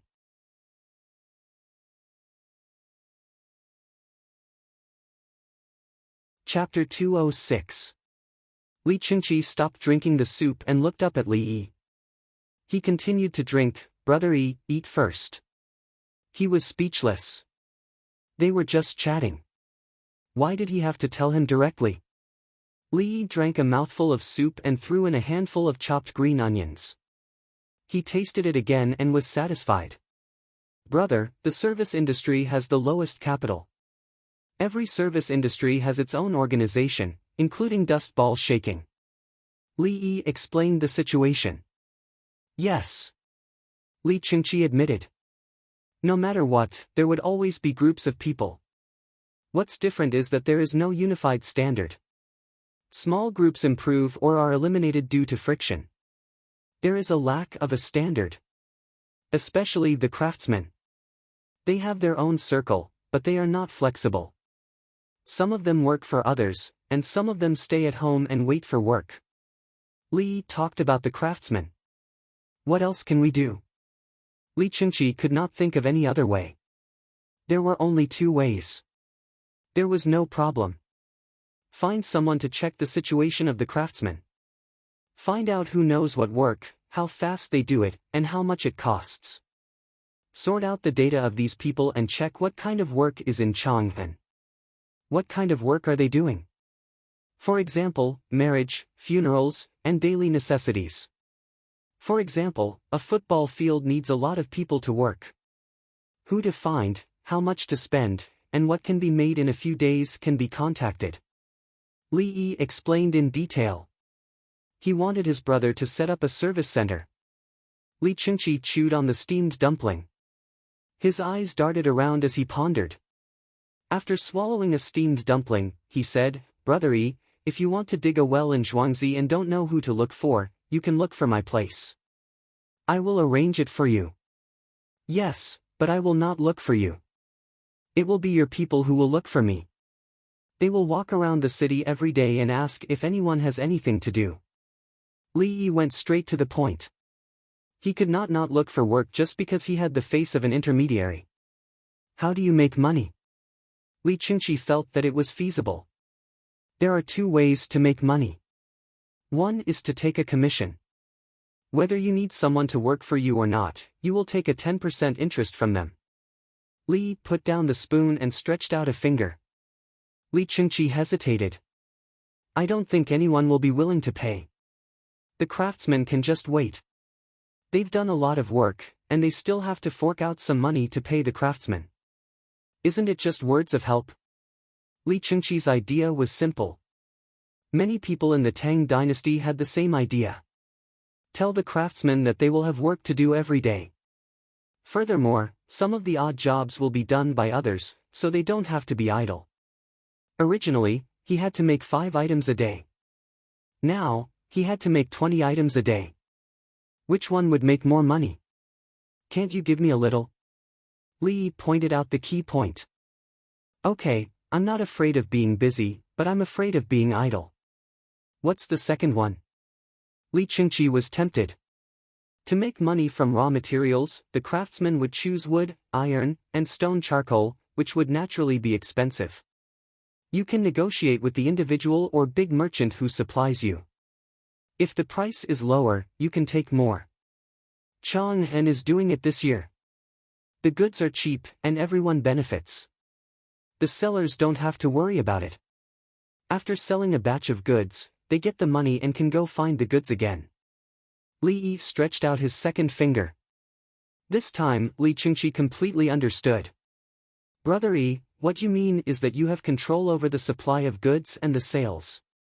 Which craftsman wouldn't agree? Not only are the imported materials expensive, but the work is also not enough. Yes, there's no work. If you don't give him any work, he will ask around for what he needs, and the craftsmen will be pulled to other places. Other craftsmen won't be able to do it unless their craftsmanship is good. Li shook his head. This was the impact of monopolizing the industry. The craftsmen who could survive must be so good that their craftsmanship was irreplaceable. Moreover, they couldn't ask for a lot of money. Otherwise, they could only go for the high-quality goods. Li Qingqi raised his head and stared at Li Yi. He stared at Li Yi until Li Qingqi touched his face and wanted to look in the mirror. Only then did he speak. Brother Yi, this is not a trivial matter. If you control so many craftsmen and make the parts separately, won't it be no problem to make a strong crossbow? Li Qingqi thought it through.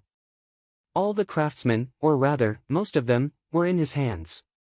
If the imperial court wanted to use them, they would have to come over to discuss with him. If they were to make something illegal, once they were separated, they would have to choose a place to assemble it. Wouldn't it be another ordnance supervisor? Imperial Treasury? This needs to be certified. You can't play with it casually. Think of a way to get the official permission and then report it. Otherwise, the imperial family. Li Yi said and shook his head. What he meant was that other than Li Longji, no one else would be able to handle it. The technician who unlocks the door must report it. Whoever dares to unlock the door privately will be in big trouble. Of course, ordinary people wouldn't dare to do it. There were so many big factories. In the past, there were people who made their own guns. Later on, if anyone dared to do it, they would immediately throw away the blueprint and even call the police. There were also fireworks and firecrackers factories. Even if they were to do it secretly, they would have the materials and skills. Have they ever seen anyone making explosives? If they were caught making fireworks privately, they would be sentenced. If they were to make explosives, yes, let the imperial court know and report it. Li Qingqi wiped his sweat. Later, he would explain to his third brother that he didn't have any other plans. It was just a chat in the morning. Li Yi didn't panic. In any case, he wouldn't be in this line of work. He suggested a new operation. Big brother, don't just open one door. If you want to open it, open 3. They don't know about each other. Let them compete. Yes, we can't monopolize it. Other businesses can also be followed. I'll find more people. In a while, during the ice skating competition, I'll let people know who's faster and who's slower. Li Qingqi changed the topic. It was too dangerous just now. I have a stopwatch. It's used when training the winged knights. The three of them are responsible for individually timing. Then, we'll look at the average speed of the stopwatch. According to the speed, we can't see who's first and second. Especially in the elimination round, if one group is faster and only the first few are chosen, those behind won't be happy. Li didn't want to manage it personally, but he was willing to provide auxiliary tools and methods. I know. It must be fair and just. Li Qingqi agreed. Li lowered his head and ate. Soon, he finished eating and ran away, leaving behind his big brother who still had a few dumplings left. He went back to the courtyard and looked at the 8-month-old baby. After drinking milk, the baby's body temperature rose slightly. Li Yi used a physical cooling method and sprayed the baby with inhaled medicinal mist. After giving him oxygen, the baby still had an uncomfortable expression on his face, but he fell asleep. The four of you take turns to watch over him. I'll also be there. I'm going to write a book. Li Yi connected the apparatus to the baby and instructed the palace maids and eunuchs. The four of them discussed for a while. Each of them was responsible for half an hour, while the other two rested and one relaxed. Wang Xing and the other four also came in to take a look. They were worried because they were the ones who dug up the baby. Now, they were full of confidence and found a reason. Even if they were to dig up other people's graves in the future, they wouldn't be afraid of being caught. We're trying to save people. If we can't save them, we'll have to send them back. The competition outside was about to start. Li Qingqi carried a box of firecrackers and prepared to use it as a starting gun. He threw it on the ground and the people on the ice started to run. The villagers who were resting were watching. They had a task, so they cheered and cheered, making the scene lively. The contestants were warming up before the competition. There were pieces of paper pasted on their chests and backs. Numbers were written in ink on the paper instead of Arabic numerals. Arabic numerals were used in Zhuangzi, so outsiders couldn't understand them.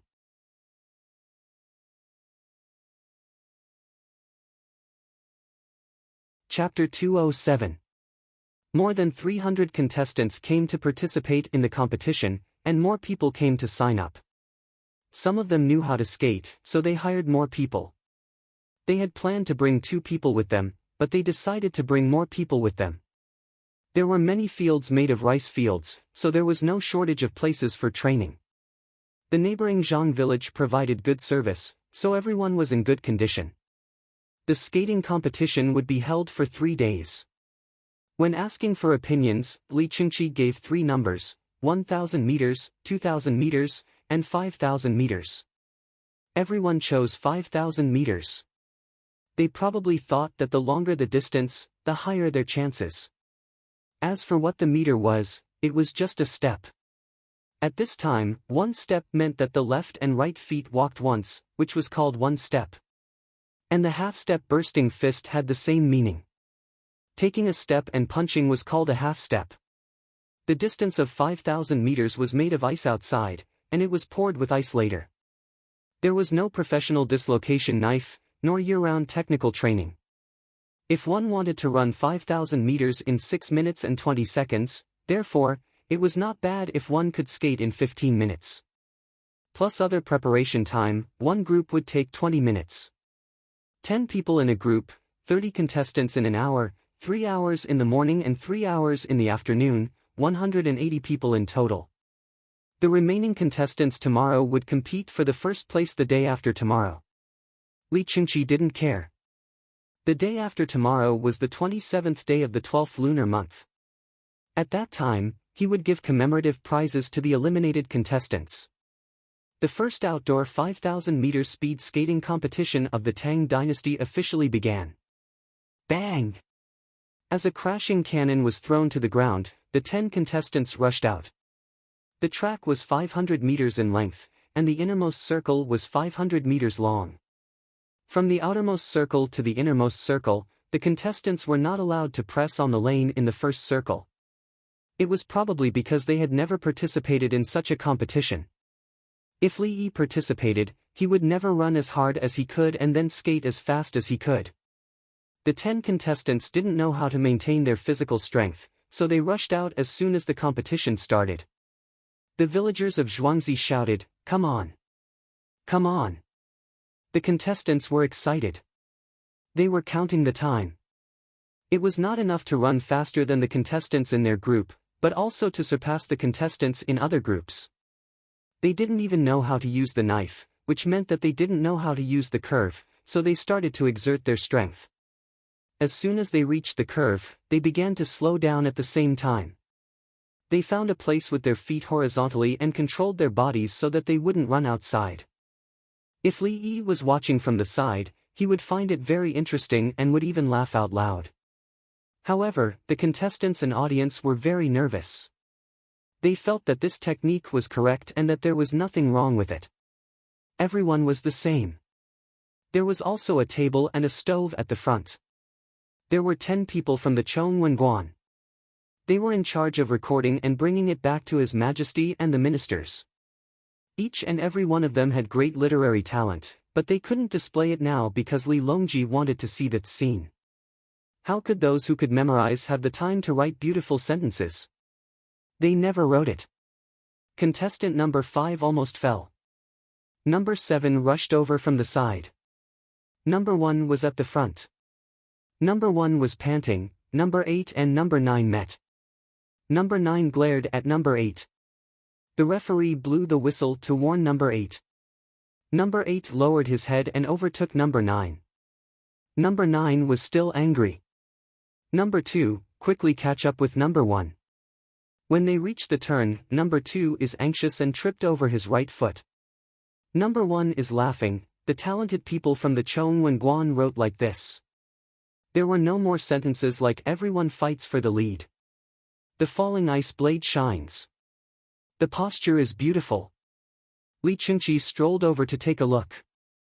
After reading it, he shook his head. It was not exciting at all. These people from the Chongwenguan were not good enough. Third brother would definitely not be satisfied.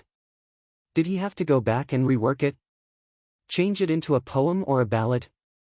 There was no sense of realism in that way. It seemed that he had to let them practice more. How is it? A voice sounded from the side. Without turning his head, Li Qingqi knew that it was Yao Chong. He asked, "Is it not busy over there?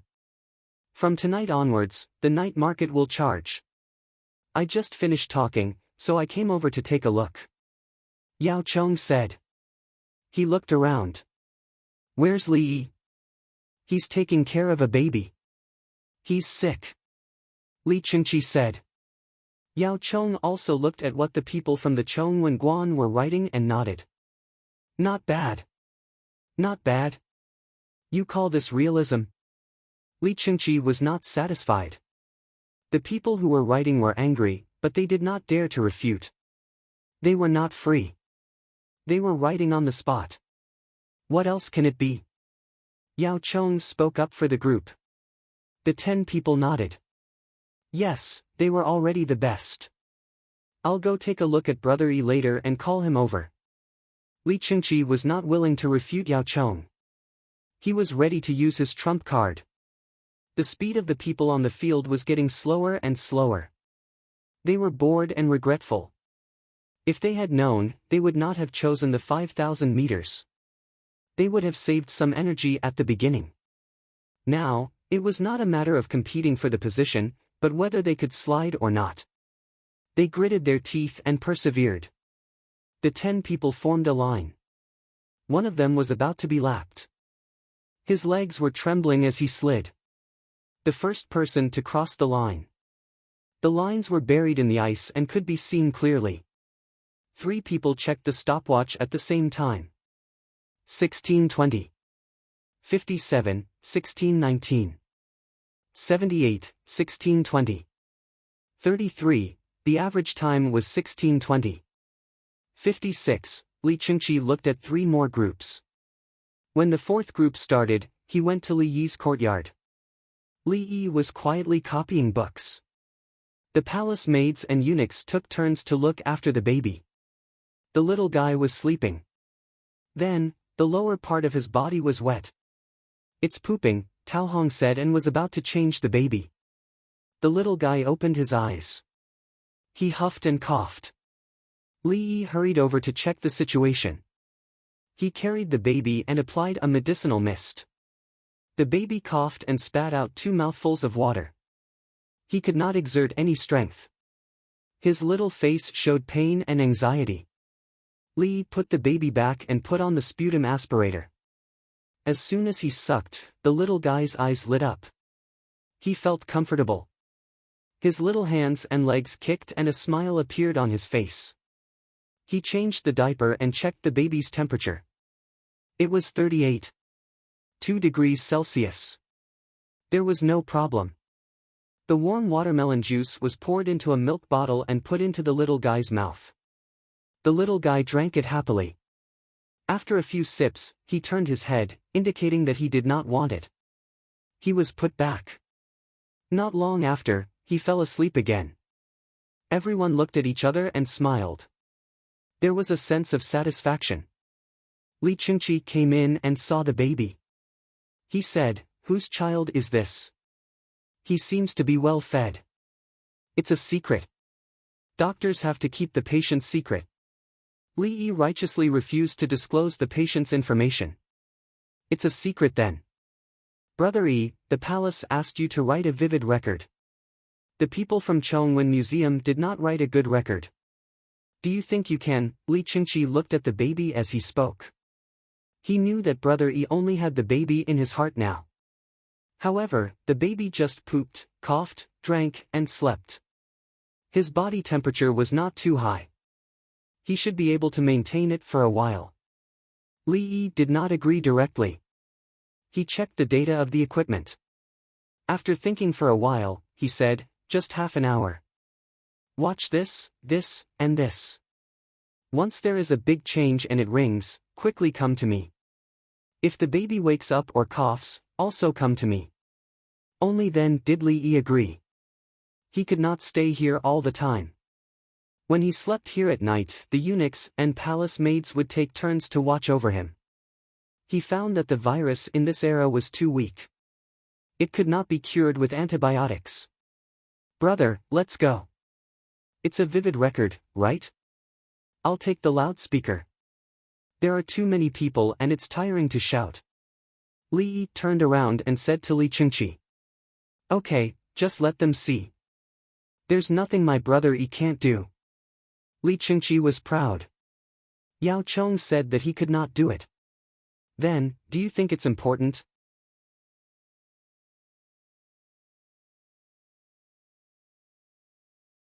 Chapter 208. Li Yi walked to the side of the field with his head held high. Li Yi had a calm expression and was holding a megaphone in his hand. When Yao Chong saw this, he sighed inwardly. He lowered his head to look at the 10 people from Chongwen Hall. Xian said that you must be strong. Later, don't talk about my situation or King's song. Just treat me as someone who has nothing to do. Also, there will always be people who are better in this world. So, it doesn't matter if I can't compete with them now. He warned the 10 people and gave them a precautionary shot in advance. As for whether Li Yi could do it or not, they would know when Li Yi came out. If he couldn't do it, would he come out? He was still holding the megaphone. At this moment, the 4th group had just finished recording their results. The 5th group came up and looked at each other. Li Yi stood at the side of the field and observed. Just when Yao Chong thought that Li Yi would only speak when the competition started, Li Yi had already picked up the megaphone. What you are looking at now is the first ice skating event in the Tang dynasty, the 5 kilometers ice skating competition. The 5th group has already come up. From left to right, it is number 50, 51. 59, contestant number 50 looks very confident. He is warming up his ankle. It seems that he will run very fast at the start of the race, but soon, he will run out of energy. Contestant number 51 is looking around. I hope that he can get into the zone when the competition starts. Otherwise, he can only be a spectator. Or perhaps, he is trying to catch up with the others after they are tired. Li Yi didn't stop talking. He first introduced the general behavior of the contestants. He didn't know their names and didn't give him a list of names. When the spectators heard Li Yi's witty words, they burst into laughter from time to time. Yao Chong didn't think much of it. He pursed his lips. Isn't it just a joke? Simple. Li Qingqi picked up the cracker and fired it at the ground. At this moment, Li Yi suddenly spoke faster and his voice became more passionate. Give the signal. Charge. The 10 contestants rushed out together. They raised their arms and adjusted their bodies. Speed up, speed up, speed up. Due to the difference in position, we still can't tell who is faster, but from the range of the contestants' arms and the frequency of their feet, contestant number 55 is the fastest. Sure enough, at the end of the first lap, number 55 took the lead. He was first, and now he was at least 4 body lengths behind number 53, who was in second place. Beautiful. Number 50 suddenly sped up. He caught up, he caught up. Number 58, number 59, number 56, he overtook them all the way. Right now, his style was boundless. Keep going, keep going, keep going. Number 52, who was in third place, did not want to be outdone. He turned his head to look at number 50, then lowered his head and rushed forward. God, he actually overtook both number 55 and number 53. Number 50 followed closely behind. He was getting closer and closer to number 52. This was a battle of kings, a contest of technique and stamina. There was no strongest, only stronger. Fight, unwilling to fall behind others, fight, fight for a piece of the sky. The contestants gave it their all. They trained hard and fell countless times. Why? To prove themselves in today's competition. There was nothing more exciting than this moment. The contestants showed their best to us. Keep going, keep going. Everyone, keep going. Keep going. Keep going, keep going. The audience was stunned and did not know how to cheer. When they heard Li Yi's voice, they only felt a surge of emotion. Li Yi continued to shout, waving his fist as he shouted, number 56 fell. Oh, his hand seems to be uncomfortable, but he stood up again and sped up again. He did not give up, he did not. He has been persevering. This is the spirit of competition. He will not give up until the last moment. Sure enough, he caught up again and overtook 2 more contestants. Keep going, keep going. As long as you have a breath, don't give up. A good man should be like this. Go up! Yao Chong heard Li Yi's shout and looked at the situation on the field. He could not help but shiver and have goosebumps. 10 people from Chongwen Hall stood up. Their breathing was rapid, their eyes were wide open, and they forgot to write. Their minds moved along with Li Yi's shout and the contestants on the field. It's the last lap. The contestants have rushed for a total of 4,500 meters. This is the last lap. The contestants are still gritting their teeth and trying to increase their speed, but they do not have much energy left. They are not just competing with their physical strength and skills.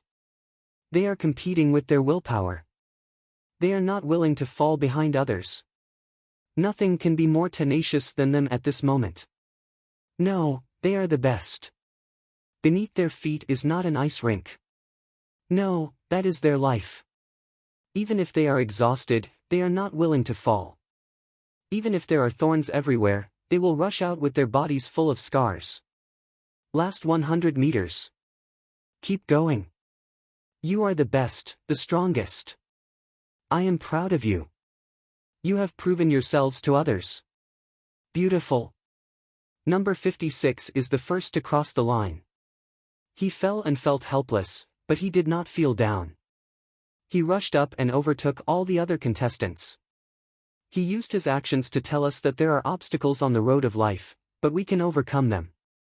Nothing is impossible. On the field, number 56 had no energy after crossing the line.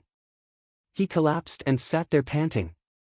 He was fine at first, but when he heard Li Yi's shout, tears began to fall. It was as if it was true. It was too difficult. His hands could still move. Number 50 also rushed over. Second, it's okay. You have tried your best. You have no regrets. There is still a competition next year. As long as your heart is there, your dream is there. At worst, we can start all over again. Number 55. Li Yi kept shouting. No matter how many contestants came over, he had something to say. Moreover, it was very emotional.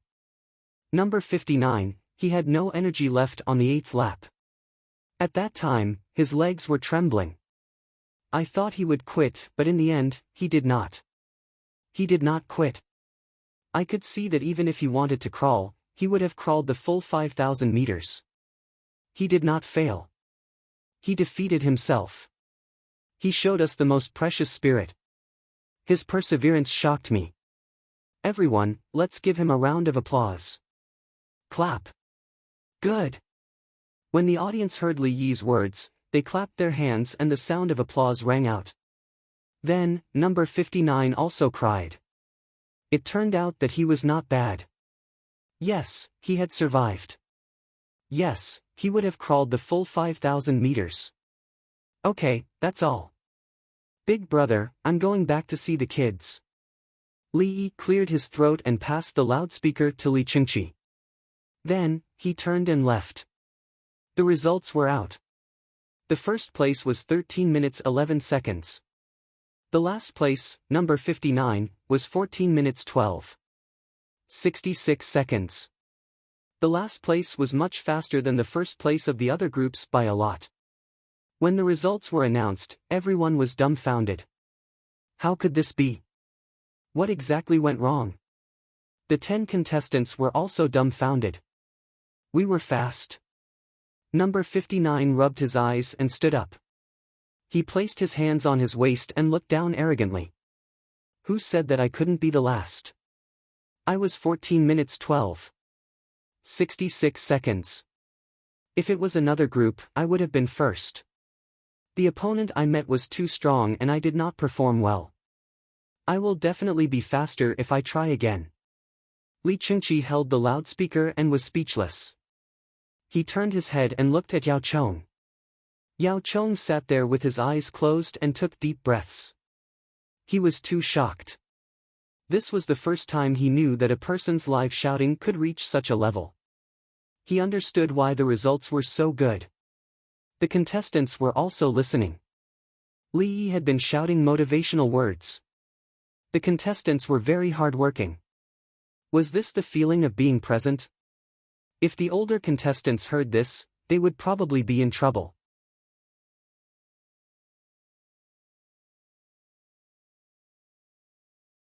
Chapter 209.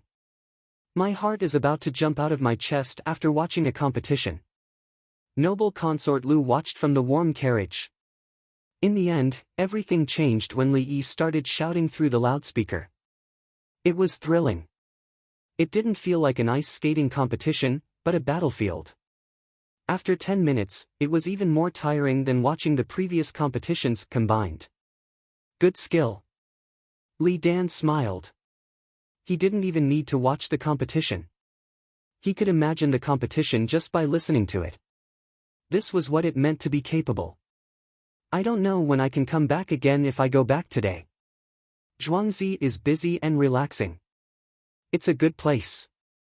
Noble consort Lu couldn't bear to leave, but Baifu Hall couldn't be without an owner for a long time. Li Dan was optimistic. Let's talk about it after the new year. Maybe there will be something good then. Next year, it will be better than ice sports elsewhere. It's good to watch. Noble consort Lu returned to the topic. However, no one knew what to do.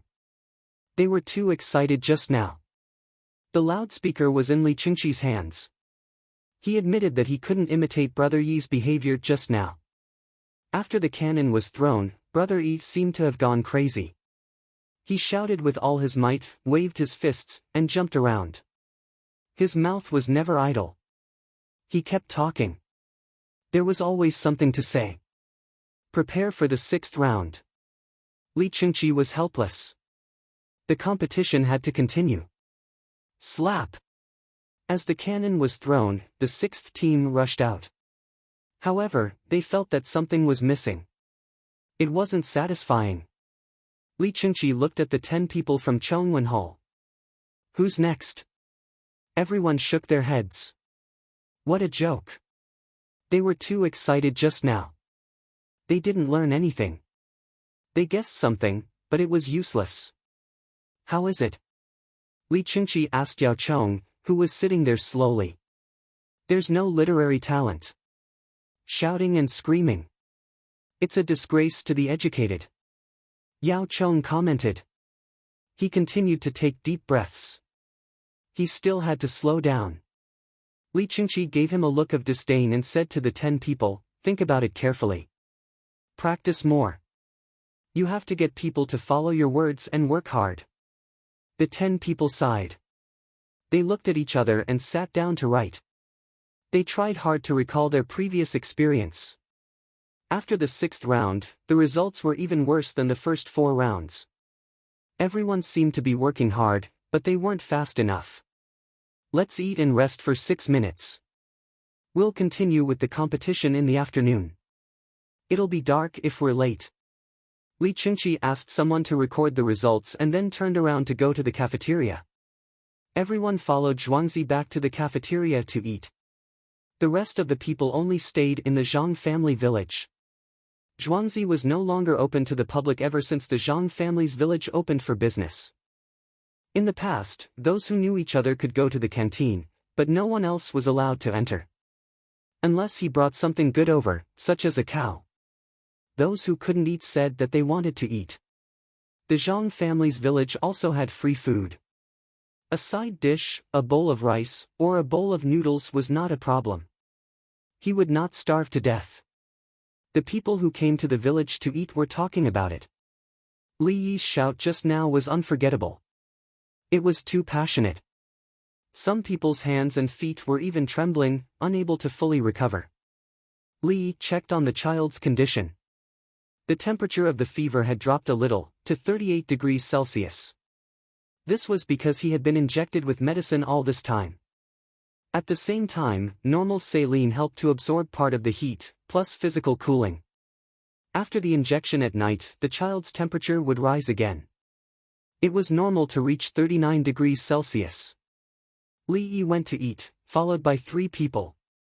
The rest of the people stayed to watch over the child and finished eating first. Cui Lu sat next to them.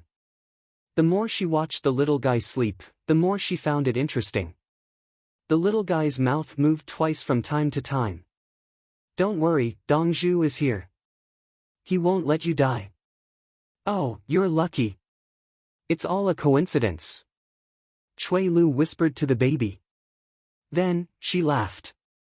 I'm also a lucky person to be chosen to go to Zhuangzi. How many days will the child recover? Li Yi asked Li Chengqi during the meal. It's still early.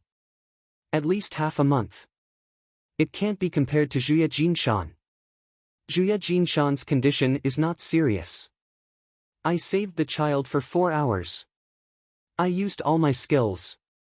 Li Yi said with lingering fear. He hated himself for not being capable enough.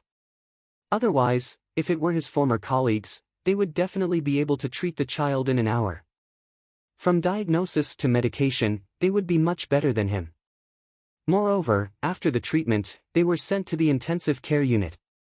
The people inside were also much better than him. In another 10 years, no, 5 years, I will surpass them. I have good equipment, videos to learn from, and cadavers to practice. Even if I treat the sick person to death, they can only say that it's fate. With this thought, Li Yi regained his confidence. Li Chengqi nodded. In half a month, Brother Yi probably won't have time to go out. He will also have to go to Zhuangzi to celebrate the new year. Brother Yi, that shout of yours, commentary. Li Yi gave him a term. Yes, explain. It's different from the previous ones. Can you teach your disciple? Li Chengqi liked it. It was the same competition, but when it came from Brother Yi's mouth, it was immediately elevated. Li Yi frowned. There's nothing to teach. It's simple. Who will shout how many times? Don't be afraid of shouting the wrong words. You'll naturally learn it. But I didn't react after listening to it once. Li Chingqi was annoyed. He knew that commentating was very tiring. He didn't want Li Yi to torture himself, but he still wanted to master it. I've recorded the loudspeaker. That loudspeaker can record the sound and replay it. Brother, give it to me. Li Yi gestured the shape of a loudspeaker with his hand. Li Chingqi threw down his chopsticks and went to find the loudspeaker. The loudspeaker was placed in the junk area of the arena and was guarded by someone. Soon, he ran back and handed the loudspeaker to Li Yi. Li Yi pressed the play button on it. Now you are watching the first winter ice sports of the Tang dynasty. Li Yi's voice came from the loudspeaker. Li Chingqi's eyes widened and his mouth dropped open as if he had seen a ghost. How can you? Li Chingqi was speechless. You exchanged your lifespan for something. How can you not have something? I've exchanged 5 of them. Brother, you can play with one of them. When the battery runs out, you can charge it yourself. Li Yi was very casual. If he didn't want to exchange more for something or wanted others to know how precious it was, he would say that he exchanged his lifespan for it. How can you continue to ask me for it? Are you trying to kill me? Brother Yi, if it says that it's conspiring with someone, record it, or His Majesty says it verbally. Li Chingqi immediately thought of other uses. Okay, there are also songs and tunes. This loudspeaker can record 5 of them. If you want to record the 6th, you can only delete one of the 5. Li Yi said, okay, take it. You can get evidence of someone's crime or frame someone. For example, he could say something bad about His Majesty and wait for the other party to record it. Li Chingqi also thought of this function, but he didn't want to use it. Do I need to provide evidence to anyone who talks bad about my third brother in front of me? I'll just deal with it directly. Priceless treasure, really priceless treasure. Brother Yi, I'll borrow it for you. Let others learn the words in it and I'll get it back for you. If I need it in the future, I'll borrow it from you again. But you can't hold it in your hands. Don't exchange anything with your lifespan in the future, not even a football. Li Chingqi's heart ached and he was worried. What if Brother Yi loses it? Then the football. Never mind, I won't exchange it. Li Yi wanted to monopolize it. Football was cheap and there was rubber inside it. It was irresponsible to make someone close to him worry.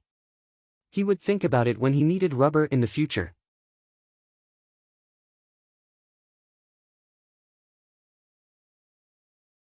Chapter 210. Li Chingqi learned the various functions of the loudspeaker and went for a stroll to aid digestion after eating. At the same time, he called a few smart people over to listen to Li Yi's explanation repeatedly. He pressed a button to play it repeatedly and forbade others from touching it. If it were to disappear, where would he find the tutorial? Yao Chong also finished his meal and went to the Zhuangzi canteen to eat with the 10 people from Chongwen Hall. The 10 of them felt that everything was good. Seeing how casually the villagers ate and served the dishes, they thought that studying was useless. They studied tirelessly, took the imperial examinations, passed, and entered Chongwen Hall. In the end, what they ate in winter was worse than what the villagers ate. Thus, Yao Chong could only console them that only the villagers in Zhuangzi could enjoy such treatment and the villagers couldn't possibly become officials. On the surface, the 10 of them agreed with Yao Chong's words, but in their hearts, they criticized him. The villagers couldn't do it, but the villagers' children could. You are the Prime Minister and King Song, yet you came here without revealing your identity. If Li Yi wasn't capable, how could you all do it? Then, the 10 of them ate with all their might. They ate until they were full, but they bore with it. There were many vegetables, and after a while, they would turn into water in their stomachs. Tomorrow, let's come early and have breakfast. Someone suggested. Alright, it's fortunate that the Hongwen Hall thought that this would be a tough job and sent us here. After all, the Hongwen Hall is a level higher than us, so we have to listen to them. Someone mocked the Hongwen Hall. Chongwen Hall belonged to the Zhaowen Hall, and it was a subordinate of the Hongwen Hall. However, it wasn't a direct subordinate. The Zhaowen Hall's current name was changed.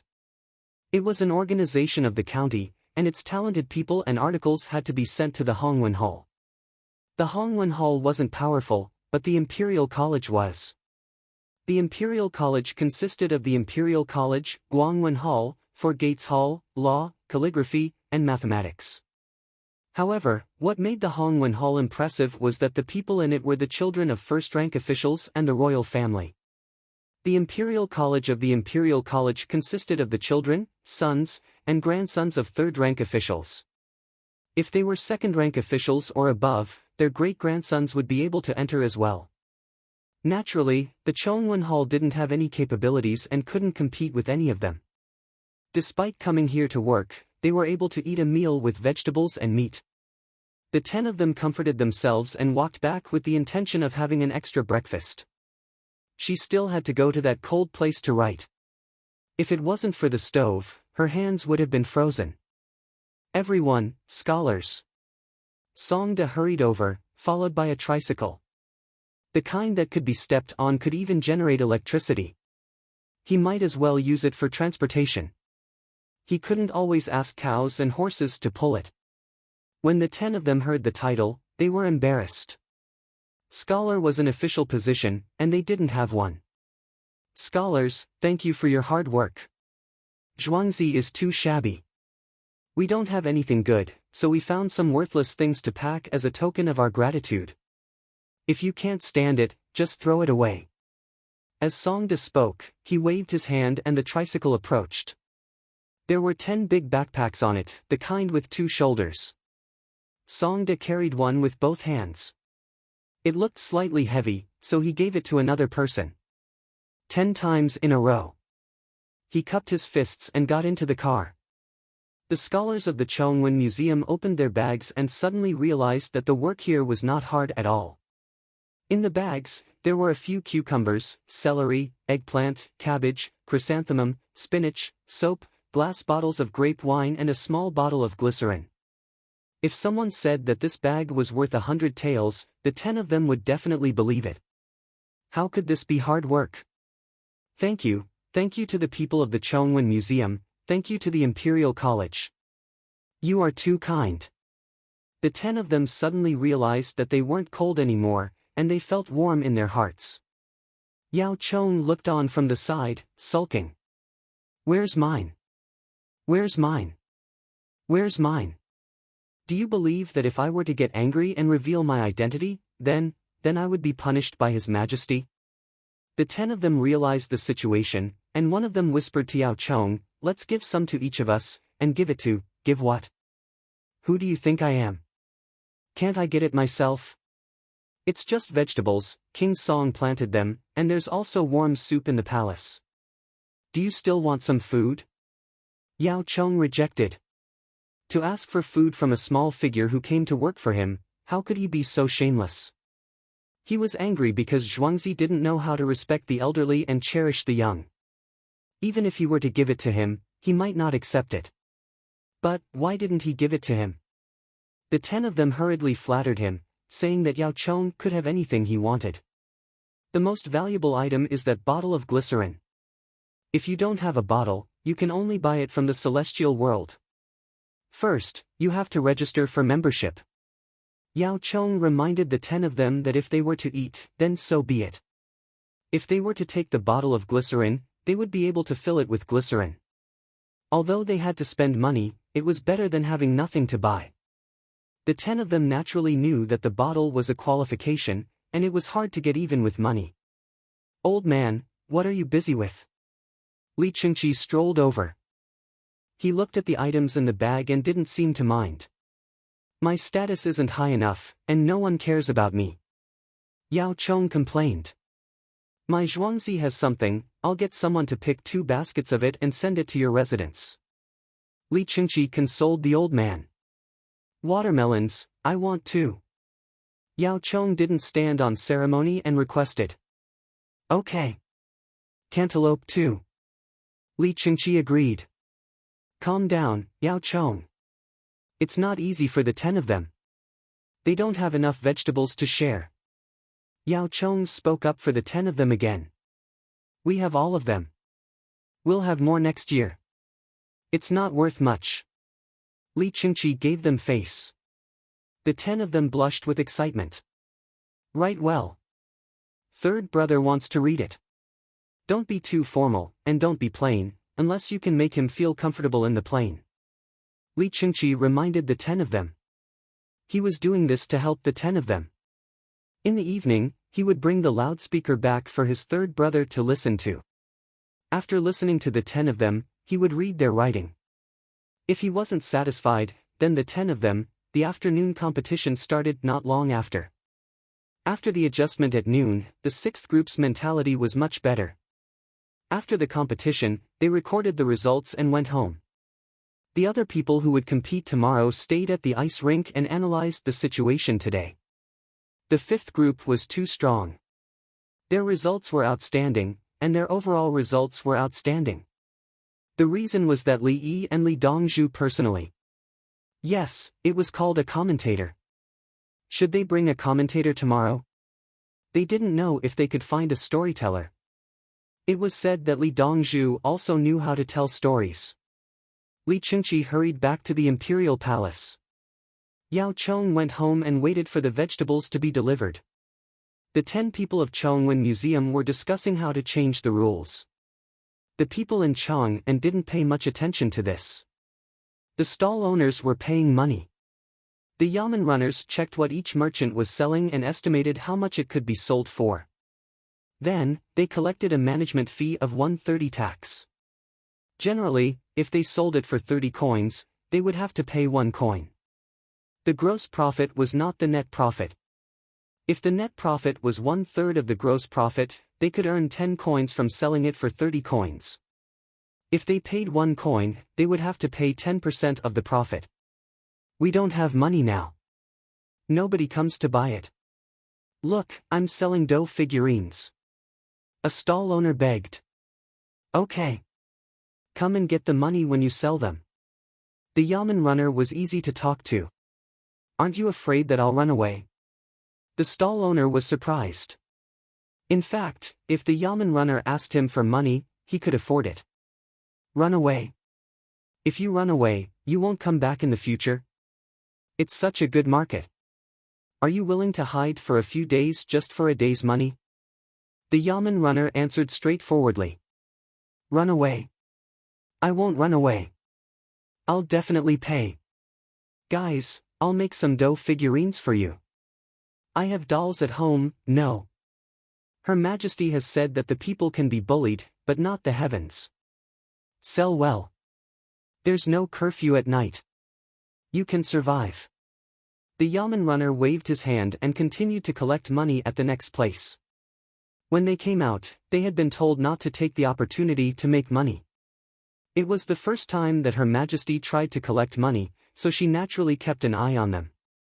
They thought about how much money they had made this year, whether they would continue to make money in the future, and the consequences of offending Her Majesty. Therefore, the yamen runners were close to the people. Those who didn't want to pay immediately or didn't have money with them could come back together when the stall was closed. However, when they arrived at the place where mutton soup was sold, the yamen runners would drink a bowl of mutton soup without mutton giblets in it to keep warm. They didn't have to pay. The mutton soup sellers didn't care. When they scooped the soup, there was still some floating mutton fat. They made a lot of money this night. Once it was cold, everyone wanted to drink hot soup.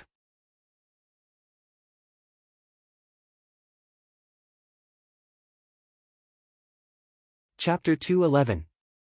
San Lang, it's still lively outside. Empress Wang looked outside through the window of the carriage with a happy expression. The new carriage was built, and there were lights outside. The small lights in the carriage were relatively dark, so the people outside couldn't see the situation inside the carriage. The steel axle used for the carriage was pulled by 2 horses. The walls of the carriage were made of barbed wire, cotton layer, hardwood, and asbestos layer that existed in the Tang dynasty. The windows were made of 4 layers of glass, and the outer layer was made of thick iron tendons. The gap was just enough to prevent crossbows from shooting in. Then there were 2 layers of glass, and behind the glass was a thin barbed wire. There were 2 layers of glass at the back. If you were looking at something still while you were looking at it, the images outside would be blocked by the 2 layers of glass, and it would be uncomfortable to look at it. If you moved a little, it would be fine. Only by blocking crossbows and small crossbows could you move freely. Moreover, the 4-wheeled carriage had seats for 2 people, so it could maintain a relatively slow speed when there were no horses. Even if you wanted to burn it with fire, it wouldn't burn at all. As for other arrangements, there was no need. There were winged knights in disguise next to them, and they were not dead people.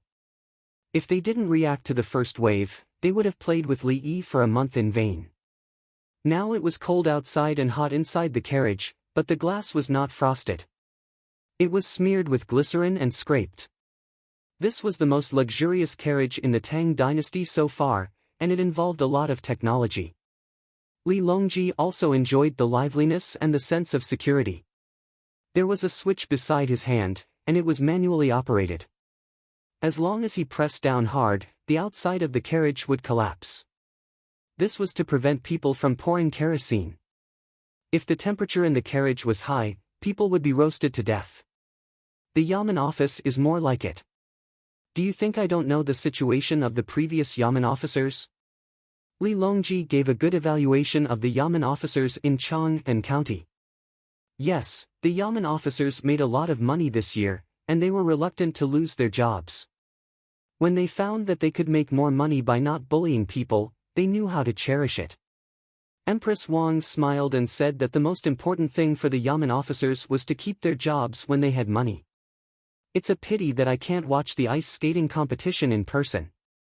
Brother Yi's commentary is very interesting. Listening to it makes one's blood boil.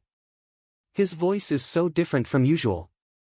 Li Longji turned on the loudspeaker and lowered the volume. Closer, closer, I'm going to overtake him. 1 body's length, half a body's length. Accelerate, maintain, pass, counterattack, successful counterattack. This is the glory of competition, this is the essence of ice skating, stronger, faster, come on. Pull away, beautiful. Li Yi's passionate, hoarse voice rang out. Li Longji's heart still beat faster even though he had heard it several times. Don't play anymore, don't play anymore. The children are already moving. They need to go to the ice rink. Empress Wang stopped him. She chuckled. I've never thought that uncle would have such a side to him. He looked so steady in the past. But in the end, it's as though he's a completely different person when it comes to commentating for a competition. It's so fun. Huh. Li Longji turned off the loudspeaker. Didn't Big Brother say that he couldn't stand what the people from Chongwen wrote and wanted to compete with Prime Minister Yao? That's why he invited Brother Yi. Yes, Uncle's performance is naturally extraordinary. Prime Minister Yao must be sad again. Empress Wang knew the situation in the imperial court. Prime Minister Yao refused to accept it and wanted to take back the initiative. But there was nothing he could do. Uncle is too strong. Up until now, there was nothing that Uncle couldn't do. Even the ice skating competition had a different feeling when it came to Uncle's commentary. There was no cheering or applause. Uncle only needed to open his mouth to bring the atmosphere of the competition to life. Most importantly, Uncle was not one of those big shots from Nankou. Big Uncle said that Uncle was looking after a sick child at that time. The child was only 8 months old. He took some time to take a look at the competition and returned after commentating for a round. Li Longji was in a good mood. It's a little unreasonable.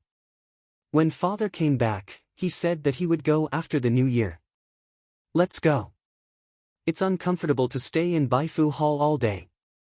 Empress Wang supported Li Dan and noble consort Lu to go out for a walk. Li Longji also thought so. If they were in another place, he would not feel at ease. He was afraid that his father would be used by people with ulterior motives and cause trouble. However, Brother Yi's side was not a problem. he had to keep his identity a secret. Moreover, Brother Yi wanted to settle down and improve the people's lives. As they were talking, there was a commotion in front of them. There were many people gathering there. The carriage stopped. The carriage stopped and waited for the lights to go out. The two winged knights men sitting in the front and back of the carriage hurriedly pulled the lever and changed gears. They began to pedal to generate electricity. When the electricity was reconnected, the lights came on again. Without needing Li Longji's instructions, someone ran over to check the situation. After a few seconds, someone ran back and stood outside the carriage. He reported softly, someone accused the stall of making garlic sprouts of having diarrhea after eating the garlic sprouts. The bailiffs are asking about the situation. Call the imperial physician from the carriage behind. Li Longji said. The imperial physician went to the front of the carriage to check on the situation. Before long, he came back. There's no problem with the garlic sprouts. It's the person who has weak blood and is allergic to garlic sprouts. Yes, allergic. Li Dongzhu said that he would be allergic to bean sprouts. His face is swollen. Is there any medicine that can cure him? Li Longji asked again. Boil it with water and rub it on the outside. Then boil it with baiji and take it orally. You'll be fine soon. The imperial physician replied. It was in the compendium of Materia Medica. It was a very simple matter. Then what are you waiting for? Li Longji's voice was filled with dissatisfaction. Hurry up and solve the problem. What's the use of talking to me? Then I'll help to induce vomiting. Your Majesty, please give me a bar of soap. It's best to use soapy water to induce vomiting. The imperial physician told him the reason. If he didn't vomit it out, it would still be in his stomach. There's soap. Don't use soap. Empress Wang took out a bar of soap from a clamshell box beside her and handed it to Shi He. Shi He then handed it to the front. The winged knights took it and opened a hole in the carriage to stuff it out. In fact, this kind of allergic reaction could be removed by rubbing it with hot water after vomiting. After waiting for less than a quarter of an hour, the dispute was resolved. The person who set up the stall was fine, and the people who ate it didn't blame him. However, the person who benefited the most was the person who ate it. He knew that he couldn't eat the garlic sprouts and bean sprouts. Otherwise, he would prepare fongfong and baiji. If the gastrointestinal tract was better, he would add licorice. Brother Yi's book really worked. At least it made the imperial physician confident. Li Longji was relieved. He didn't want to see anything unpleasant. There are other medicines in the medicine box that uncle gave. This is chlorpheniramine maleate and diphenhydramine. It's written that they are anti-resistance and analgesic drugs, which are allergies. Empress Wang took out the medicine box in the carriage. There were many medicines in it. Brother Yi, you gave me 3 medical books? Li Longji noted. Yes, he said that he would write 50 books by the end of the 3rd year of Kaiyuan. Oh, copy 50 books. Empress Wang treated Li Yi's copying as an entertainment. Your Majesty, Yao Chong requests an audience. A familiar voice came from outside. It was Yao Chong's voice. Come in. Li Longji said. The winged knights opened the door. Yao Chong came in and bowed to Empress Wang. Greetings to the Empress. Minister Yao, please. Empress Wang returned to her dignified appearance. Yao Chong sat down. Shi made some green tea for him. Shi, how are you? Yao Chong was concerned about a palace maid. Thank you for your concern. Shi is fine. I just cut some things. Shi replied. Li Yi's medical skills need not be mentioned. May I ask, on the first day of the new year, did you invite Li Yi to the court? Yao Chong asked another question to Li Longji.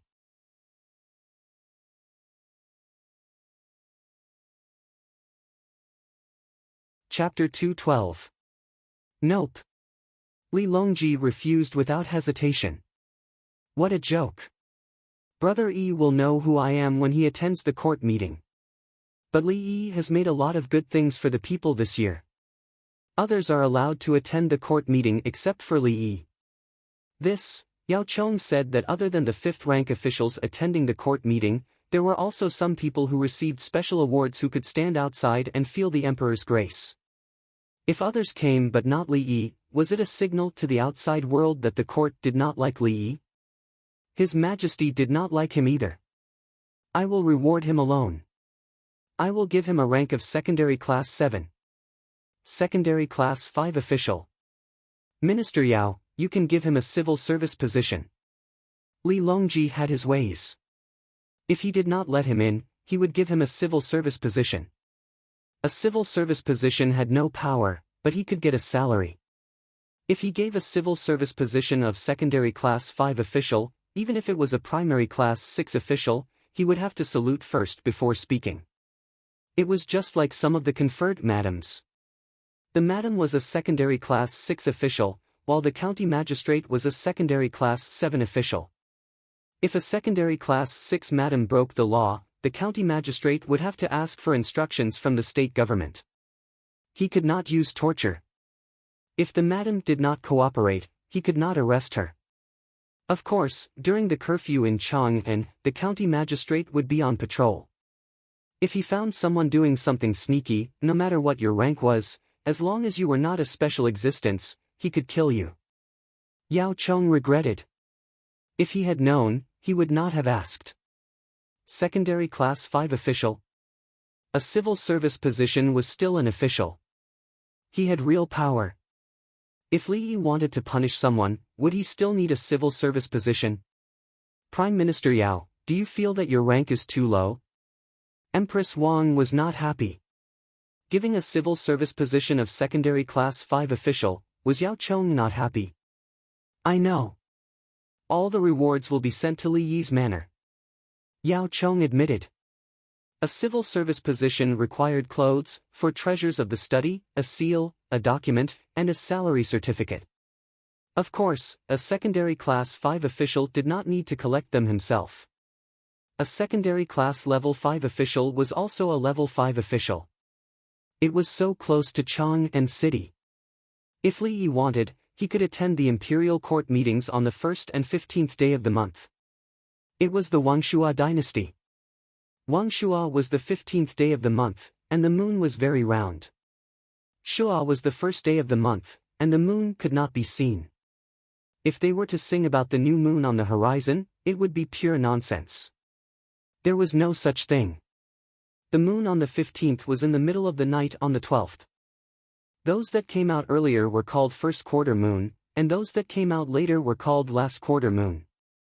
It was not important whether the moon was round or not. Li Yi now had the rank of secondary class, rank 5 official. All he had to do was report in advance and he would be able to participate in the court assembly. The emperor was standing several hundred meters away, in a position that could not be seen without binoculars. When other people spoke, he would listen. When the emperor spoke, there would be someone to pass on the message, so he would know what to say. When the ministers spoke, for example, Yao Chong, he could not hear them. Once the imperial court meetings started and Li Yi's application was approved, he could come over for a meal. It would be glorious if the emperor treated him to a meal. The emperor treated him to a meal with cucumbers in winter. Li Longji obviously knew that Brother Yi would not attend the imperial court meetings. As for food, where else could compare to Zhuangzi's canteen? Perhaps there were other level 5 officials with no real power who would attend just to eat cucumbers and stand in the cold wind. Brother Yi would definitely not do such a thing. Then he was relieved. They would not meet, and he would be given benefits. Yao Chong was also aware of this, but he could not stop himself from saying that he would reward Yi Tianyan. Was it too much to reward him with a secondary class level 5 official? It depended on who it was. There was nothing wrong with giving it to Li Yi. Yao Chong admitted that he also felt a sense of dependence on Zhuangzi. No matter how serious the problem was, as long as he thought of Zhuangzi, he would be able to pull himself together and solve it. This was because the more there was a last line of defense, the more it could stimulate a person's adventurous spirit. Even if he did something wrong, he could still go to Zhuangzi to ask. He would never be lonely or afraid, because there was a place with someone who could solve any problem at any time. To give such a person a level 5 official, touching his conscience, was it okay? So Yao Chong left and went back to make arrangements. He could not do it himself tomorrow morning. He had to ask others to do it, and he would support from the side. I don't know what uncle is doing. Uncle said that a child has pneumonia, the same as Zhuya Jinshan, but more serious. He is only 8 months old, so he must be cured. Without Yao Chong, Empress Wang returned to her lively nature. She began to worry about a baby she had never seen before. She also had one in her stomach. She had always liked children, other people's children, but she did not have one. Now that she had one, she liked it even more. Since he has been sent to Brother Yi and is still alive, he should be fine. Li Longji comforted his wife. This child was the future crown prince, so they had to be careful. He did not want to admit that the empress he appointed was not good. When the child was born, he would let others see. It was not that the empress was not virtuous, but that she had not met the Kaiyuan era. Li Longji wanted to kill the imperial physician, but he could not. The imperial physician had fought with his life. No, he did not have the ability to. Li Yi, who was being remembered, was playing the cello at this time. The craftsmen in Zhuangzi had made many musical instruments, but the piano had not been made yet. The violin and cello had been made, but the bass cello could not be made. The bass cello had too high requirements for the strings and the resonance box. The bass cello was not played, it was played with the fingers. The bass cello was the predecessor of the electric bass. Now there was a cello, but Li Yi was not very familiar with it. It was much more comfortable to change to the violin. The violin had a wide range of sound, but it was not suitable for the baby's current situation. The sound quality was not deep enough. Li Yi was singing a lullaby to coax the baby to sleep. The little guy woke up again and continued to eat. After drinking milk, his body temperature rose. He did not sleep even when he was injected. He coughed and sucked phlegm, staring at the ceiling with his eyes open. Occasionally, he would turn his head to look at the others. No one knew what he was thinking. Li Yi wanted him to sleep. The child's metabolism was the fastest when he was sleeping.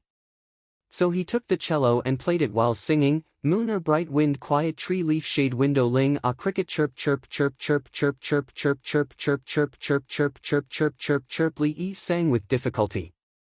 He did not change his voice now, but he could. So under normal circumstances, his voice was clear and crisp, giving people a cute and tender feeling. If it was in the past, oral resonance was enough. Now, he had to relax and use his chest to resonate. His stomach exerted strength, which was also called Dantian Qi support. The more relaxed he was, the wider the vibration of his vocal cords. In theory, all the high notes could be sung by controlling the vibration of a small part of the vocal cords, but the low notes could not go down. Li Yi persevered. His voice was deep and natural, but in reality, it was very strenuous. The eunuchs and palace maids listened and watched at the side, their eyes full of stars. They wanted to ask if he wanted the accompaniment of the flute and huqin. They knew how to. The little guy tried hard to turn his head and even turned his body sideways, staring at Li Yi, who was singing. His saliva flowed out and he made ah-ah sounds, as if he was singing too. Li Yi was convinced. "You're not sleeping." "I'm sleepy." "You're sick, why are you so energetic?" He moved the cello to the side and changed to the violin. He looked at the little guy. He chose a minor tune that also did not have the word fa or shi to sing. "I've never forgotten to remember you in the sunset, stepping on the green grass, the setting sun in my heart, always a little sad not having you in my dreams." This was ethereal. The violin was played very high. Li Yi used his childish voice to sing overtones. This was the kind of feeling that belonged to church music. It was mainly expressed in the Renaissance era. Every mass was ethereal. The palace maids and eunuchs were drunk. There was actually such a beautiful song. The little guy was singing, ah, ah, ah, ah, ah, ah, ah. Goo, wooloo wooloo. Hee hee hee hee. Lee laughed. He really did not know what to do with him. Hee hee hee hee. The little guy was also laughing. Even though he was still running a fever, he looked very happy. The palace maids and eunuchs' eyes were red. This scene was too beautiful. A divine Dr. Dongzhu and a sick baby were gradually getting closer to each other, heart to heart.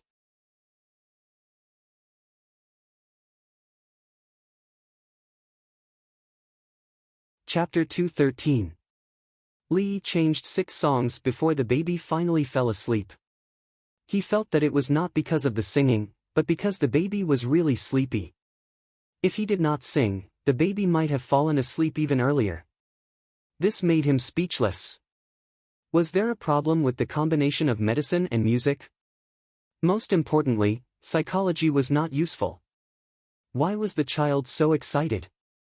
Then, he measured the baby's body temperature and found that it had dropped to 38.2 degrees. It was night time. According to the relationship between magnetic fields and physiology, a sick child's body temperature should be between 38.5 and 39 degrees. Li was prepared to lower the temperature physically, and at the same time, he planned to give oxygen. Is this the effect of the adrenaline and pituitary hormones after being too happy? Li mumbled, unable to understand. He actually wanted to test it, but he held back. It was not easy for the baby to fall asleep. If he woke him up, would he have to sing for the whole night? The world was big, but the sick baby was the most important. I will stay here tonight.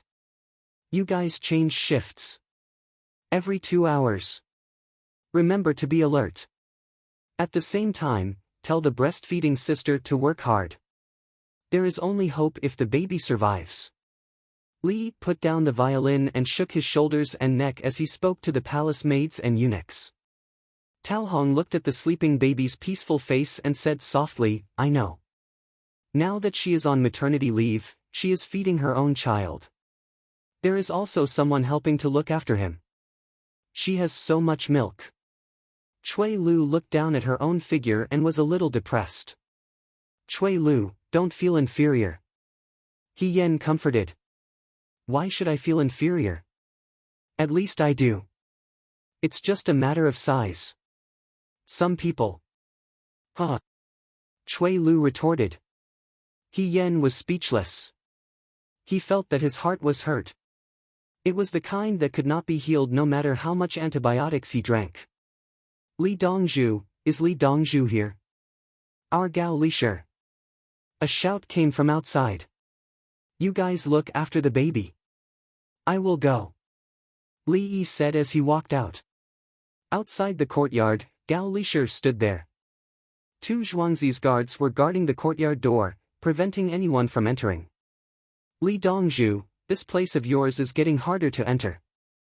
Just now, the little crossbow was revealed. I believe that if I dare to take a step forward, I will be shot on the spot. Gao Lisher complained, but his face was full of smiles. General Gao is right. Should we punish them? Li Yi said with a smile. They should be punished for being too loyal. At the very least, they should be punished to bring an extra stone of rice back home and tire them out. Humph. Gao Lisher pointed at the 2 old soldiers. According to General Gao's suggestion, each of them will be punished to bring 1 dan of rice home. Li Yi readily agreed. He glanced at the people behind Gao Lisher. There were 2 palace maids and 2 eunuchs that he was familiar with. They were from another group. She didn't recognize the 2 extra palace maids and eunuchs. The 4 of you, come and greet Li Dongzhu. Gao Lisher said to the people behind him. The original eunuchs and palace maids didn't move, but the extra palace maids and eunuchs stepped forward. Greetings, Dongzhu. This is? Li Yi asked cooperatively. I want to keep an eye on you, so in the future, there will be 8 people in each class. Don't worry, they will be as obedient as before. You can order them around as much as you want. If they don't do well, you can beat them to death. Gao Lisher spoke with a murderous tone. Li Yi clasped his fists. Thank you, General Gao. I'm really too busy here. 4 people in a class isn't enough. Is it one person to take care of one person? Li Yi thanked him. He wasn't afraid of having too many people. Gao Lisher had sent people to take care of him, so he didn't have to worry. If he wanted to keep an eye on him, why would he need to add another class of people? Do you have anything good to bribe me? Gao Lisher smiled as he asked for something. Yes, even if I didn't realize it, I would have thought of it. Li Yi smiled as well. I know you have a lot of thermometers. Give me a few. If someone in the palace has a fever, in case it's contagious, we can call the imperial physicians to take a look. Don't worry, I'm not that cruel. If the imperial physicians can't take care of them, I'll bring them to you for a few injections. It's not a big deal. Gao Lisher directly asked for thermometers. Li Yi had exchanged for a lot of thermometers, so it was cheap. Gao Lisher knew that he was worried that someone in the palace would fall ill during the winter. If they were sick, they could take a look. The imperial physicians had nothing to do anyway. If they couldn't do it, they could send it over. Okay, thank you General Gao for giving me a chance to accumulate good karma. Li Yi knew how to speak. You didn't eat when you came. Gao Lisher said again. What a coincidence, I'm also hungry. Why don't we eat together? Li Yi said. He was indeed hungry. He had eaten a few mouthfuls at night and thought he would be able to sleep soon. In the end, the little guy was still trying hard to cooperate. He just wouldn't close his eyes. Other than the palace maid Taohong, who was in charge of looking after the baby, the other 3 people came out to greet Gao Lisher. They nodded to the other 4 people and turned to go back. Li Yi brought a group of people to the cafeteria. Taohong and the others in this group were very natural. They talked to the people next to them one by one and introduced the situation. The newcomers were afraid. They were afraid of being ostracized and felt that they had taken away the rights of others. The palace maids and eunuchs from before were very enthusiastic. They were indeed busy. 4 people couldn't keep an eye on them. It would be great if there were 8 in the future. As for seizing power, Dongzhu couldn't tolerate sand in his eyes. Dongzhu didn't want to be restrained or balanced. He wanted things to go according to his heart.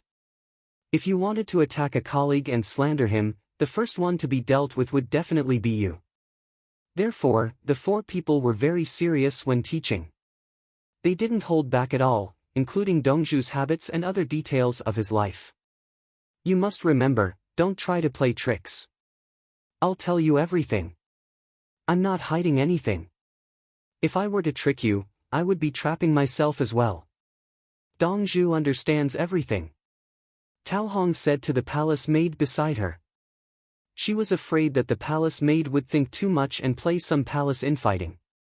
Dongzhu was very disgusted. Dongzhu was already busy enough. She didn't want to add to his troubles. The newcomers listened attentively. They already knew some things, but when they looked at Li Yi, their hearts were filled with curiosity. When they entered the cafeteria, they finally felt the impact. There were so many dishes, casually placed. The farmers were walking back and forth. Were those big boxes of watermelons and cantaloupes placed together? Were they allowed to eat freely? I don't like to eat watermelons. Why are there so many left today? Alas! Scoop it up. Can't you people who make watermelons and fruit plates see how many people there are? If you really can't, just squeeze the juice. Some farmers complained to the kitchen staff. They were afraid that the watermelons and cantaloupes would spoil, so they scooped up a lot more. During the day, it was provided to Zhuangzi of the Zhang family. In the end, those people were all distracted and didn't eat much. If they don't buy it, others can't do anything. They won't eat it tomorrow. The kitchen staff explained. It was mainly Dongzhu's fault. You insisted on explaining in the morning. Everyone was stunned by your words. Otherwise, this wouldn't happen as usual. The 4 palace maids and eunuchs who came later didn't understand the situation. They only knew that the people who ate it were unhappy and the people who made it were very sad. When did watermelons in winter become so disliked? Put it in the cream. Let the children eat cake tomorrow morning. Li Yi had no choice but to speak. Eating cream again. My second son gained 6 gene in a month. Someone complained. Then don't eat the one in your house. Tao Hong at the side glared at that person. Ah, you are Tao Hong from class 3. Why are you here? It's class 2 now. Dongzhu, don't look at me. I'm just saying.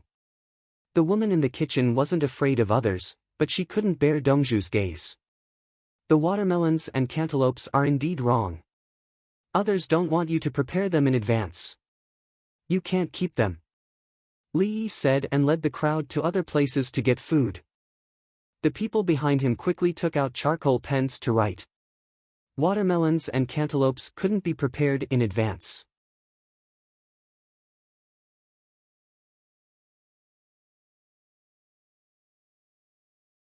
Chapter 2:14.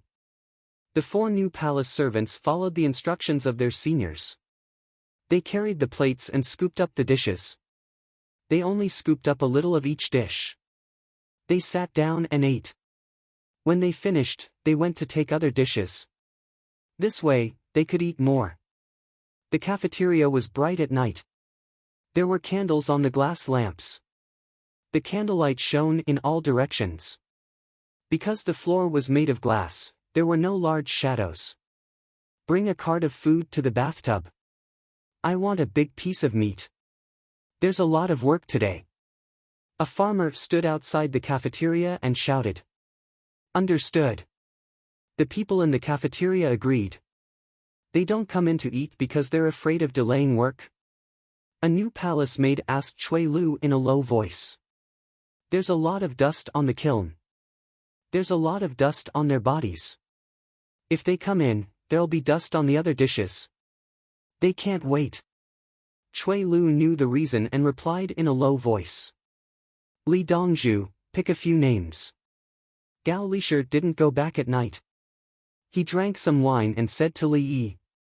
The palace maids are Bai He and Jin Ju. The eunuchs are Huang Bai and Ziyu.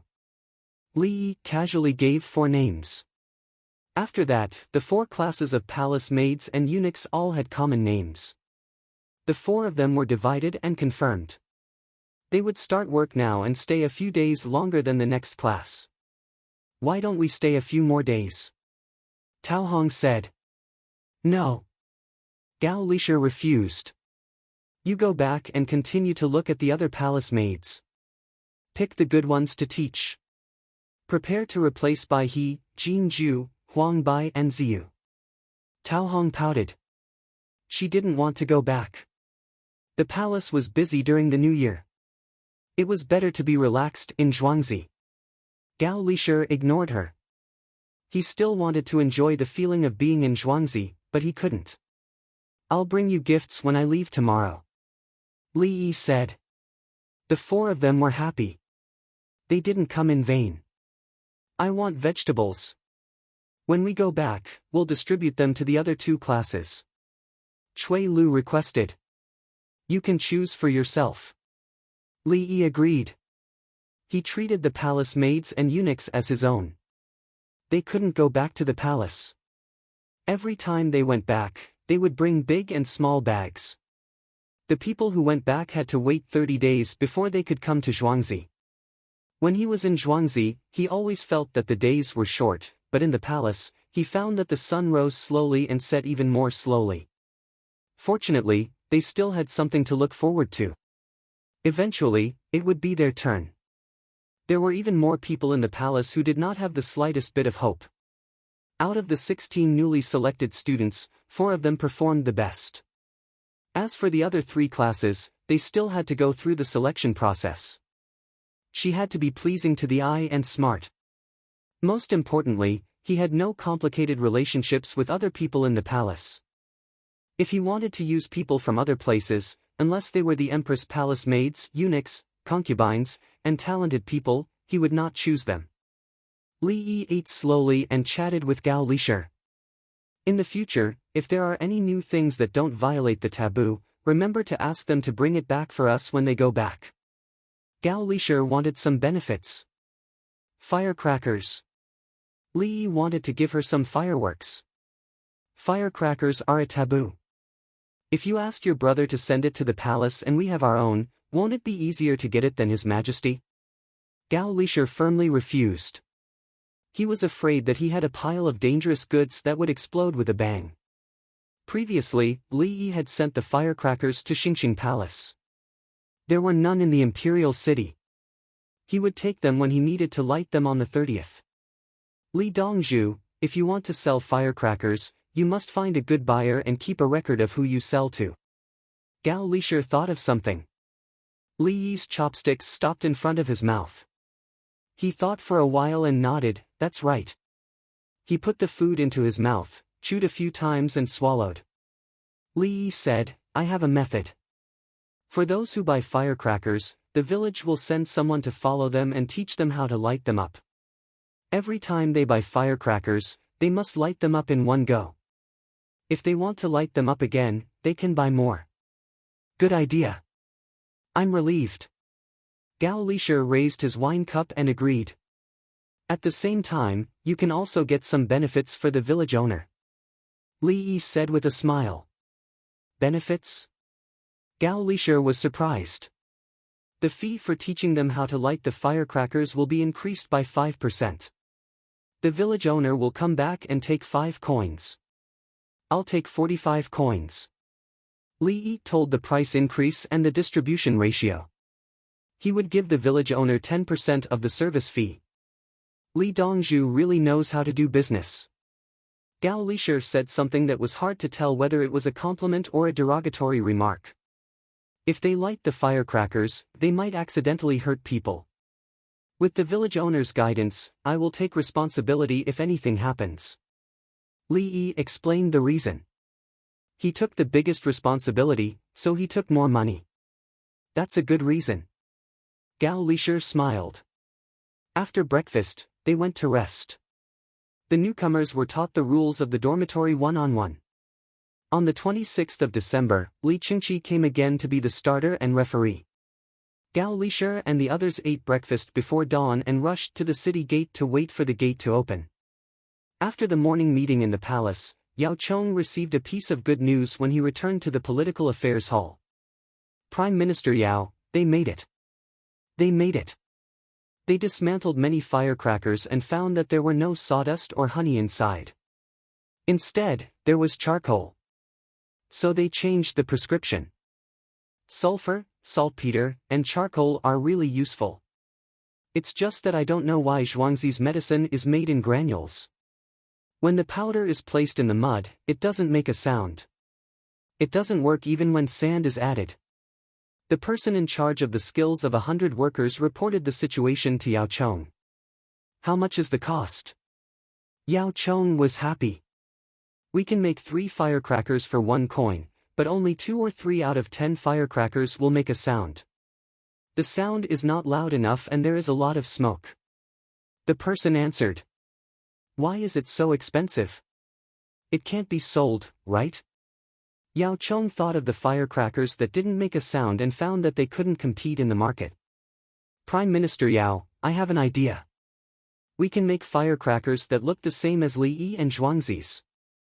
We can sell 2 firecrackers for 1 coin. No one will know that we made it. When the time comes, slap. Before the person could finish his words, he was slapped on the head. Yao Chong said angrily, when the time comes, your head will be removed. I can only resign. I can't afford to lose face. Yes, I won't do it. The person nodded. Go, tell them to study hard and memorize the safety manual. Yao Chong's good mood disappeared again. Then, less than an hour later, a cloud of smoke rose from the place where the skills of 100 workers were used. The palace was in a panic. Where did the fire come from? The remaining 2,500 winged knights rushed to the palace from the Forbidden Garden. Empress Wang went into her carriage and asked someone to call for the emperor. Not long after, the news came back. It's fine. It's not a rebellion. The place where the firecrackers were placed burned down. In the empress's palace, Li Longji looked at Yao Chong, who came in to ask for forgiveness. The safety manual was used as toilet paper. Your Majesty, there were no casualties.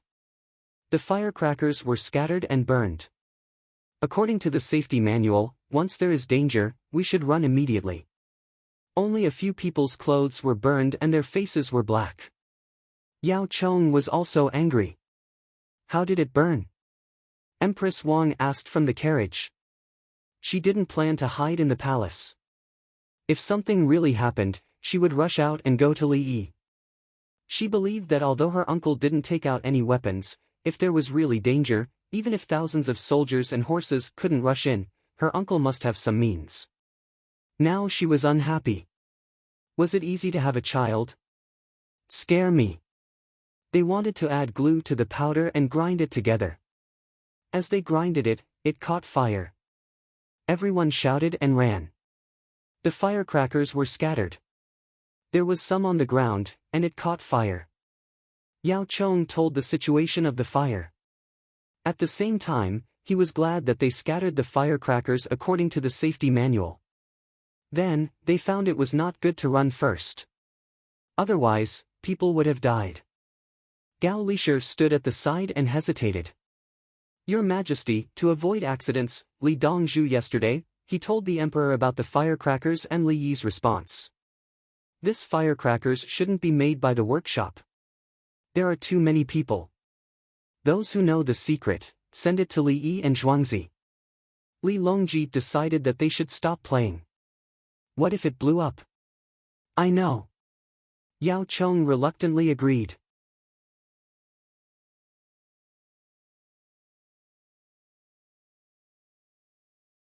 Chapter 2:15. Come on. Come on. The spectators around the Zhuangzi skating arena were still cheering for the contestants. There were more and more children on the ice skating arena. Some parents brought their children here early in the morning and left. They left money for the Zhang family village and said that they would come to pick them up after dark. They found a good place. The children had nowhere to play and ran around during the day. They couldn't even get a drink or anything. It just so happened that there were things to play in Zhuangzi. The ice skating was free, but there were expenses for food and drink. There were people in Zhuangzi to take care of the children. It was too worry-free. The money given to the Zhang family village was lunch money. They ate skewers in Zhuangzi and were deducted. Usually, the men found excuses to take the children to do things, while the women stayed by the side. Some children came by themselves. They didn't need to pay for the ice skating or chicken bone soup. These children belonged to the type of family whose economic conditions weren't very good. The adults didn't have time to take care of them. The older children in the neighborhood greeted them and took the other children out of the city. They set off at dawn when the city gate opened. They jumped and walked for a while. When they saw a carriage or an ox cart, they ran over and grabbed it. Some drivers felt sorry for the animals and drove with their whips. Some saw that the cart was empty and let the children ride for a while. It took about an hour to reach Zhuangzi from the city. They drank soup first and warmed up before going to the ice skating arena. Dongzhu doesn't care. Huang Bai noticed the situation and asked Qing Song. He felt that his name matched Qing Song. Yes, at noon, Dongzhu will take care of a meal. The children are smart. They know the situation in a few days. Other rich families bring their children here. Those who don't have money come by themselves. Zhuangzi has a lot of ice skating rinks. It's enough for them to play. Qing Song took Huang Bai's familiar suitcase and rested at the children's play area. They drank some soup or went back to drink hot water. I'm asking if Dongzhu doesn't drive them away. The soup made with bones and chicken is also money. There's salt and seasoning in it. Look, there's still minced meat floating. Huang Bai corrected his meaning. The children finally have a safe place to play. If they are driven away and fall into the ice hole, what should we do? Our Dongzhu is a rich man. We have to take care of our neighbors. Rich people in other places can give porridge, but Zhuangzi will give them a meal so that people will know that Dongzhu is kind. Qingsong told Huang Bai that there were rich people everywhere in the Tang dynasty, and they needed to pay to repair bridges and roads. Neighbors in the same county had to fork out money for weddings and funerals. Sometimes, they even had to fork out manpower. The restaurant owners had leftovers. They would put them in buckets and bring them out at night to feed the beggars. Beggars usually fought for food, scooping it out from the swill bucket. If he did that, he would have to call for help if something happened. Otherwise, if his house was on fire, no one would help even if they were just bystanders. Qing Song and the others understood that it was not easy for Dongzhu to maintain a good reputation. Tell the children to wash their hands with hot water. Use a brush to clean their hands and apply some cream. Li Yi's voice came from behind the two of them. Yes. Pine Tree responded without even thinking. Huang Bai jumped in fright. Qing Song went over to greet them. Come and wash your hands. There's soap. After you wash your hands, we'll have lunch. When the large group of children heard this, they threw down the ice cart and stake and ran over.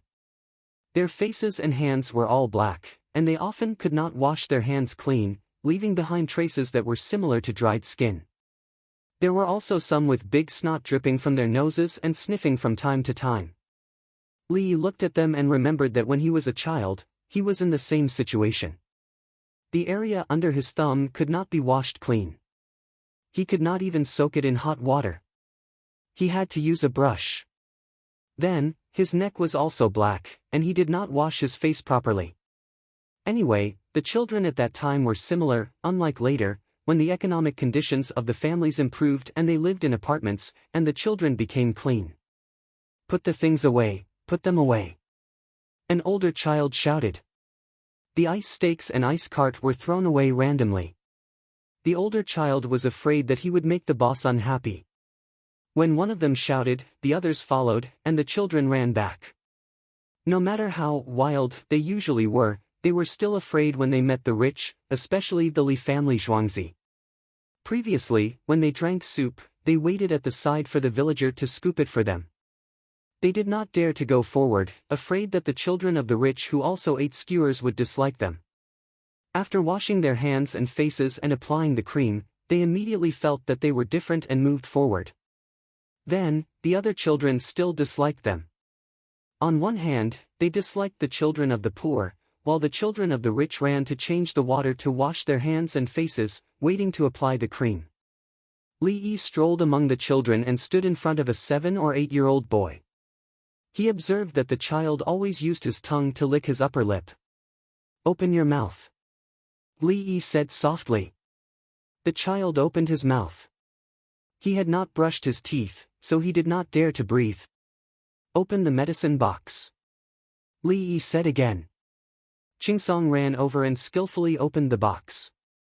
He chose a small box to open. Li Yi took out a pair of pliers and touched the child's left front tooth. I prepared something delicious for you, just. Okay, stop licking. Bite the cotton ball and spit it out later. Li Yi said as he pulled out the child's tooth. When it was time to change teeth, the teeth kept moving, so the child licked it. The child bit the cotton ball and blinked, not knowing what to say. Walking away from the children, Li Yi checked the children's minor problems from time to time. There were abscesses on the gums, angular cheilitis, bubbles in the mouth, ulcers, and cuts on the small hands. He cleaned and applied medicine one by one and even taught the children how to blow their own noses. He did it slowly and patiently. The children looked at him differently, no longer with the initial fear and uneasiness. Qingsong cooperated by the side and handed over small tools, medicine, and ointment from time to time. Another match started and Li Qingqi walked over. The palace seems to have already asked the imperial physicians to treat the patients. There's no need to treat these minor problems, right? He pointed to the small incisions and teeth. Children will suffer if they have minor problems. They just have to endure it. If the adults don't care, the children can endure it. Li Yi did not think that this was a minor problem. Especially children with swollen gums, they would use needles and put their fingers in without washing their hands. Then, the place where the needles were inserted would heal, but there would still be pus inside. If someone made a bigger incision in a hygienic situation, squeezed out all the pus and blood, and sprayed it with watermelon frost or borax, the child would get better soon. Li Qingqi did not say anything and noted it down. He would tell his third brother later that the imperial physicians should not be idle. Especially the apprentices, who could handle such minor problems. It seems that I have to talk to the Pei Ming mansion. The hygiene needs to be improved. In addition to flushing out the fecal pits with hot water, more ash and lime should be sprinkled. People should wash their hands before and after meals. I will provide soap water and sell it to the Chang and Yamen at a cheaper price. Li Yi said while thinking. He wanted to continue to increase his lifespan. If he increased the lifespan of others, he would also increase it. Hygiene was the biggest problem. It was normal to drink unboiled water, but it was incomprehensible to drink hot water. As for washing their hands before and after meals, many people could not do it at that time. If he provided soap, it would affect the international smuggling trade. He changed it to soap water and asked Pei Yaoqing to distribute it to the people. If fewer people fell sick, it would naturally contribute to the Tang dynasty. How cheap? Li Qingqi asked on behalf of Pei Yaoqing. The cost. Li Yi gave 2 words. He could actually tell him the method of making soap, but he did not want to. Is it cheaper than soap powder? Li Qingqi asked again. How much is the cheapest soap powder? Li Yi really did not know the price. 1 tael and 3 copper coins. Li Qingqi had specially asked before, although he did not use the cheapest soap powder before. Mine is 1 copper coin per kilogram. You have to buy tens of thousands of kilograms at a time, or else it will be 2 copper coins per kilogram. Li Yi estimated the cost and gave a price. The so-called cost included the cost of manpower.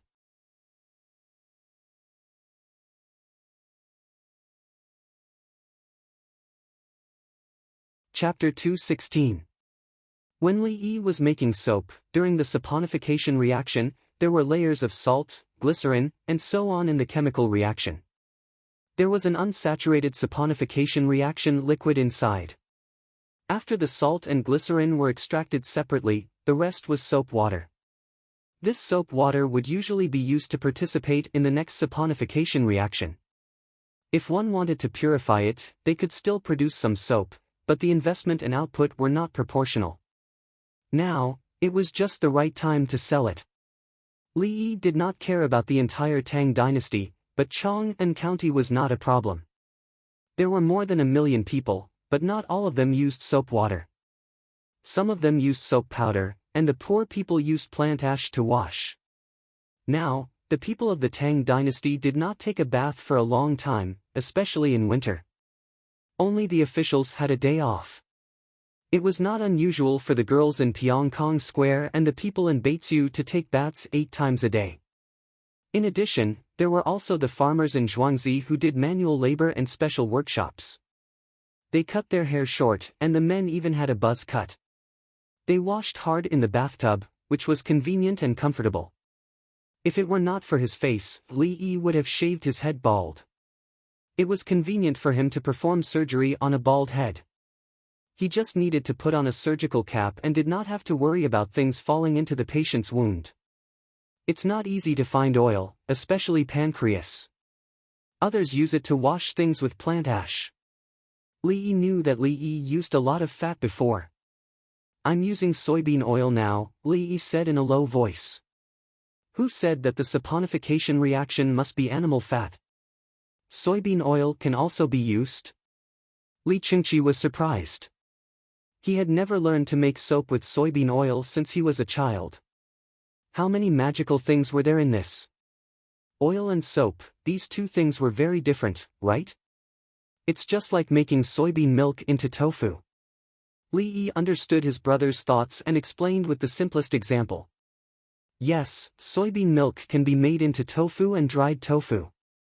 Soap can also be made by adding gypsum, brine, or vinegar to soybean oil. Li Chengqi began to imagine. If you add vinegar, the cooked oil can be used to mix vegetables. Li Yi joked. After that, Li Yi asked the child who was holding his stomach and walking over, "Where do you feel uncomfortable?" "Belly, belly," said the child. "There are bugs, right? Brother Yi, why don't you give him that candy?" Li Chengqi felt that he could also be a doctor. Li Yi asked Qing Song to lay the box flat. Then, he placed the child on it and began to press it. "Does it hurt here?" Li Yi asked. "It hurts a little when you press it, but it won't hurt if you don't press it," the child answered. "How does it hurt? Is it like being pricked by a needle?" Li Yi asked. "It hurts when you press on it, and it hurts everywhere." "What about here?" "It doesn't hurt. I can't take it anymore. I want to vomit." The child struggled as he spoke. "Wah!" He spat out. "Can I vomit again?" Li Yi looked at the water he vomited and asked. "I can't spit it out," the child replied. "Give him 2 skewers. He's hungry," Li Yi instructed. She then asked the child, "You didn't eat anything last night? How did you know?" The child expressed that he was very surprised. "Not only did you not eat, but you also didn't drink much water. When you woke up in the morning, you went straight to Zhuangzi and drank a few mouthfuls of soup. Your body needs a lot of energy, and you also exercised a lot on the ice skating. Your metabolism was too fast, and the water quickly entered your kidneys and bladder. The remaining minced meat was fed back by the stomach, and the gastric acid secretion increased. As a result, the food you spit out had foam. It's also a little bitter, right? The gallbladder is involved in the secretion, and the gastric acid stimulates the gastric mucosa. Of course, you have a stomachache." Li Yi gave a scientific explanation. "What bugs?" "It's hunger." The farmer next to them gave a few skewers, and the child ate them happily. "Does it still hurt?" Li Yi asked again. "It doesn't hurt anymore. It's warm," the child said honestly. Li Chengqi was stunned. He didn't think that there was a problem with the stomach feeling uncomfortable because of hunger. He was shocked by Li Yi's diagnosis. He just pressed and the child spat out a mouthful of food, and he knew that the child was hungry. He could even tell that the child didn't eat last night. Who else is hungry? Come and eat less. There's lunch at noon. How can the Li family Zhuangzi lack food for the children? Li Yi shouted to the other children. Sure enough, many children came back and wanted to eat. Is it because you don't eat? Li Chengqi wanted to learn, but the miracle doctor didn't do it just now.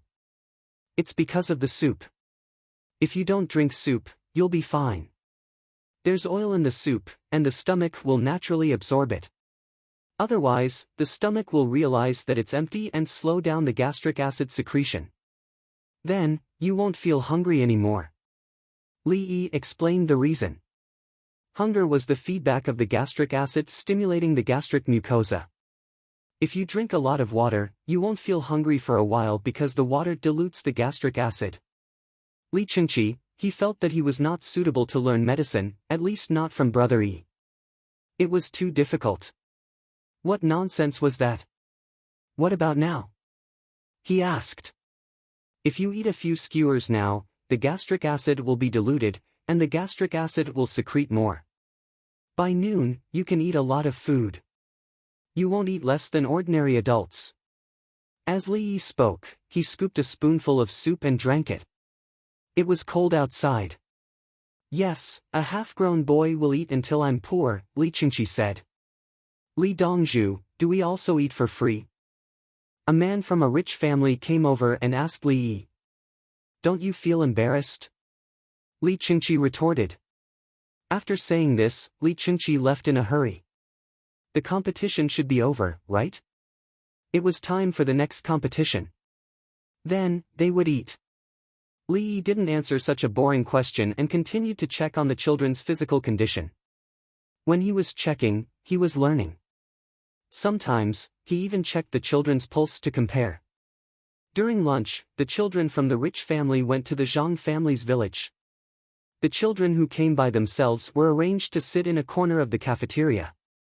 Each of them had a bowl of mu shu pork-covered rice and a bowl of shredded radish soup. The children laughed. They thought that they would only have a bowl of noodles. It was good enough to have a bowl of noodles. In the end, there was meat, eggs, fungus, and cucumber slices. The shredded radish soup was also delicious. Therefore, they decided to come again tomorrow and call their other friends. Dongzhu, they will definitely come tomorrow, the cub said in line with human nature. Tomorrow, let them eat twice-cooked pork. Make it with garlic and don't put chili. I don't have any chili for others to eat. Li Yi agreed with the cub's words and told them about tomorrow's meal arrangement. Dongzhu, I'm saying that they are greedy. The cub regarded itself as a member of Zhuangzi and felt distressed about giving away things for free. I didn't dare to give them fatty meat today because I'm afraid that their gastrointestinal tract won't adapt if they don't eat oil for a long time. Mu shu pork is just right to regulate their gastrointestinal tract. Tomorrow, they will eat twice-cooked pork covered with garlic to stimulate their gastrointestinal tract. The day after tomorrow, they will eat braised pork covered with rice. Li Yi continued as if he didn't understand or didn't hear what the cub said. Dongzhu, I've finished eating. I'll replace Tao Hong to take care of the babies. Cui Lu put down her chopsticks and went out. I'm done too, said Han Yen in a vague voice as he stuffed the last mouthful of food into his mouth. He hadn't swallowed it yet. Dongzhu, I'll tell them later. Qing Song took the initiative to take on the heavy responsibility of telling the four people about Zhuangzi's situation. Selling newspapers requires manpower. If you don't take care of your body, how can you run to various places to deliver newspapers? Li Yi said something that the four newcomers didn't understand. His movable type had been made. It was copper movable type. Movable type was not easy to take care of in winter and could easily be poisoned, so he didn't touch it. When the weather was warmer and there were more protective measures, he would change it. Each movable type was made of money, made of smelted copper coins and ordinary copper.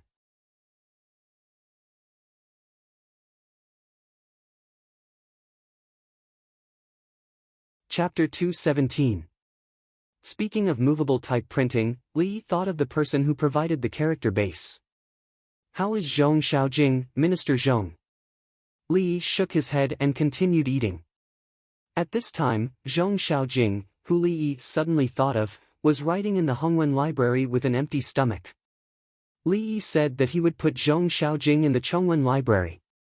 Li Longji thought that the Hongwen Library sounded better. Zhong Xiaojing had already written 2,000 commonly used characters according to the Yu Piao and was continuing to write.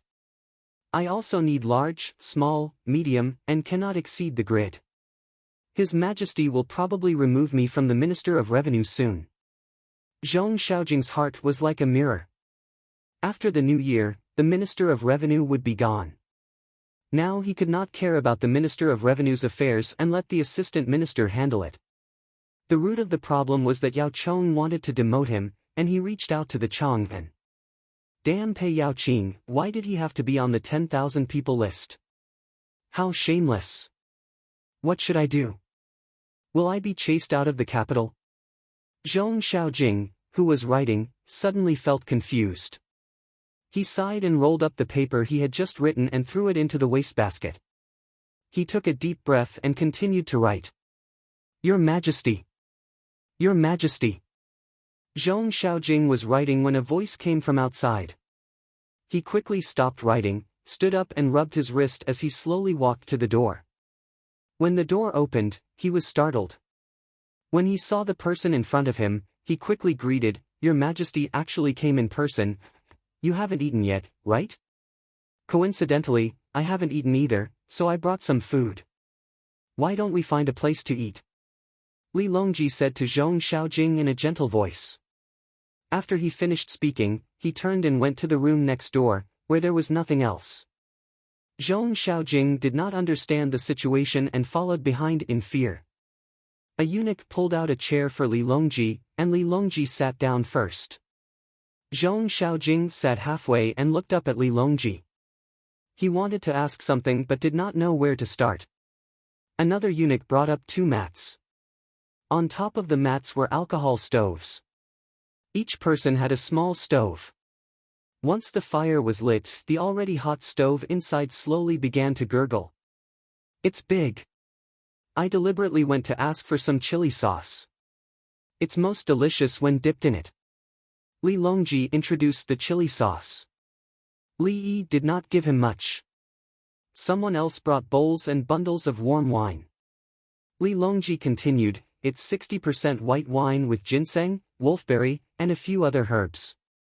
It's good for your health in winter." As he spoke, he waved his hand and everyone left, leaving only 2 people behind. "It's big, let's drink first." Li Longji personally poured wine into their cups. Zhong Xiaojing hurriedly held the wine cup with both hands. When he finished pouring, his hands were trembling. "That's great. After the new year, the Ministry of Revenue will be working too hard. You should change to something more leisurely." Li Longji raised his wine cup and took a sip. Your Majesty, are you going to drive me out of Chang'an?" Zhong Xiaojing was afraid. When an emperor treated you like this, it meant that something was wrong. He also took a sip. Cough, cough, cough. Hiss, the wine was too strong, and it had been scalding. After taking a sip, he felt as if there was a lump of cotton stuck in his throat.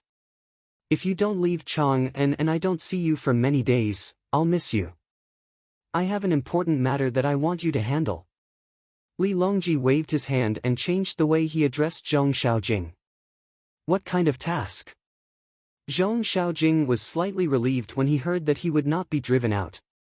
Then, he asked what he wanted him to do. "The vice president of the Tang Dynasty's Calligraphy Publicity and Research Cooperative Association." Li Longji said a very long name. Zhong Xiaojing tried hard to think, but in the end, he did not remember that there was such an official position in the Tang Dynasty. "Eat," Li Longji said and picked up some food from the casserole. Zhong Xiaojing took a bite and found that it tasted good, especially when dipped in chili sauce. He took a small sip of wine and felt comfortable. "Your Majesty, what's the rank of the vice president of the association?" Zhong Xiaojing asked the key question. "Secondary second rank." Li Longji gave the answer. Zhong Xiaojing was stunned. Higher than his Minister of Revenue? The Minister of Revenue was primary third rank, and Crown Prince Zhongshir's primary third rank was still there. This meant that he was receiving 2 salaries. But, what was the association for? Before he could continue asking, Li Longji began to introduce, the Calligraphy Association does not have a president for the time being. It's in charge of the Tang Dynasty's writing methods, recording the styles of the Tang Dynasty's calligraphy, and showing the beauty of our Chinese characters. Li Longji mentioned the Tang Dynasty, which made Zhong Xiaojing excited. "What a good position. I'm not in charge of the Ministry of Revenue, but there are still many things I can manage." "What about the details?" Zhong Xiaojing asked again. He did not know how to manage. "I have a booklet here. Minister Zhong, read it after you eat. There are many things to do, and you have a high position with heavy responsibilities. Minister Zhong, you can't be too busy." Li Longji took out a booklet from his sleeve. Inside were the things that Li Yi had written for the Calligraphy Association. It was indeed very busy, but it was far from the Ministry of Revenue's real power. Moreover, as the vice president, Zhong Xiaojing could only get a little benefit from it. The only benefit he could enjoy was his reputation. At the same time, he could bring people to study calligraphy all day. It was quite an interesting job. Zhong Xiaojing carefully took it and put it aside. When he drank and ate, his whole spirit changed. Li Longji was also happy. He did not have to deal with this person who had helped him fight, and he found a suitable job. He had an explanation to Yao Chong, and it would disappoint the people who had helped him. The two of them only drank a bunch of wine. Zhong Xiaojing, who had never drunk wine with such a high alcohol content, was slightly embarrassed, but Li Longji was used to it. After Li Longji left and the things were taken away, Zhong Xiaojing sat in the room and opened the booklet to read it. Holding a calligraphy competition of various years. Giving out prizes. The imperial court will give out 500 taels a year. How is this enough? How many people in the Tang dynasty will use 500,000 taels? The Calligraphy Association will only get 500,000 taels a year. Oh, it is written below. You can find other people to donate. People who like calligraphy can hold calligraphy parties for people who need it. The other party will be the sponsor. If someone asks for calligraphy, they can write good calligraphy. Good, you can sell your calligraphy to make money. I am the vice president, and my calligraphy is worth a lot.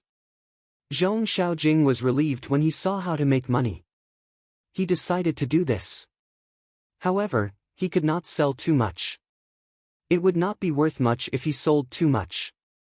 Li Longji, who had left, wanted to laugh. He had guessed that Zhong Xiaojing would prepare to sell his calligraphy. However, it did not matter. Zhong Xiaojing had sold a lot on a daily basis. As long as he did not embezzle the money of the people, it was fine. As for other people who wanted to curry favor with Zhong Xiaojing and donate to the Calligraphy Association, it was easy to handle. There is also the Literature Association, Painting Association, Craftsman Association, and so on. Any officials who are disobedient and cannot be dealt with directly will be put in the association as the vice president. Li Longji muttered to himself. He had found a good way. However, if he put them in the association, they could still stretch their hands too far.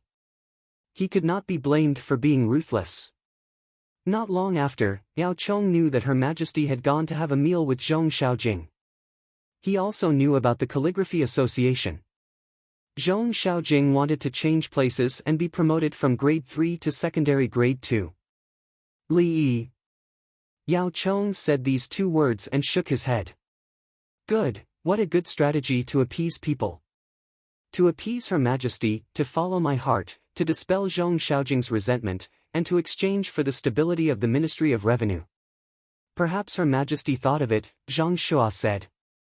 Yao Chong looked at him and nodded. Yes, Her Majesty thought of it.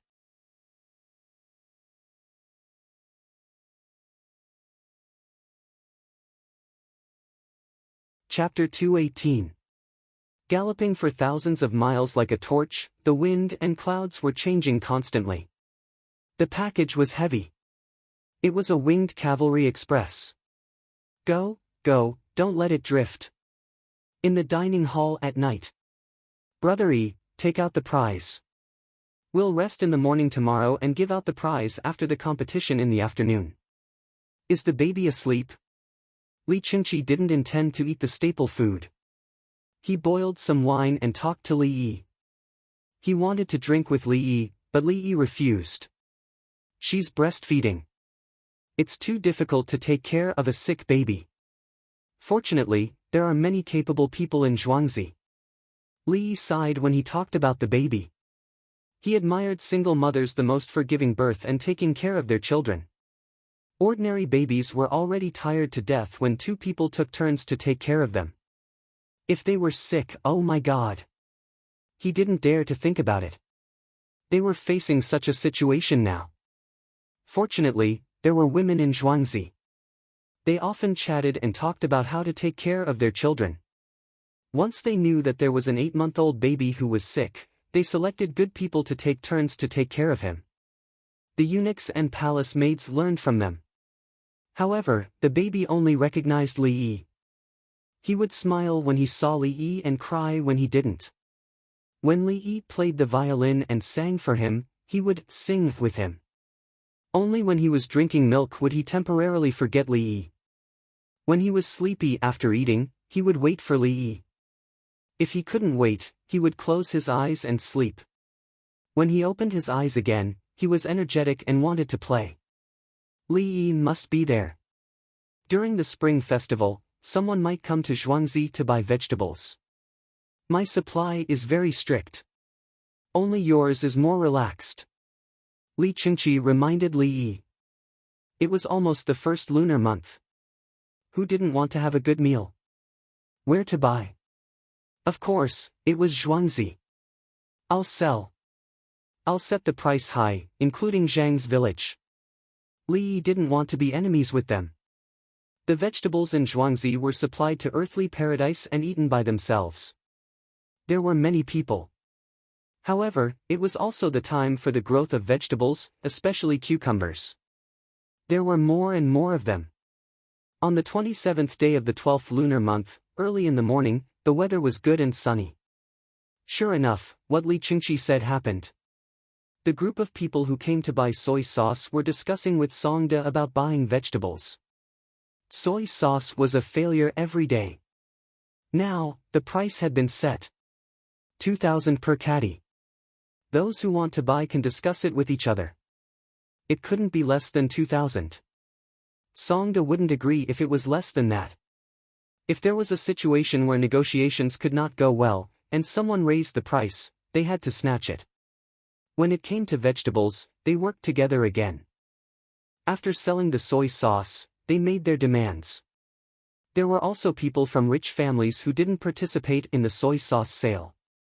They wanted to force Zhuangzi to give in. You can buy vegetables. We will sell them. Don't worry, everyone. The price is fixed. We will try our best to weigh them. Songde agreed. There's also soap and glycerin. Someone asked for more. I won't sell this vegetable to him. Does anyone have any objections? Songde naturally eliminated that person. No one said anything. Were they going to snatch it if they had any objections? Zhuangzi was armed with a crossbow and heavy armor. Ordinary bows and light armor could be equipped by people, but strong bows and leather armor with a certain amount of metal on them were restricted. Zhuangzi also had cavalry.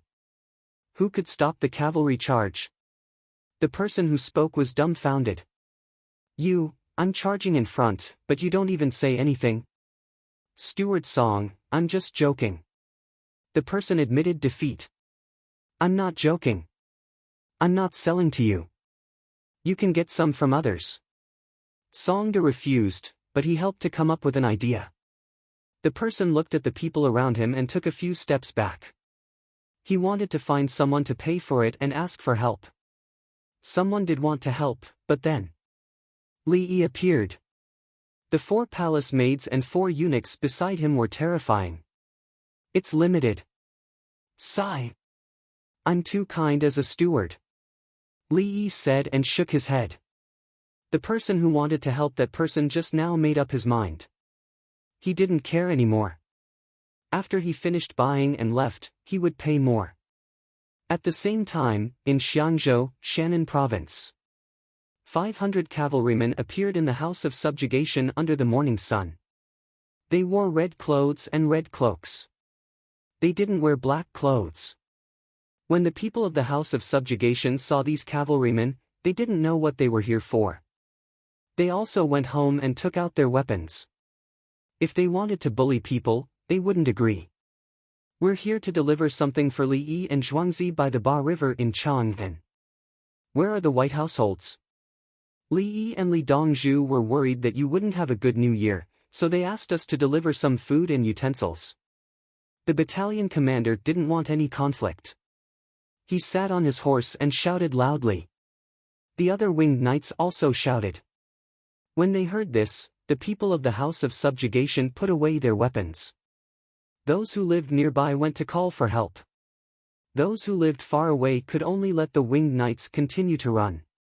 Those who lived nearby came out with their wives and children.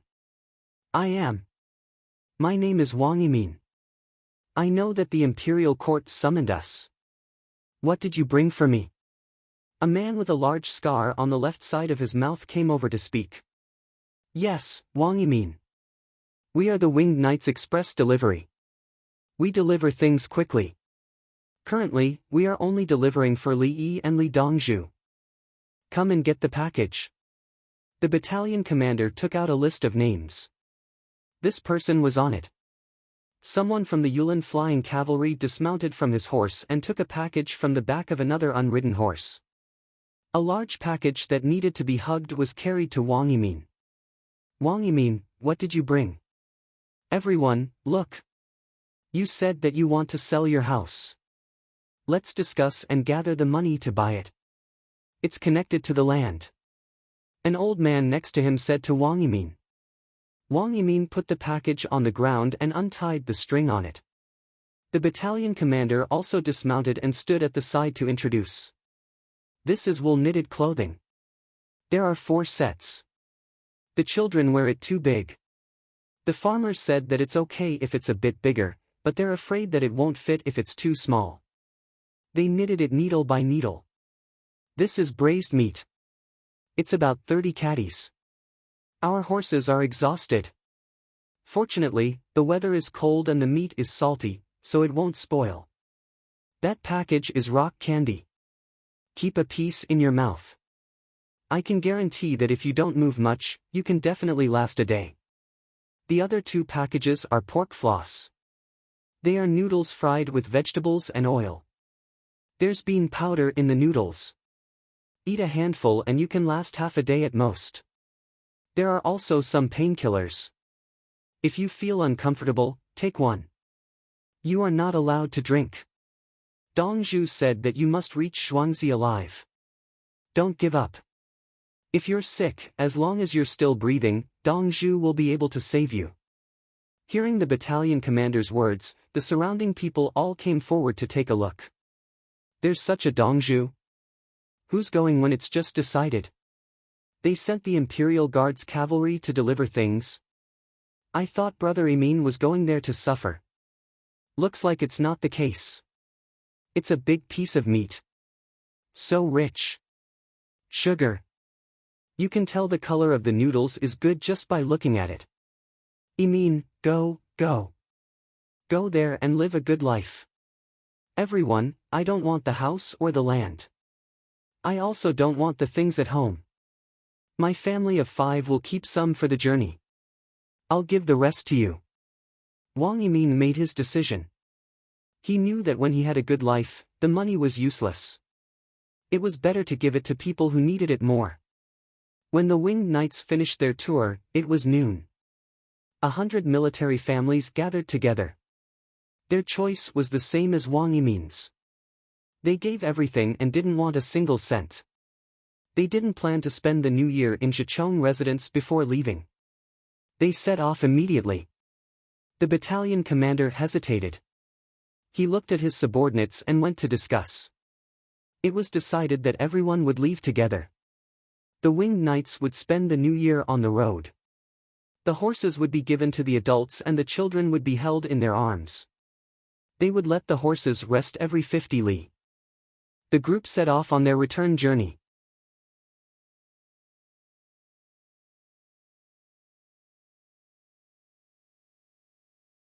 Chapter 219. There were 100 households and 620 people of all sizes.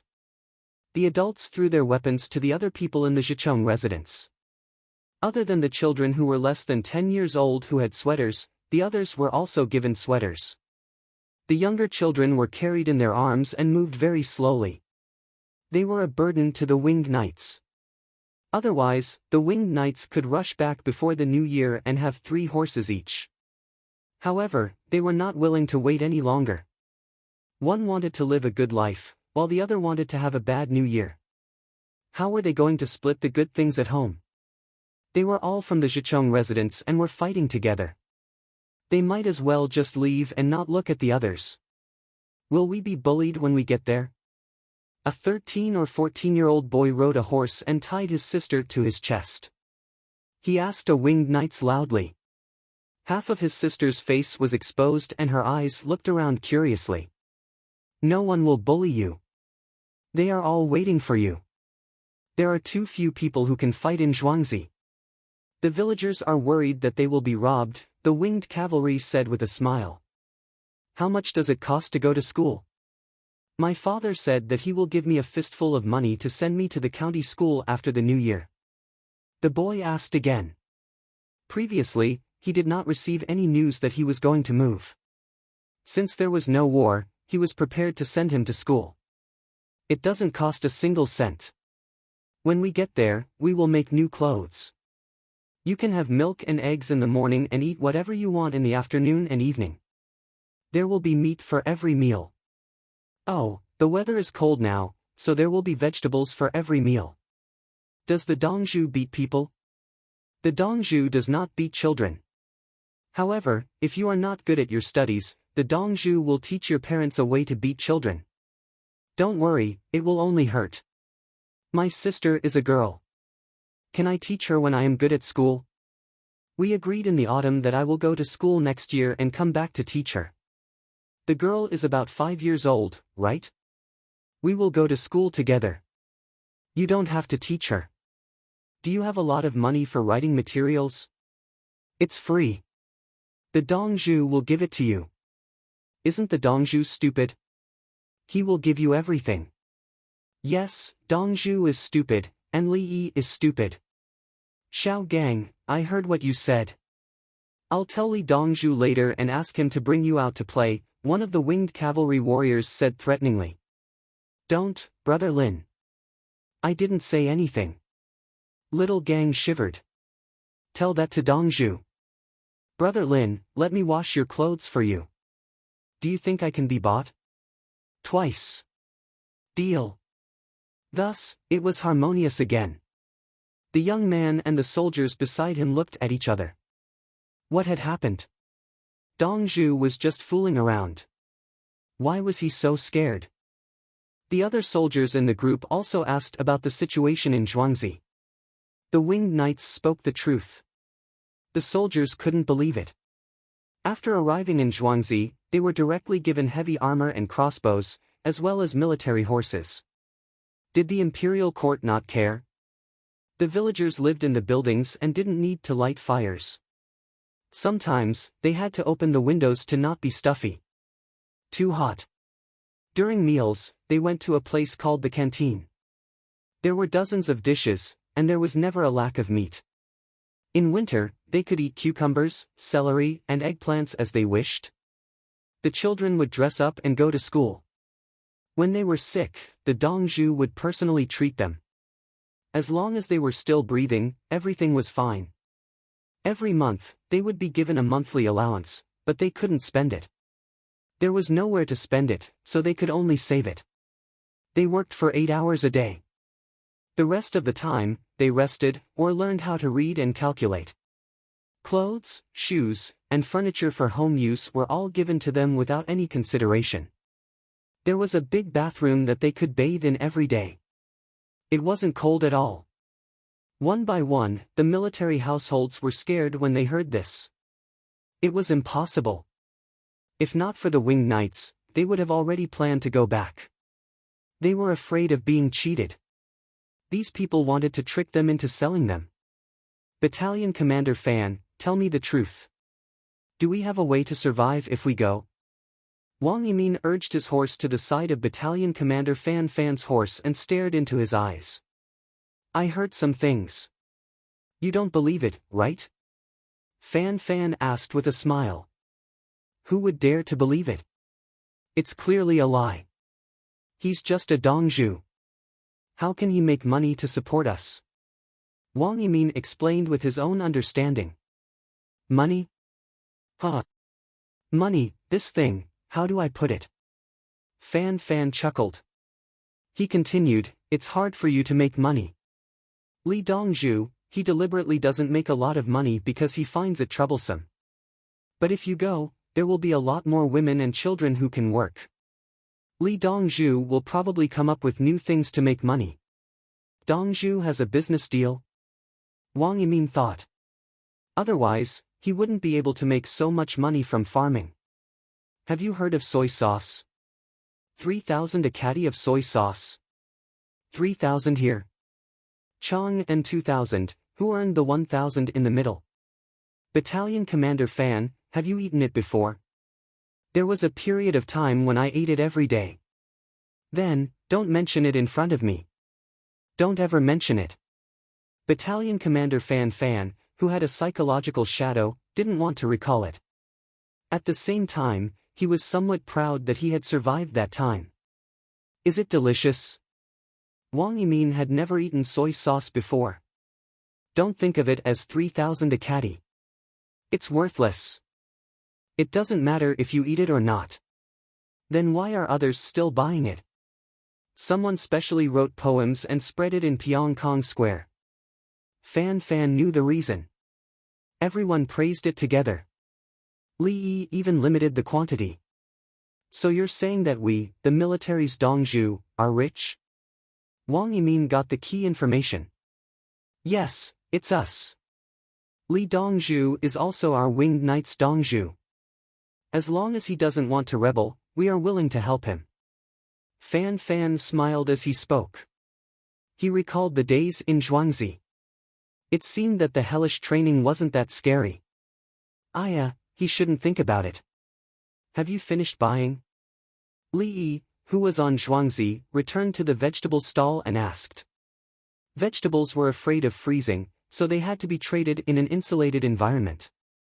The people who came over also brought winter clothes and other tools.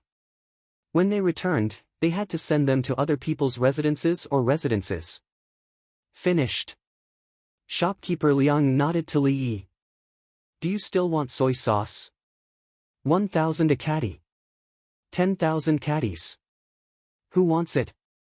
Li Yi suddenly became generous and reduced the price by half. Moreover, the supply was suddenly increased to 10,000 caddies. The usual 50 days supply was released all at once. The people who had previously discussed with others about buying soy sauce, Li Dongzhu, you can't, we just finished buying. The people who bought soy sauce were about to cry. Those who bought soy sauce before will get a free bottle of glycerin. Li Yi said. Li Dongzhu, we support you. The people who bought soy sauce smiled in the blink of an eye. Li Dongzhu, let's do it again. Let's sell it again. The people who didn't buy today made requests. At this time, glycerin was the same as Li Yi's lipstick. People with status would be inferior if they didn't put some glycerin on their lips when they went out. Using other oils was different. It was fine for a short period of time, but after 2 to 4 hours, everyone would be able to tell. Unless they continued to secretly apply other oils. Raw soybean oil had a fishy smell, cooked soybean oil was dry, and the absorption rate of the lips was poor. Sesame oil had a taste, and at the same time, it would coagulate on the lips. Only glycerin was the most natural. The crowd went to discuss again. Who wanted how much soy sauce? It was almost the new year. Some people couldn't bear to eat it on normal days, but they still had to try it. Unless their economic conditions were too poor, then there was no choice. One caddy was 16 taels. One tael could be sold for 100. After the discussion, the distribution was done. The soy sauce was taken away first. If they didn't bring enough money, they would send it back later. After they left, Li Yi asked the shopkeeper, have you prepared 10,000 caddies of soy sauce for the palace?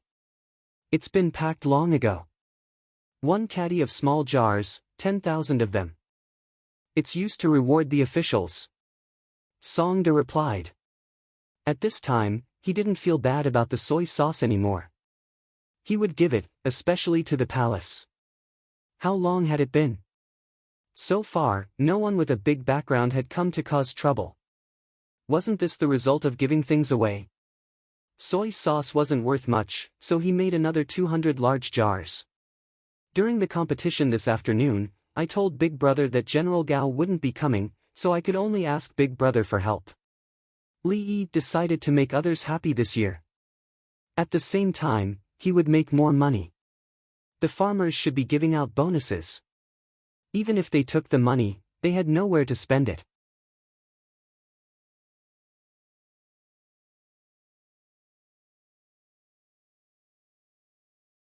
Chapter 220. Amidst the harmony, the people who bought things left. Li Yi was called to the intensive care unit. The little guy woke up early in the morning, drank milk and went to the toilet. He woke up now and wanted to find someone to play with. No one else would do. He wanted to find that one. If not, he would cry. As soon as Li Yi entered, the little guy in Tao Hong's arms opened his little arms and stared at Li Yi with his big eyes. What he meant was, "What are you waiting for? Carry me." Li Yi carried him and the baby giggled. "You haven't recovered from your pneumonia. Aren't you afraid of infecting us?" Li Yi said to the child. "Ah! Ah!" The little guy's body moved. He raised his lotus-like arms and pointed outside the door. "Ah! What's his temperature?" Li Yi asked. 38. Chui Lu replied. "Okay, let's go out and breathe some fresh air. It's not good to always give him oxygen. He'll become dependent on oxygen." Li thought about it and agreed to take the child outside. The main reason was that there weren't many lights in the room. It was a little dark and the sun was more comfortable than the lights. After putting on his clothes again, Li put on a mask and carried the little guy out. "Ah!" Bao Bao came out and didn't stop. He pointed at a snowman and shouted, "I'll come when the snow falls." Round head and white body. Not afraid of the spring breeze blowing away, turning into a clear spring. Li pointed at the snowman with his empty hand and said a rhyme. He knew that the child didn't understand the meaning, but he knew more about the acceptance of the rhythm of the voice. If the charm of Chinese literature was said to be pictographic, then no matter which dynasty the pronunciation was in, it could resonate with people. Just like music, when the Chinese language was read, it could cross national boundaries and races. The little guy had a hard time imitating the rhythm of the accent, so Li Yi used a flat voice to open the rhythm of the accent. The little baby didn't know how much effort the person holding him had put in for a snowman. When he heard Li Yi's words, his little arms and legs moved vigorously, as if to show his agreement. Li Yi held him in his arms, surrounded by palace maids and eunuchs. The child enjoyed an absolutely luxurious lineup. When they reached the ice rink, the little girl opened her eyes wide and turned to look at Li Yi. She pointed at the ice and said, "Ah, ah." Children slide on the amusement car, play chase, and catch people. The sun is gradually rising, the clouds are no longer gathering, and the ice heart reflects its brilliance. Li Yi said the opening rhyme jingle again. This was the one that was closest to the child. "Ah, ah, ah." Sure enough, the baby followed suit. Suddenly, he shouted, "Slippery, slippery." Li Yi kissed the child's cheek and said, "Yes, si as in skating, hua as in radiance, and hua as in China. Smooth, smooth, n." The little fellow repeated. Perhaps he felt that his pronunciation was very accurate, so he was satisfied and made an N sound. "Get me a big ice cart," Li Yi ordered. He wanted to take the child to play. He was not sure if the baby needed to be on the ice, so he wanted to give it a try. Someone brought a big ice cart. At this time, Ching Song took off her outer palace attire, then took off her cashmere vest, put it on the ice cart, and put it back on the palace attire. She had just taken off her palace attire, but after seeing it, she put it back on. Huang Bai and Ziyu did not react at all. The two of them looked at each other and suddenly felt a lot of pressure. How much did she know Dongzhu? Wasn't it too tacit? The key was that the two of them did not wear the cashmere vest next to them. It was hot in the room, so they did not wear the vest outside. The other clothes were enough to keep them warm. It turned out that the two seniors wore the vests so that they could take them off at any time for Dongzhu to sit on. They looked at Tao Hong and Chui Lu again. Tao Hong ignored them, but Chui Lu stared and whispered, "Why are you looking at me? We represent the scene. Can the palace maids take off their clothes casually? Not even their outerwear. Then why are you still wearing that vest?" Ziyu muttered. "In case there's a need, Dongzhu can kneel on the ground when needed." "Look more, think more, and speak less," Chui Lu warned.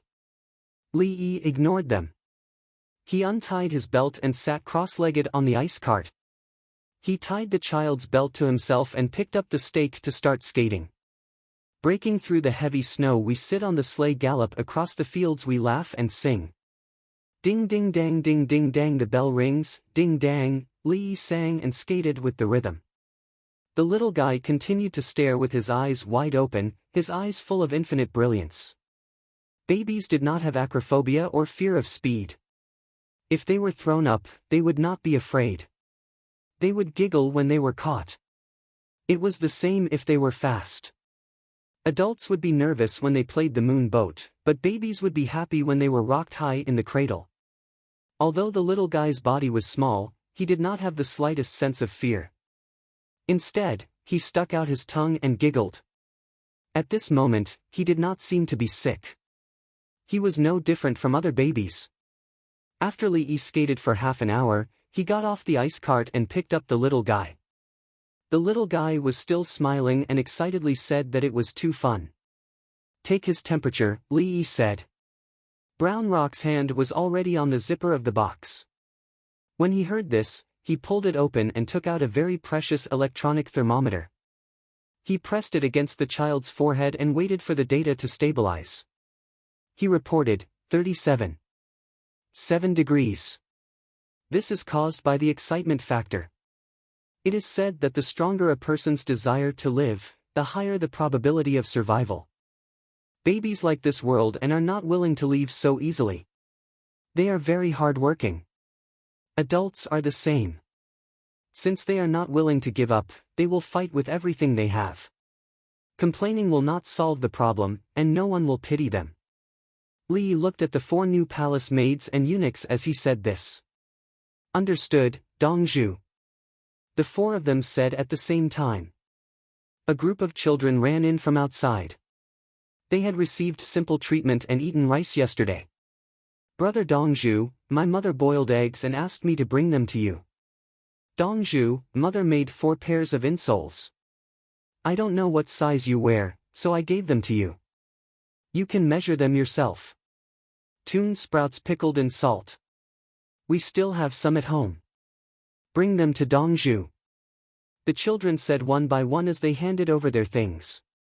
Go and call Steward Song over. Keep these things well. Li Yi said as he carried the baby. Chui Lu reacted the fastest. She turned and ran, her hands holding the hem of her dress as she ran. Li Yi's heart was carefree. He did not care about these things. What he cared about was the other party's return. The things sent by the children were all good things from each family. Songda came over and looked at the things.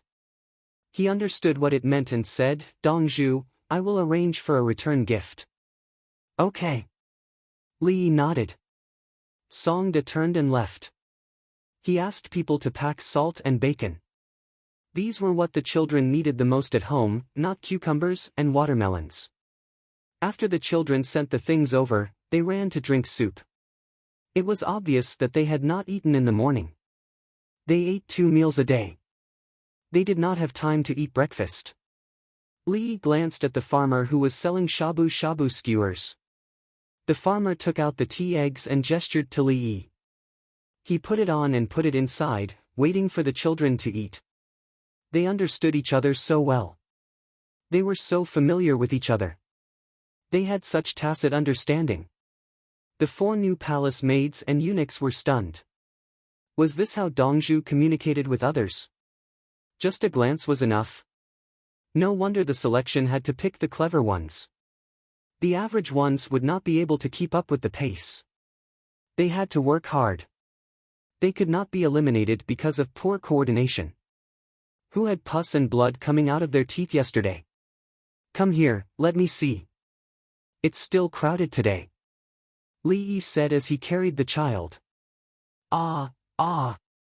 The little guy shouted, then turned to look at Li Yi. Li Yi kissed him, indicating that he was right. Although he did not understand. He. The baby who was kissed was satisfied and laughed.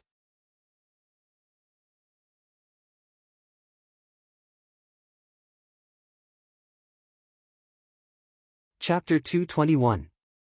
At noon, the children who came over were indeed served with twice-cooked pork and rice. Lee changed the baby's diaper and asked someone to feed him milk. He played a cello and sang Auld Lang Syne before coaxing the baby to sleep. Then, Pei Yaoqing came to ask about politics. Li Dongzhu, the preparations for the Lunar New Year have been completed. How are we going to celebrate the Lantern Festival? Pei Yaoqing sincerely asked for advice. Knowing that he would be promoted next year, he wanted to be on his last shift and set an example for those who came after him. Isn't the Lantern Festival a lantern festival? In the past, there was no curfew. Just do as usual. Li picked up the cold noodles with his chopsticks. Cold noodles were not good food. The barley used to feed the horses was actually the raw material for making cold noodles. If he bought too much, the horses would not be able to finish it. Li simply asked someone to make it into rice. Pei Yaoqing looked at Li, who was sipping the hot soup, and asked, "Can it be more lively? There's a game for fun. Throw small arrows into an open jar. It's more elegant. What I'm doing is called hoop throwing." Li did not refuse. It was not easy to celebrate the 15th day of the first lunar month. Everyone would be happy if he gave them a few more fun activities. He told them the rules of hoop throwing and the tricks to make money. As for guessing the lanterns, there was no need for him. They already knew how to do it. Is there anything else? Pei Yaoqing was not satisfied. What was the use of one activity? There were so many people selling Kongming lanterns. With a small candle, the lantern will fly. Li gave another fun thing. There were people who played with Kongming lanterns. In fact, there were people who played with kites. However, people did not retract their kites. When the kites flew very high and very far, they would break. Can you also play with lanterns in the river? Pei Yaoqing asked casually. Li did not need to say this. Li Qingqi said, "How do you play in winter? Put it on ice? Do you want to play as an official or as a citizen?" Li asked straightforwardly. "What's the difference?" Pei Yaoqing asked. "You are too greedy. How can you ask this question? Didn't you ask both of them?" Li Qingqi helped his younger brother. Pei Yaoqing smiled and nodded. "That's right." Li lowered his head and drank a mouthful of cold noodle soup. He smacked his lips twice. It didn't taste good, not as good as cold soup. After muttering to himself irresolutely for a moment, he said, "Other than going to the lively places to watch the Lantern Festival, the various squares can organize activities. They need a lot of money to hire people to perform."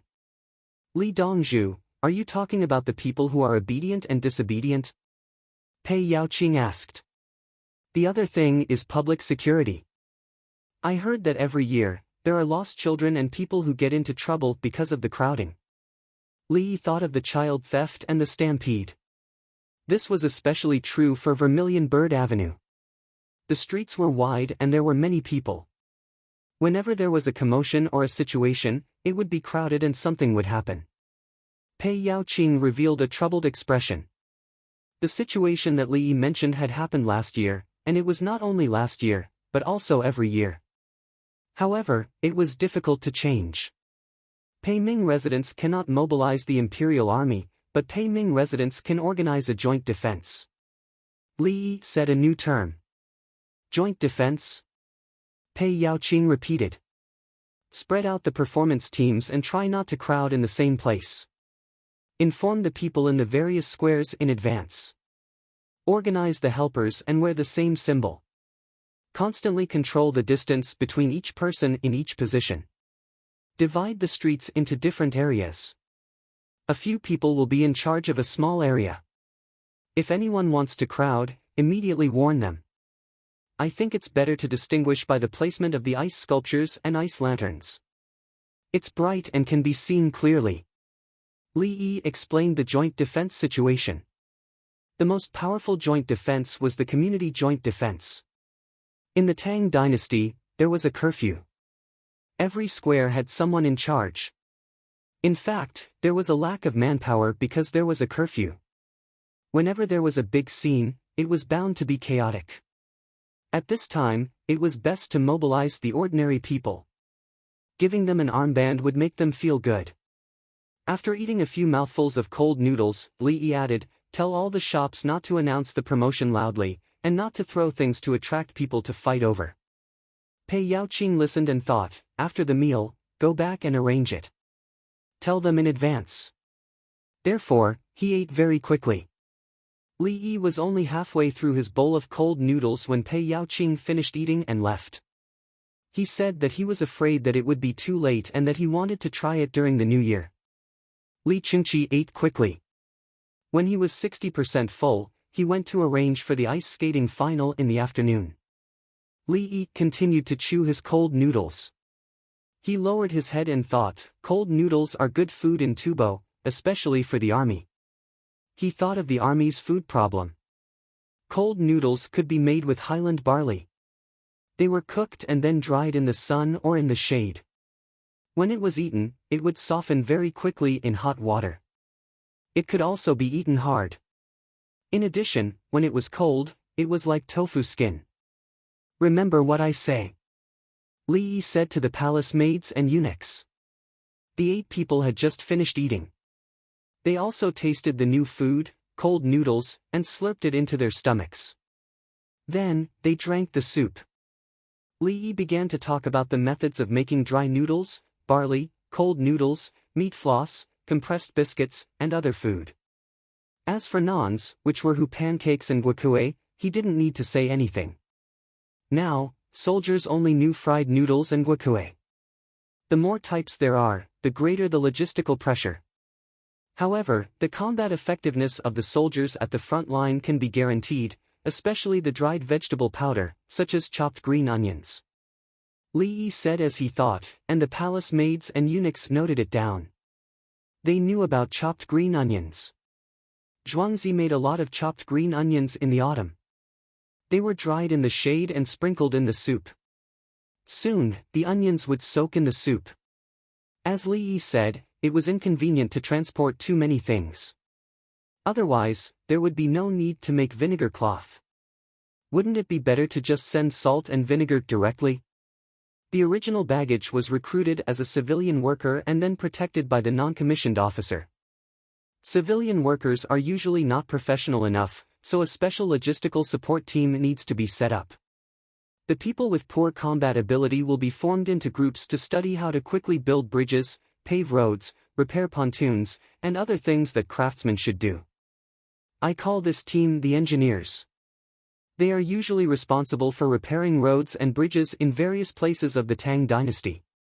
During wartime, they will provide powerful support to the frontline troops. Li Yi continued. He wanted to list the soldiers separately. He couldn't always let the temporarily recruited farmers and craftsmen participate. Once they were attacked, they would scatter. In the evening, Li Chengqi gave out prizes to all the participants of the competition. He gave out toilet water, sanitary napkins, glycerin, soap, and soap. Even if he was in the last place, he would still receive something. Everyone was very happy. Originally, there was no mention of consolation prizes for the people behind. At the same time, Li Yi asked the palace maids and eunuchs to write something and put it in front of Li Longji. He flipped through it. The soldiers of the Zhichong family are soldiers during wartime and farmers during leisure time. Frequently increasing and reducing the number of soldiers is indeed a delay. If we form a special engineer team, to collect business tax. Li Longji had an idea in his mind as he spoke.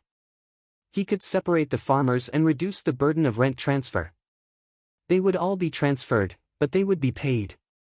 While they were practicing their skills, they could also help the Tang dynasty to repair roads and build carriages and so on. He could use this to promote the merchants' trade and collect taxes. Tax collection was the key. Professional personnel were the key. Brother Yi has a grudge against the merchants. Li Longji said with a smile. Uncle is a big merchant himself. If we want to collect taxes, we should start with him. Empress Wang also smiled.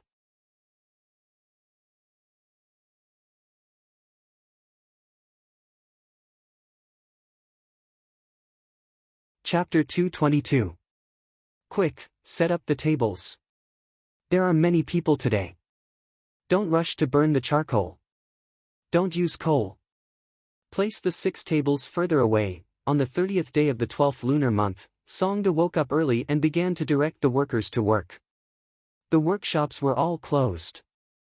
Everyone was going to spend the night outside.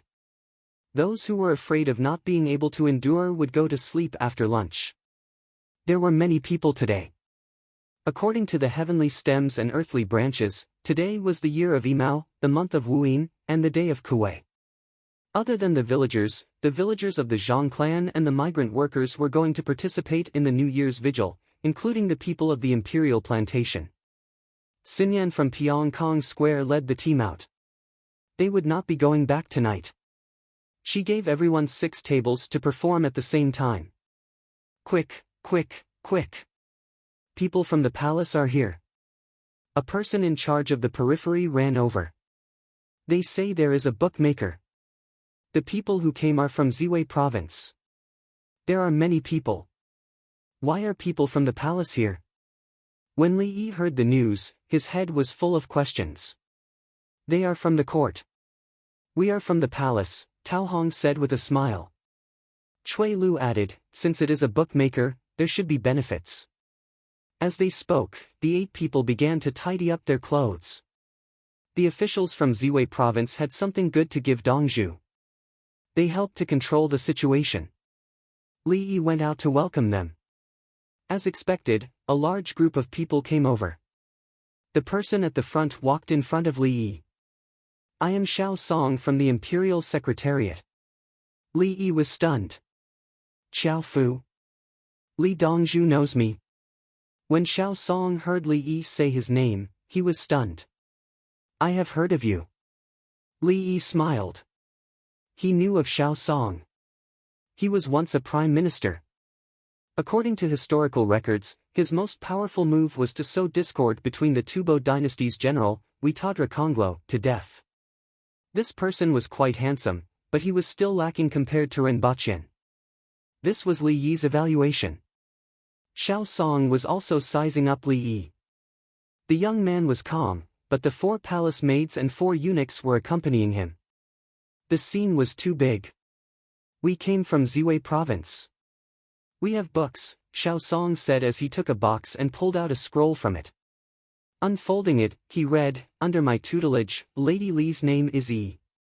She is naturally intelligent, eager to learn, and proficient in all kinds of crafts. She is beneficial to the people of the country and her actions. She invites a physician from the imperial court. On the 30th day of the 12th month of the 2nd year of Kaiyuan. A set of contents was read out. There was the name, the reason, who wrote it, who sent it, the date, confidentiality regulations, and most importantly, the position of the official. He invited a doctor from the imperial court, secondary class 5th rank. Li Yi pretended to be solemn as he received it. With a wave of his head, the villagers began to invite everyone in to rest. At the same time, they also prepared gifts. After all, it wouldn't be good to let them come here for nothing. Li Yi spoke to the 3 officials from Ziwei province who had accompanied him. Everyone in the group that had come to make the announcement was observing as they walked. Dr. Li, I've set up a lot of tables. Do you want to eat outside? Xiao Song asked with a smile. We still need to keep watch together. I said that everyone should stay in their rooms, but they didn't agree. They said that it wasn't lively enough. I had to go to Pyongkong Square to invite everyone to liven things up. Li Yi told them about Zhuangzi's situation. The room was warm, but it wasn't dry. Everyone wanted to freeze outside. It's cold at night. Is there any protection? Xiao Song asked with concern. He still had to go back and tell Her Majesty about what he had seen and heard today. He had seen it, but for the first time, he was in time for the imperial court meeting. Reporting back to Xiao Songren. Later, every table will be covered with 4 feet of cloth. Inside, there will be hot pot, barbecue meat and charcoal. When the time comes, the temperature of the entire area will rise, and it won't be that cold. There's a fire passage in the bungalow next to it. Whoever gets cold can go in to warm up and come out to watch the program. Li Yi explained how to deal with the cold. Xiao Song noted it down. It turned out that they could use cloth to block the wind. Someone at the side said, "Dr. Li, will the people who came later and the people from Zhang family's village also be together?" Together, including the imperial plantation above. Supervisor Wang said that he had to spend money to buy fireworks. It's better to bring people to Zhuangzi to eat and watch the fireworks at night. Li Yi had an official today, so he was in a good mood. Everyone was pleasing to the eye. This was 5th rank. Secondary 5th rank was still a 5th rank official. He could participate in the imperial court meeting on the 1st and 15th day of the month. If it was a small place, even the county magistrate's rank was not as high as his. Of course, he didn't have much authority to invite a doctor to the imperial court. He didn't make any actual arrangements. He could only receive his salary every month, or they would send it to him. If he wanted to write a memorial, he didn't know who to find to hand it to and who to hand it to. Li Longji was a stingy person. For example, if you hand over the management of the Ba River to me, I can help manage it. A 9th rank official with real power is enough. I don't think it's small. Li Yi cursed in his heart. Although he would take the initiative to clean up the Ba River in Zhuangzi after the new year, he didn't have an official position. In theory, he needed to ask for instructions from his superiors. Xiao Song didn't know that Li Yi was secretly complaining about Li Longji. He asked about another matter. I heard that wherever Zhuangzi is, fireworks and firecrackers must be accompanied by people from Zhuangzi before they can be set off. Yes. Li Yi nodded. Yes, if someone set them off, they would leave behind a pile of firecrackers to blow up the imperial palace. He would be implicated. The city will be sealed tonight. Will the people from Zhuangzi be sealed inside? Xiao Song asked again. It will be handed over to Chang'an's magistrate, Pei Mingfu. Tonight, the city of Chang'an will be very lively, especially the imperial palace. Li Yi explained the situation. The villagers couldn't be locked up in the city at night. The bailiffs would go or arrange for trustworthy people to go. When the time came, the fees for setting off the fireworks would be handed over to them. Xiao Song noted this down and reported it to the emperor. He estimated that he would need to send more people to keep an eye on things. While they were talking, the gifts were prepared in the manner. Each person received a package. The others received the same gifts as the people who came, but were received separately by Li Yi.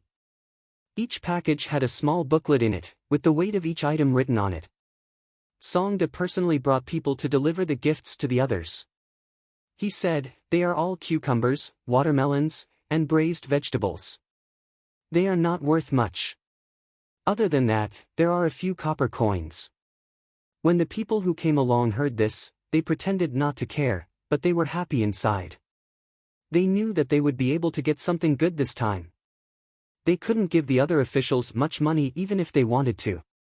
Li Yi and Zhuangzi were different. The packages were so big. When they went back, there are carriages in the manor that will accompany you on your return journey. Songde added. Don't worry, we will send them back. We know that you can't carry them. After Li Yi and Xiao Song exchanged a few more words, Xiao Song got up and said goodbye. He was in a hurry to go back. Today was New Year's Eve, so it should be a holiday. He specially came here to report to the emperor and then go home. Li Yi walked them all the way to the outside of the manor. Zhuangzi's ox cart was set out. It was loaded with things for a group of people who couldn't help but look expectant. These people could leave the ox cart at the yamen in Chang'an and send someone to bring it back the next day. The group gradually disappeared from sight. The villagers didn't know who shouted first, but the others followed and cheered. Dong Zhu is an official, a 5th rank official. Secondary 5th rank. Secondary 5th rank is still 5th rank. In the future, Dong Zhu will be an even higher official. He won't need to take the imperial examination to be an official. Li Yi looked back and shook his head. They didn't know the difference between a scattered official and real power. This official, they could submit a petition to pay Yao Qing and then complain. They could sue whoever they didn't like. Li Yi thought of a way. Who said that a scattered official was useless? Just as he was thinking, the sound of horses galloping could be heard. 4 cavalrymen wearing red clothes and red cloaks rushed over. Before they got close, they started shouting, "Dongzhu, 20 miles, we are back. There are still 20 miles left. We can't hold on any longer. The horses are tired." "Songde!" Li Yi shouted. "I know. Men, bring Zhuangzi's carriage over." Songde turned and ran.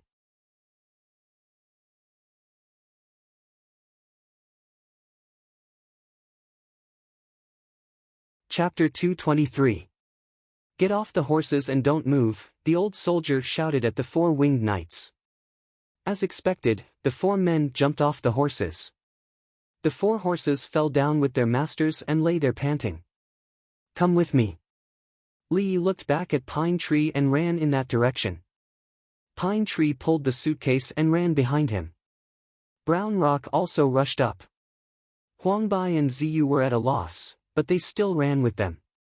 The 4 winged knights had already taken out their multi-purpose special army knives. Li Yi ran and shouted, "I'll do it. I have a needle." The 4 men stopped, rubbed their hands, and looked anxiously at the horses lying on the ground. Not long after, Li Yi ran over. Pine Tree and Brown Rock carried the suitcase.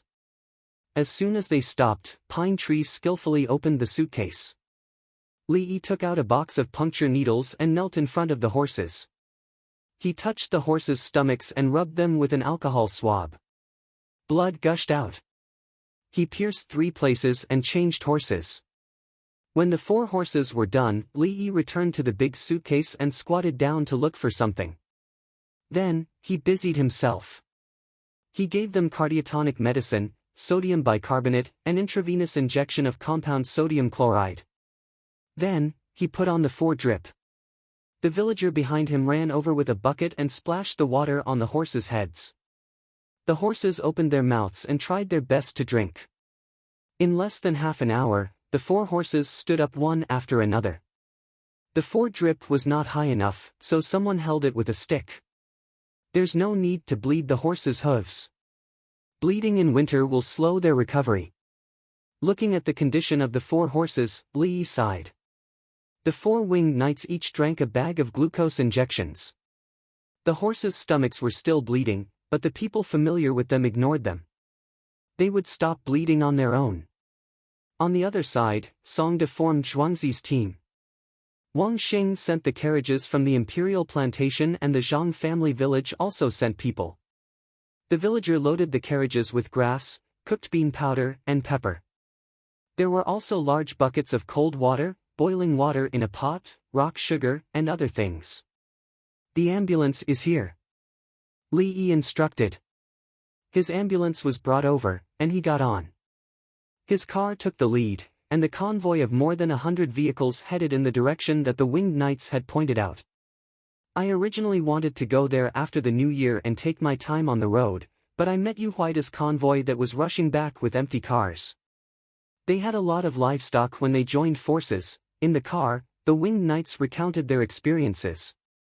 On the way back, they bumped into Yu Huaida, who was also on his way back, and found out that they were the people that Li Yi and Zhuangzi needed. They borrowed a car, and after some discussion, they decided to speed up. In the end, when they passed by a relay station and were about to replenish their fodder, the relay station's leader said that there was a fire the day before yesterday. A lot of the fodder was burned, and only a little was left. Regardless of whether what he said was true or not, the fact was that there was no forage. In the absence of fodder, they had to hurry. When they were 20 miles south of Chang'an, they finally couldn't take it anymore. 4 people came over to report. "We didn't look for the other winged knights. We know that it's better to look for Li Dongzhu than them." The winged knights explained why they came directly to Zhuangzi. They believed that this was the place where the rescue team could be dispatched the fastest. "Is everyone okay?" Li Yi's expression was still calm, and he didn't seem to be panicking. They ate enough. No one got frostbite, the winged knights replied. Everything will be fine. Li Yi's gaze was resolute. The veteran outside was giving orders. The convoy split up. The good cars move forward quickly. The other cars stay behind. Send the grass over first. Village guard scouts, each person on 3 horses. Report back. The other guards patrol the surroundings. Spread out 5 miles. The guards in Zhuangzi who could ride horses followed their leader's orders and spread out. They were delivering things to people 20 miles away, but they gave off the feeling that they were transporting baggage from a war zone. The villagers and the guards felt that it was normal. Yes, when the Zhuangzi moved out, it was like marching an army. At this time, 20 miles away, beside a village called Erzhui, a group of people and horses gathered. The villagers were boiling hot water.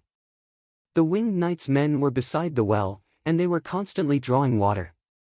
Many villagers ran out to watch the commotion. There were so many good horses and people. Were they from the imperial court? These people said that they were waiting for rescue. Where did the rescue come from? Look at those horses. They are so hungry that they have no strength left. One dead horse will cost a lot of money. The villagers who were watching the commotion felt sorry for the horses. They couldn't afford to raise all those tall and big horses for free. The Muramesa is back. Ask him. Someone saw that the Muramesa had returned. Without waiting for them to ask, the Muramesa directly said, "Let's wait. Li Yi's people from Zhuangzi will come. I thought that a few horses would die. Since they are looking for Li Yi, there shouldn't be a problem." Li Dongzhu's people? The 4 people who just rushed out went to the Li family Zhuangzi. I thought they were going to return to the city to look for them. The Muramesa then said, Li Yi's Zhuangzi will have many experts in the future. There are 100 military households, a total of 620 people. From the looks of it, the head of each household has fought and survived. Where did these people come from? Why would Li Dongzhu use soldiers who have fought in wars? Li Dongzhu already has injured soldiers, crossbows, and cavalry. Why doesn't the imperial court care about them? Someone had discovered the secret. How could Li Yi's Zhuangzi be ignored? The Muramesa shook his head. Those are the winged knights. They went to help Li Yi pick up the people. Li Yi's products are good and we are using them. The imperial court is protecting him. The villagers nodded and admitted that they had received Li Yi's help. Next year, they would be able to farm. It would not be as tiring as before. The people from Zhichang's house who were resting outside the village felt uncertain. If it weren't for the fact that they could tell he was rich just by looking at his clothes, they would have lost all confidence in Li Dongzhu. Commander Fan Fan, those 4 horses won't die, right? Wang Yimin asked Fan Fan. They will not die if they reach their destination alive. Fan Fan had unlimited confidence in Li Yi. Li Dongzhu will be able to reach before nightfall. It's over 20 miles, and they still have to prepare and deliver the goods. Without a few hours, it will be impossible. Another soldier said. The 4 of them will reach their destination. Within half an hour, Zhuangzi's troops will arrive.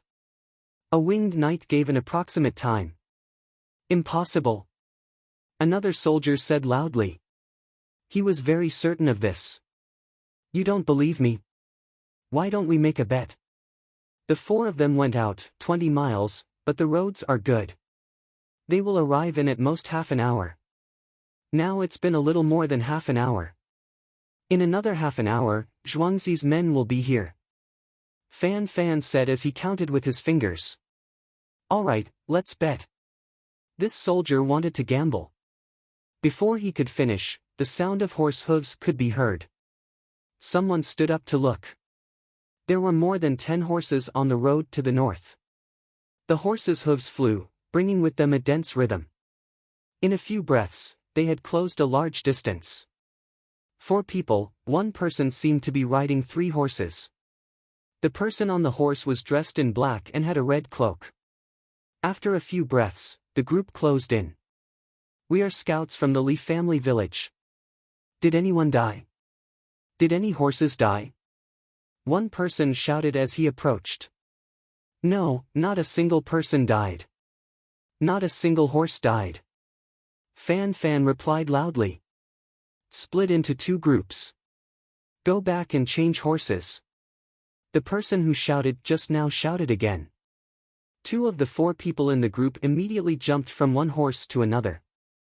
With a pull of the reins, the 6 horses galloped back. The remaining 2 people dismounted and ran over to take a closer look.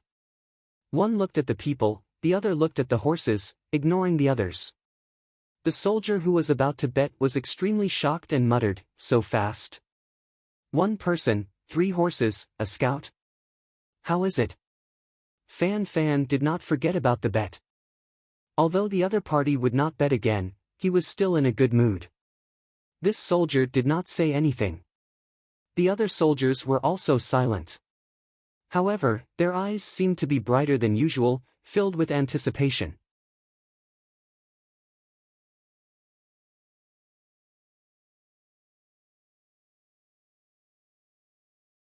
Chapter 224.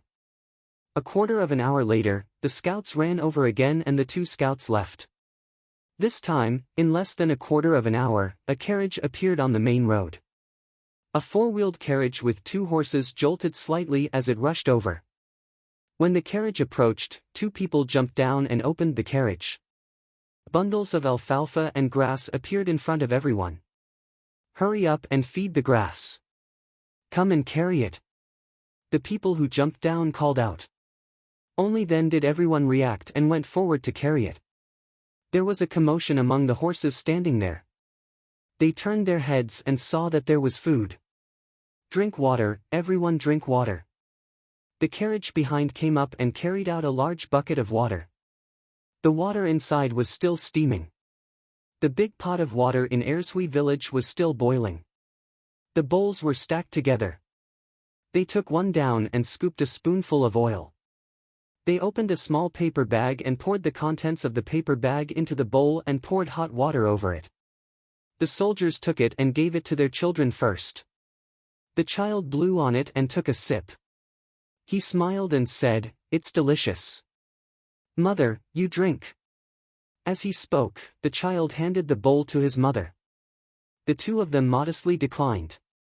Wang Yimin gave a few bundles of grass to the horses and stood there watching.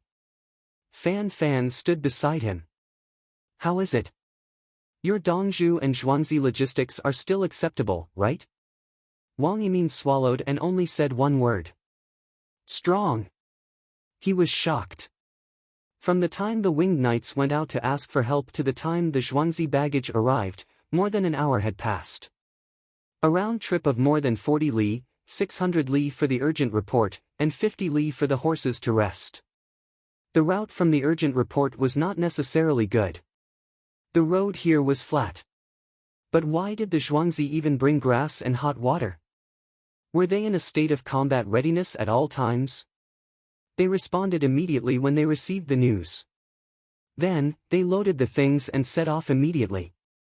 The scouts were running back and forth. Was this a Zhuangzi from the Tang dynasty? Wang Yimin swept his gaze over the other military brothers who came with him from the Zhichong residence. He shook his head and said, "When we join in, Dongzhu's Zhuangzi's battle prowess is simply unimaginable. That's why you were called here. Li Dongzhu's Zhuangzi must be absolutely safe. If there's any danger, you can die, but nothing can happen to Li Dongzhu." Fan Fan was not polite at all as he said these cruel words. "As long as you can take good care of my family, I will die without regrets," Wang Yimin said softly. The other soldiers were drinking the freshly made lard, seaweed, and scallion soup. Some of them had tears in their eyes. He had never tasted such a delicious soup before. It was even more fragrant than the meat soup and fish soup he usually drank. Because this soup was delivered by Dongzhu at an incredible speed, the villager who filled the soup with the ingredients and scooped out the hot water did not show the slightest arrogance or disdain. Instead, he acted like an old friend who had known each other for a long time. Previously, he had asked people to send many gifts for the new year. In the end, he and the others did not want to see the other brothers of the House of Subjugation sad, so they came first. When they met a large caravan, they actually immediately helped when they heard that it was Li Dongzhu who asked for them. When they arrived at Ershui village, they also listened to Li Dongzhu's words, and their attitude became so good. What kind of person was Dongzhu? Everyone drank the soup and thought. Dongzhu's ambulance is here. Whoever is not feeling well, quickly stand over here. Dongzhu will take a look at you. Our Dongzhu is a godly doctor. As long as you're breathing, you'll live. Another four-wheeled carriage came over. The villager who delivered the soup called out loudly. Everyone looked over.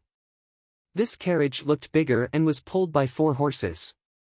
The wheels of the carriage were different from other carriages and looked more beautiful.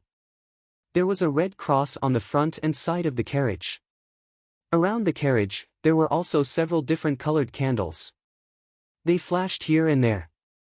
When the carriage approached, the door opened and 8 palace maids and eunuchs dressed in palace attire jumped out. The winged knights and Yuhuaida's men were used to this and looked on calmly. The soldiers were dumbfounded. Why were there people from the palace? Then, a young man jumped out. The young man looked delicate and pretty, but what was he wearing? He was wearing red official robes, and on his left calf, there was a silver fish pouch. Congratulations Dongzhu, ha ha ha. Fan laughed and went forward to congratulate him. Li Dongzhu actually became a 5th-ranked official. Yu Huaid also clasped his fists and expressed his surprise. Many thanks. Li Yi returned the gesture and shouted, who is not feeling well? Come over here and let me take a look. The soldiers, my family's Dongzhu has just been appointed an official by the imperial court. He didn't have time to change out of his official robes.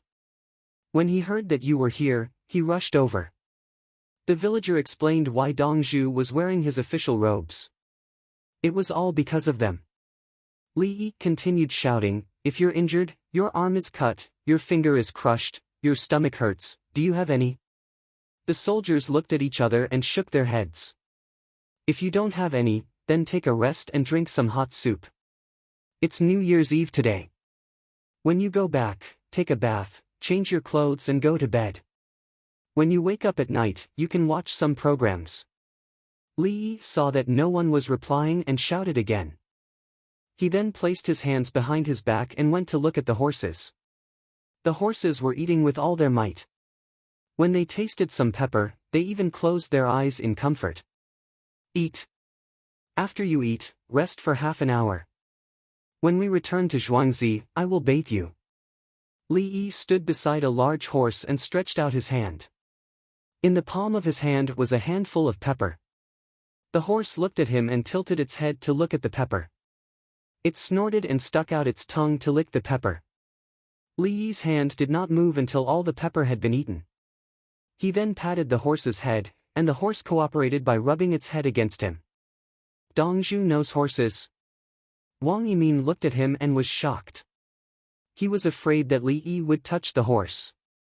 When feeding a horse, one had to open the palm of one's hand. The horse knew how to eat by itself. If one held something to feed it, the horse would bite one's hand. Fan thought for a moment and said, so far, there is nothing that Dongzhu doesn't know. Wang Yimin, manager Yu, did you buy fireworks for the new year? Li Yi looked at the horse and walked to Yu Huaid, who was also drinking soup, and asked. I helped the joint team sell a batch of goods. I think we can buy some for the new year. Yu Huaida's mouth left the bowl and said. Come to my Zhuangzi first. I have some vegetables for you guys to bring back. Li Yi did not say any words of thanks. They were partners. Now that it was the new year, he did not have the opportunity to buy vegetables. He could bring them back to eat. That's great. Yu Huai did not stand on ceremony. After the new year, his joint team would set off to trade for things. When the time came, everyone would make money together. The villagers took out all kinds of gifts to give to the people of Ershui village. They were all neighbors and would help if they needed help. The following vehicles arrived, and the horses that had rested after eating and drinking were taken away. The winged knights and the soldiers boarded the vehicles, and the group of people returned. The soldiers chatted and laughed. They had countless guesses about the Zhuangzi that they were going to live in, but they were no longer worried. This Dongzhu was too good. He did not look scary at all. The girl among the soldiers glanced at Li Yi's ambulance from time to time. She seemed to think of something and lowered her head with a red face. On the way, a group of winged knights came and asked about the situation. They turned their horses and left to report. After waiting for half an hour, they arrived at the Baishui Bridge at noon. They were once again shocked. It was different from what they had imagined. It was not the layout of a village. There were actually many buildings across the river. Many people whose faces could not be seen were busy. Large patches of water were exposed on the surface of the river that should have been frozen. The water wheel seemed to be spinning with ice. They crossed the bridge and went directly to the bathing pool. The soldiers suddenly felt inferior. Heavens, the clothes of the other people in Zhuangzi were so good. The children's faces were all red. Why was this Zhuangzi different from any other village or state capital that they had encountered?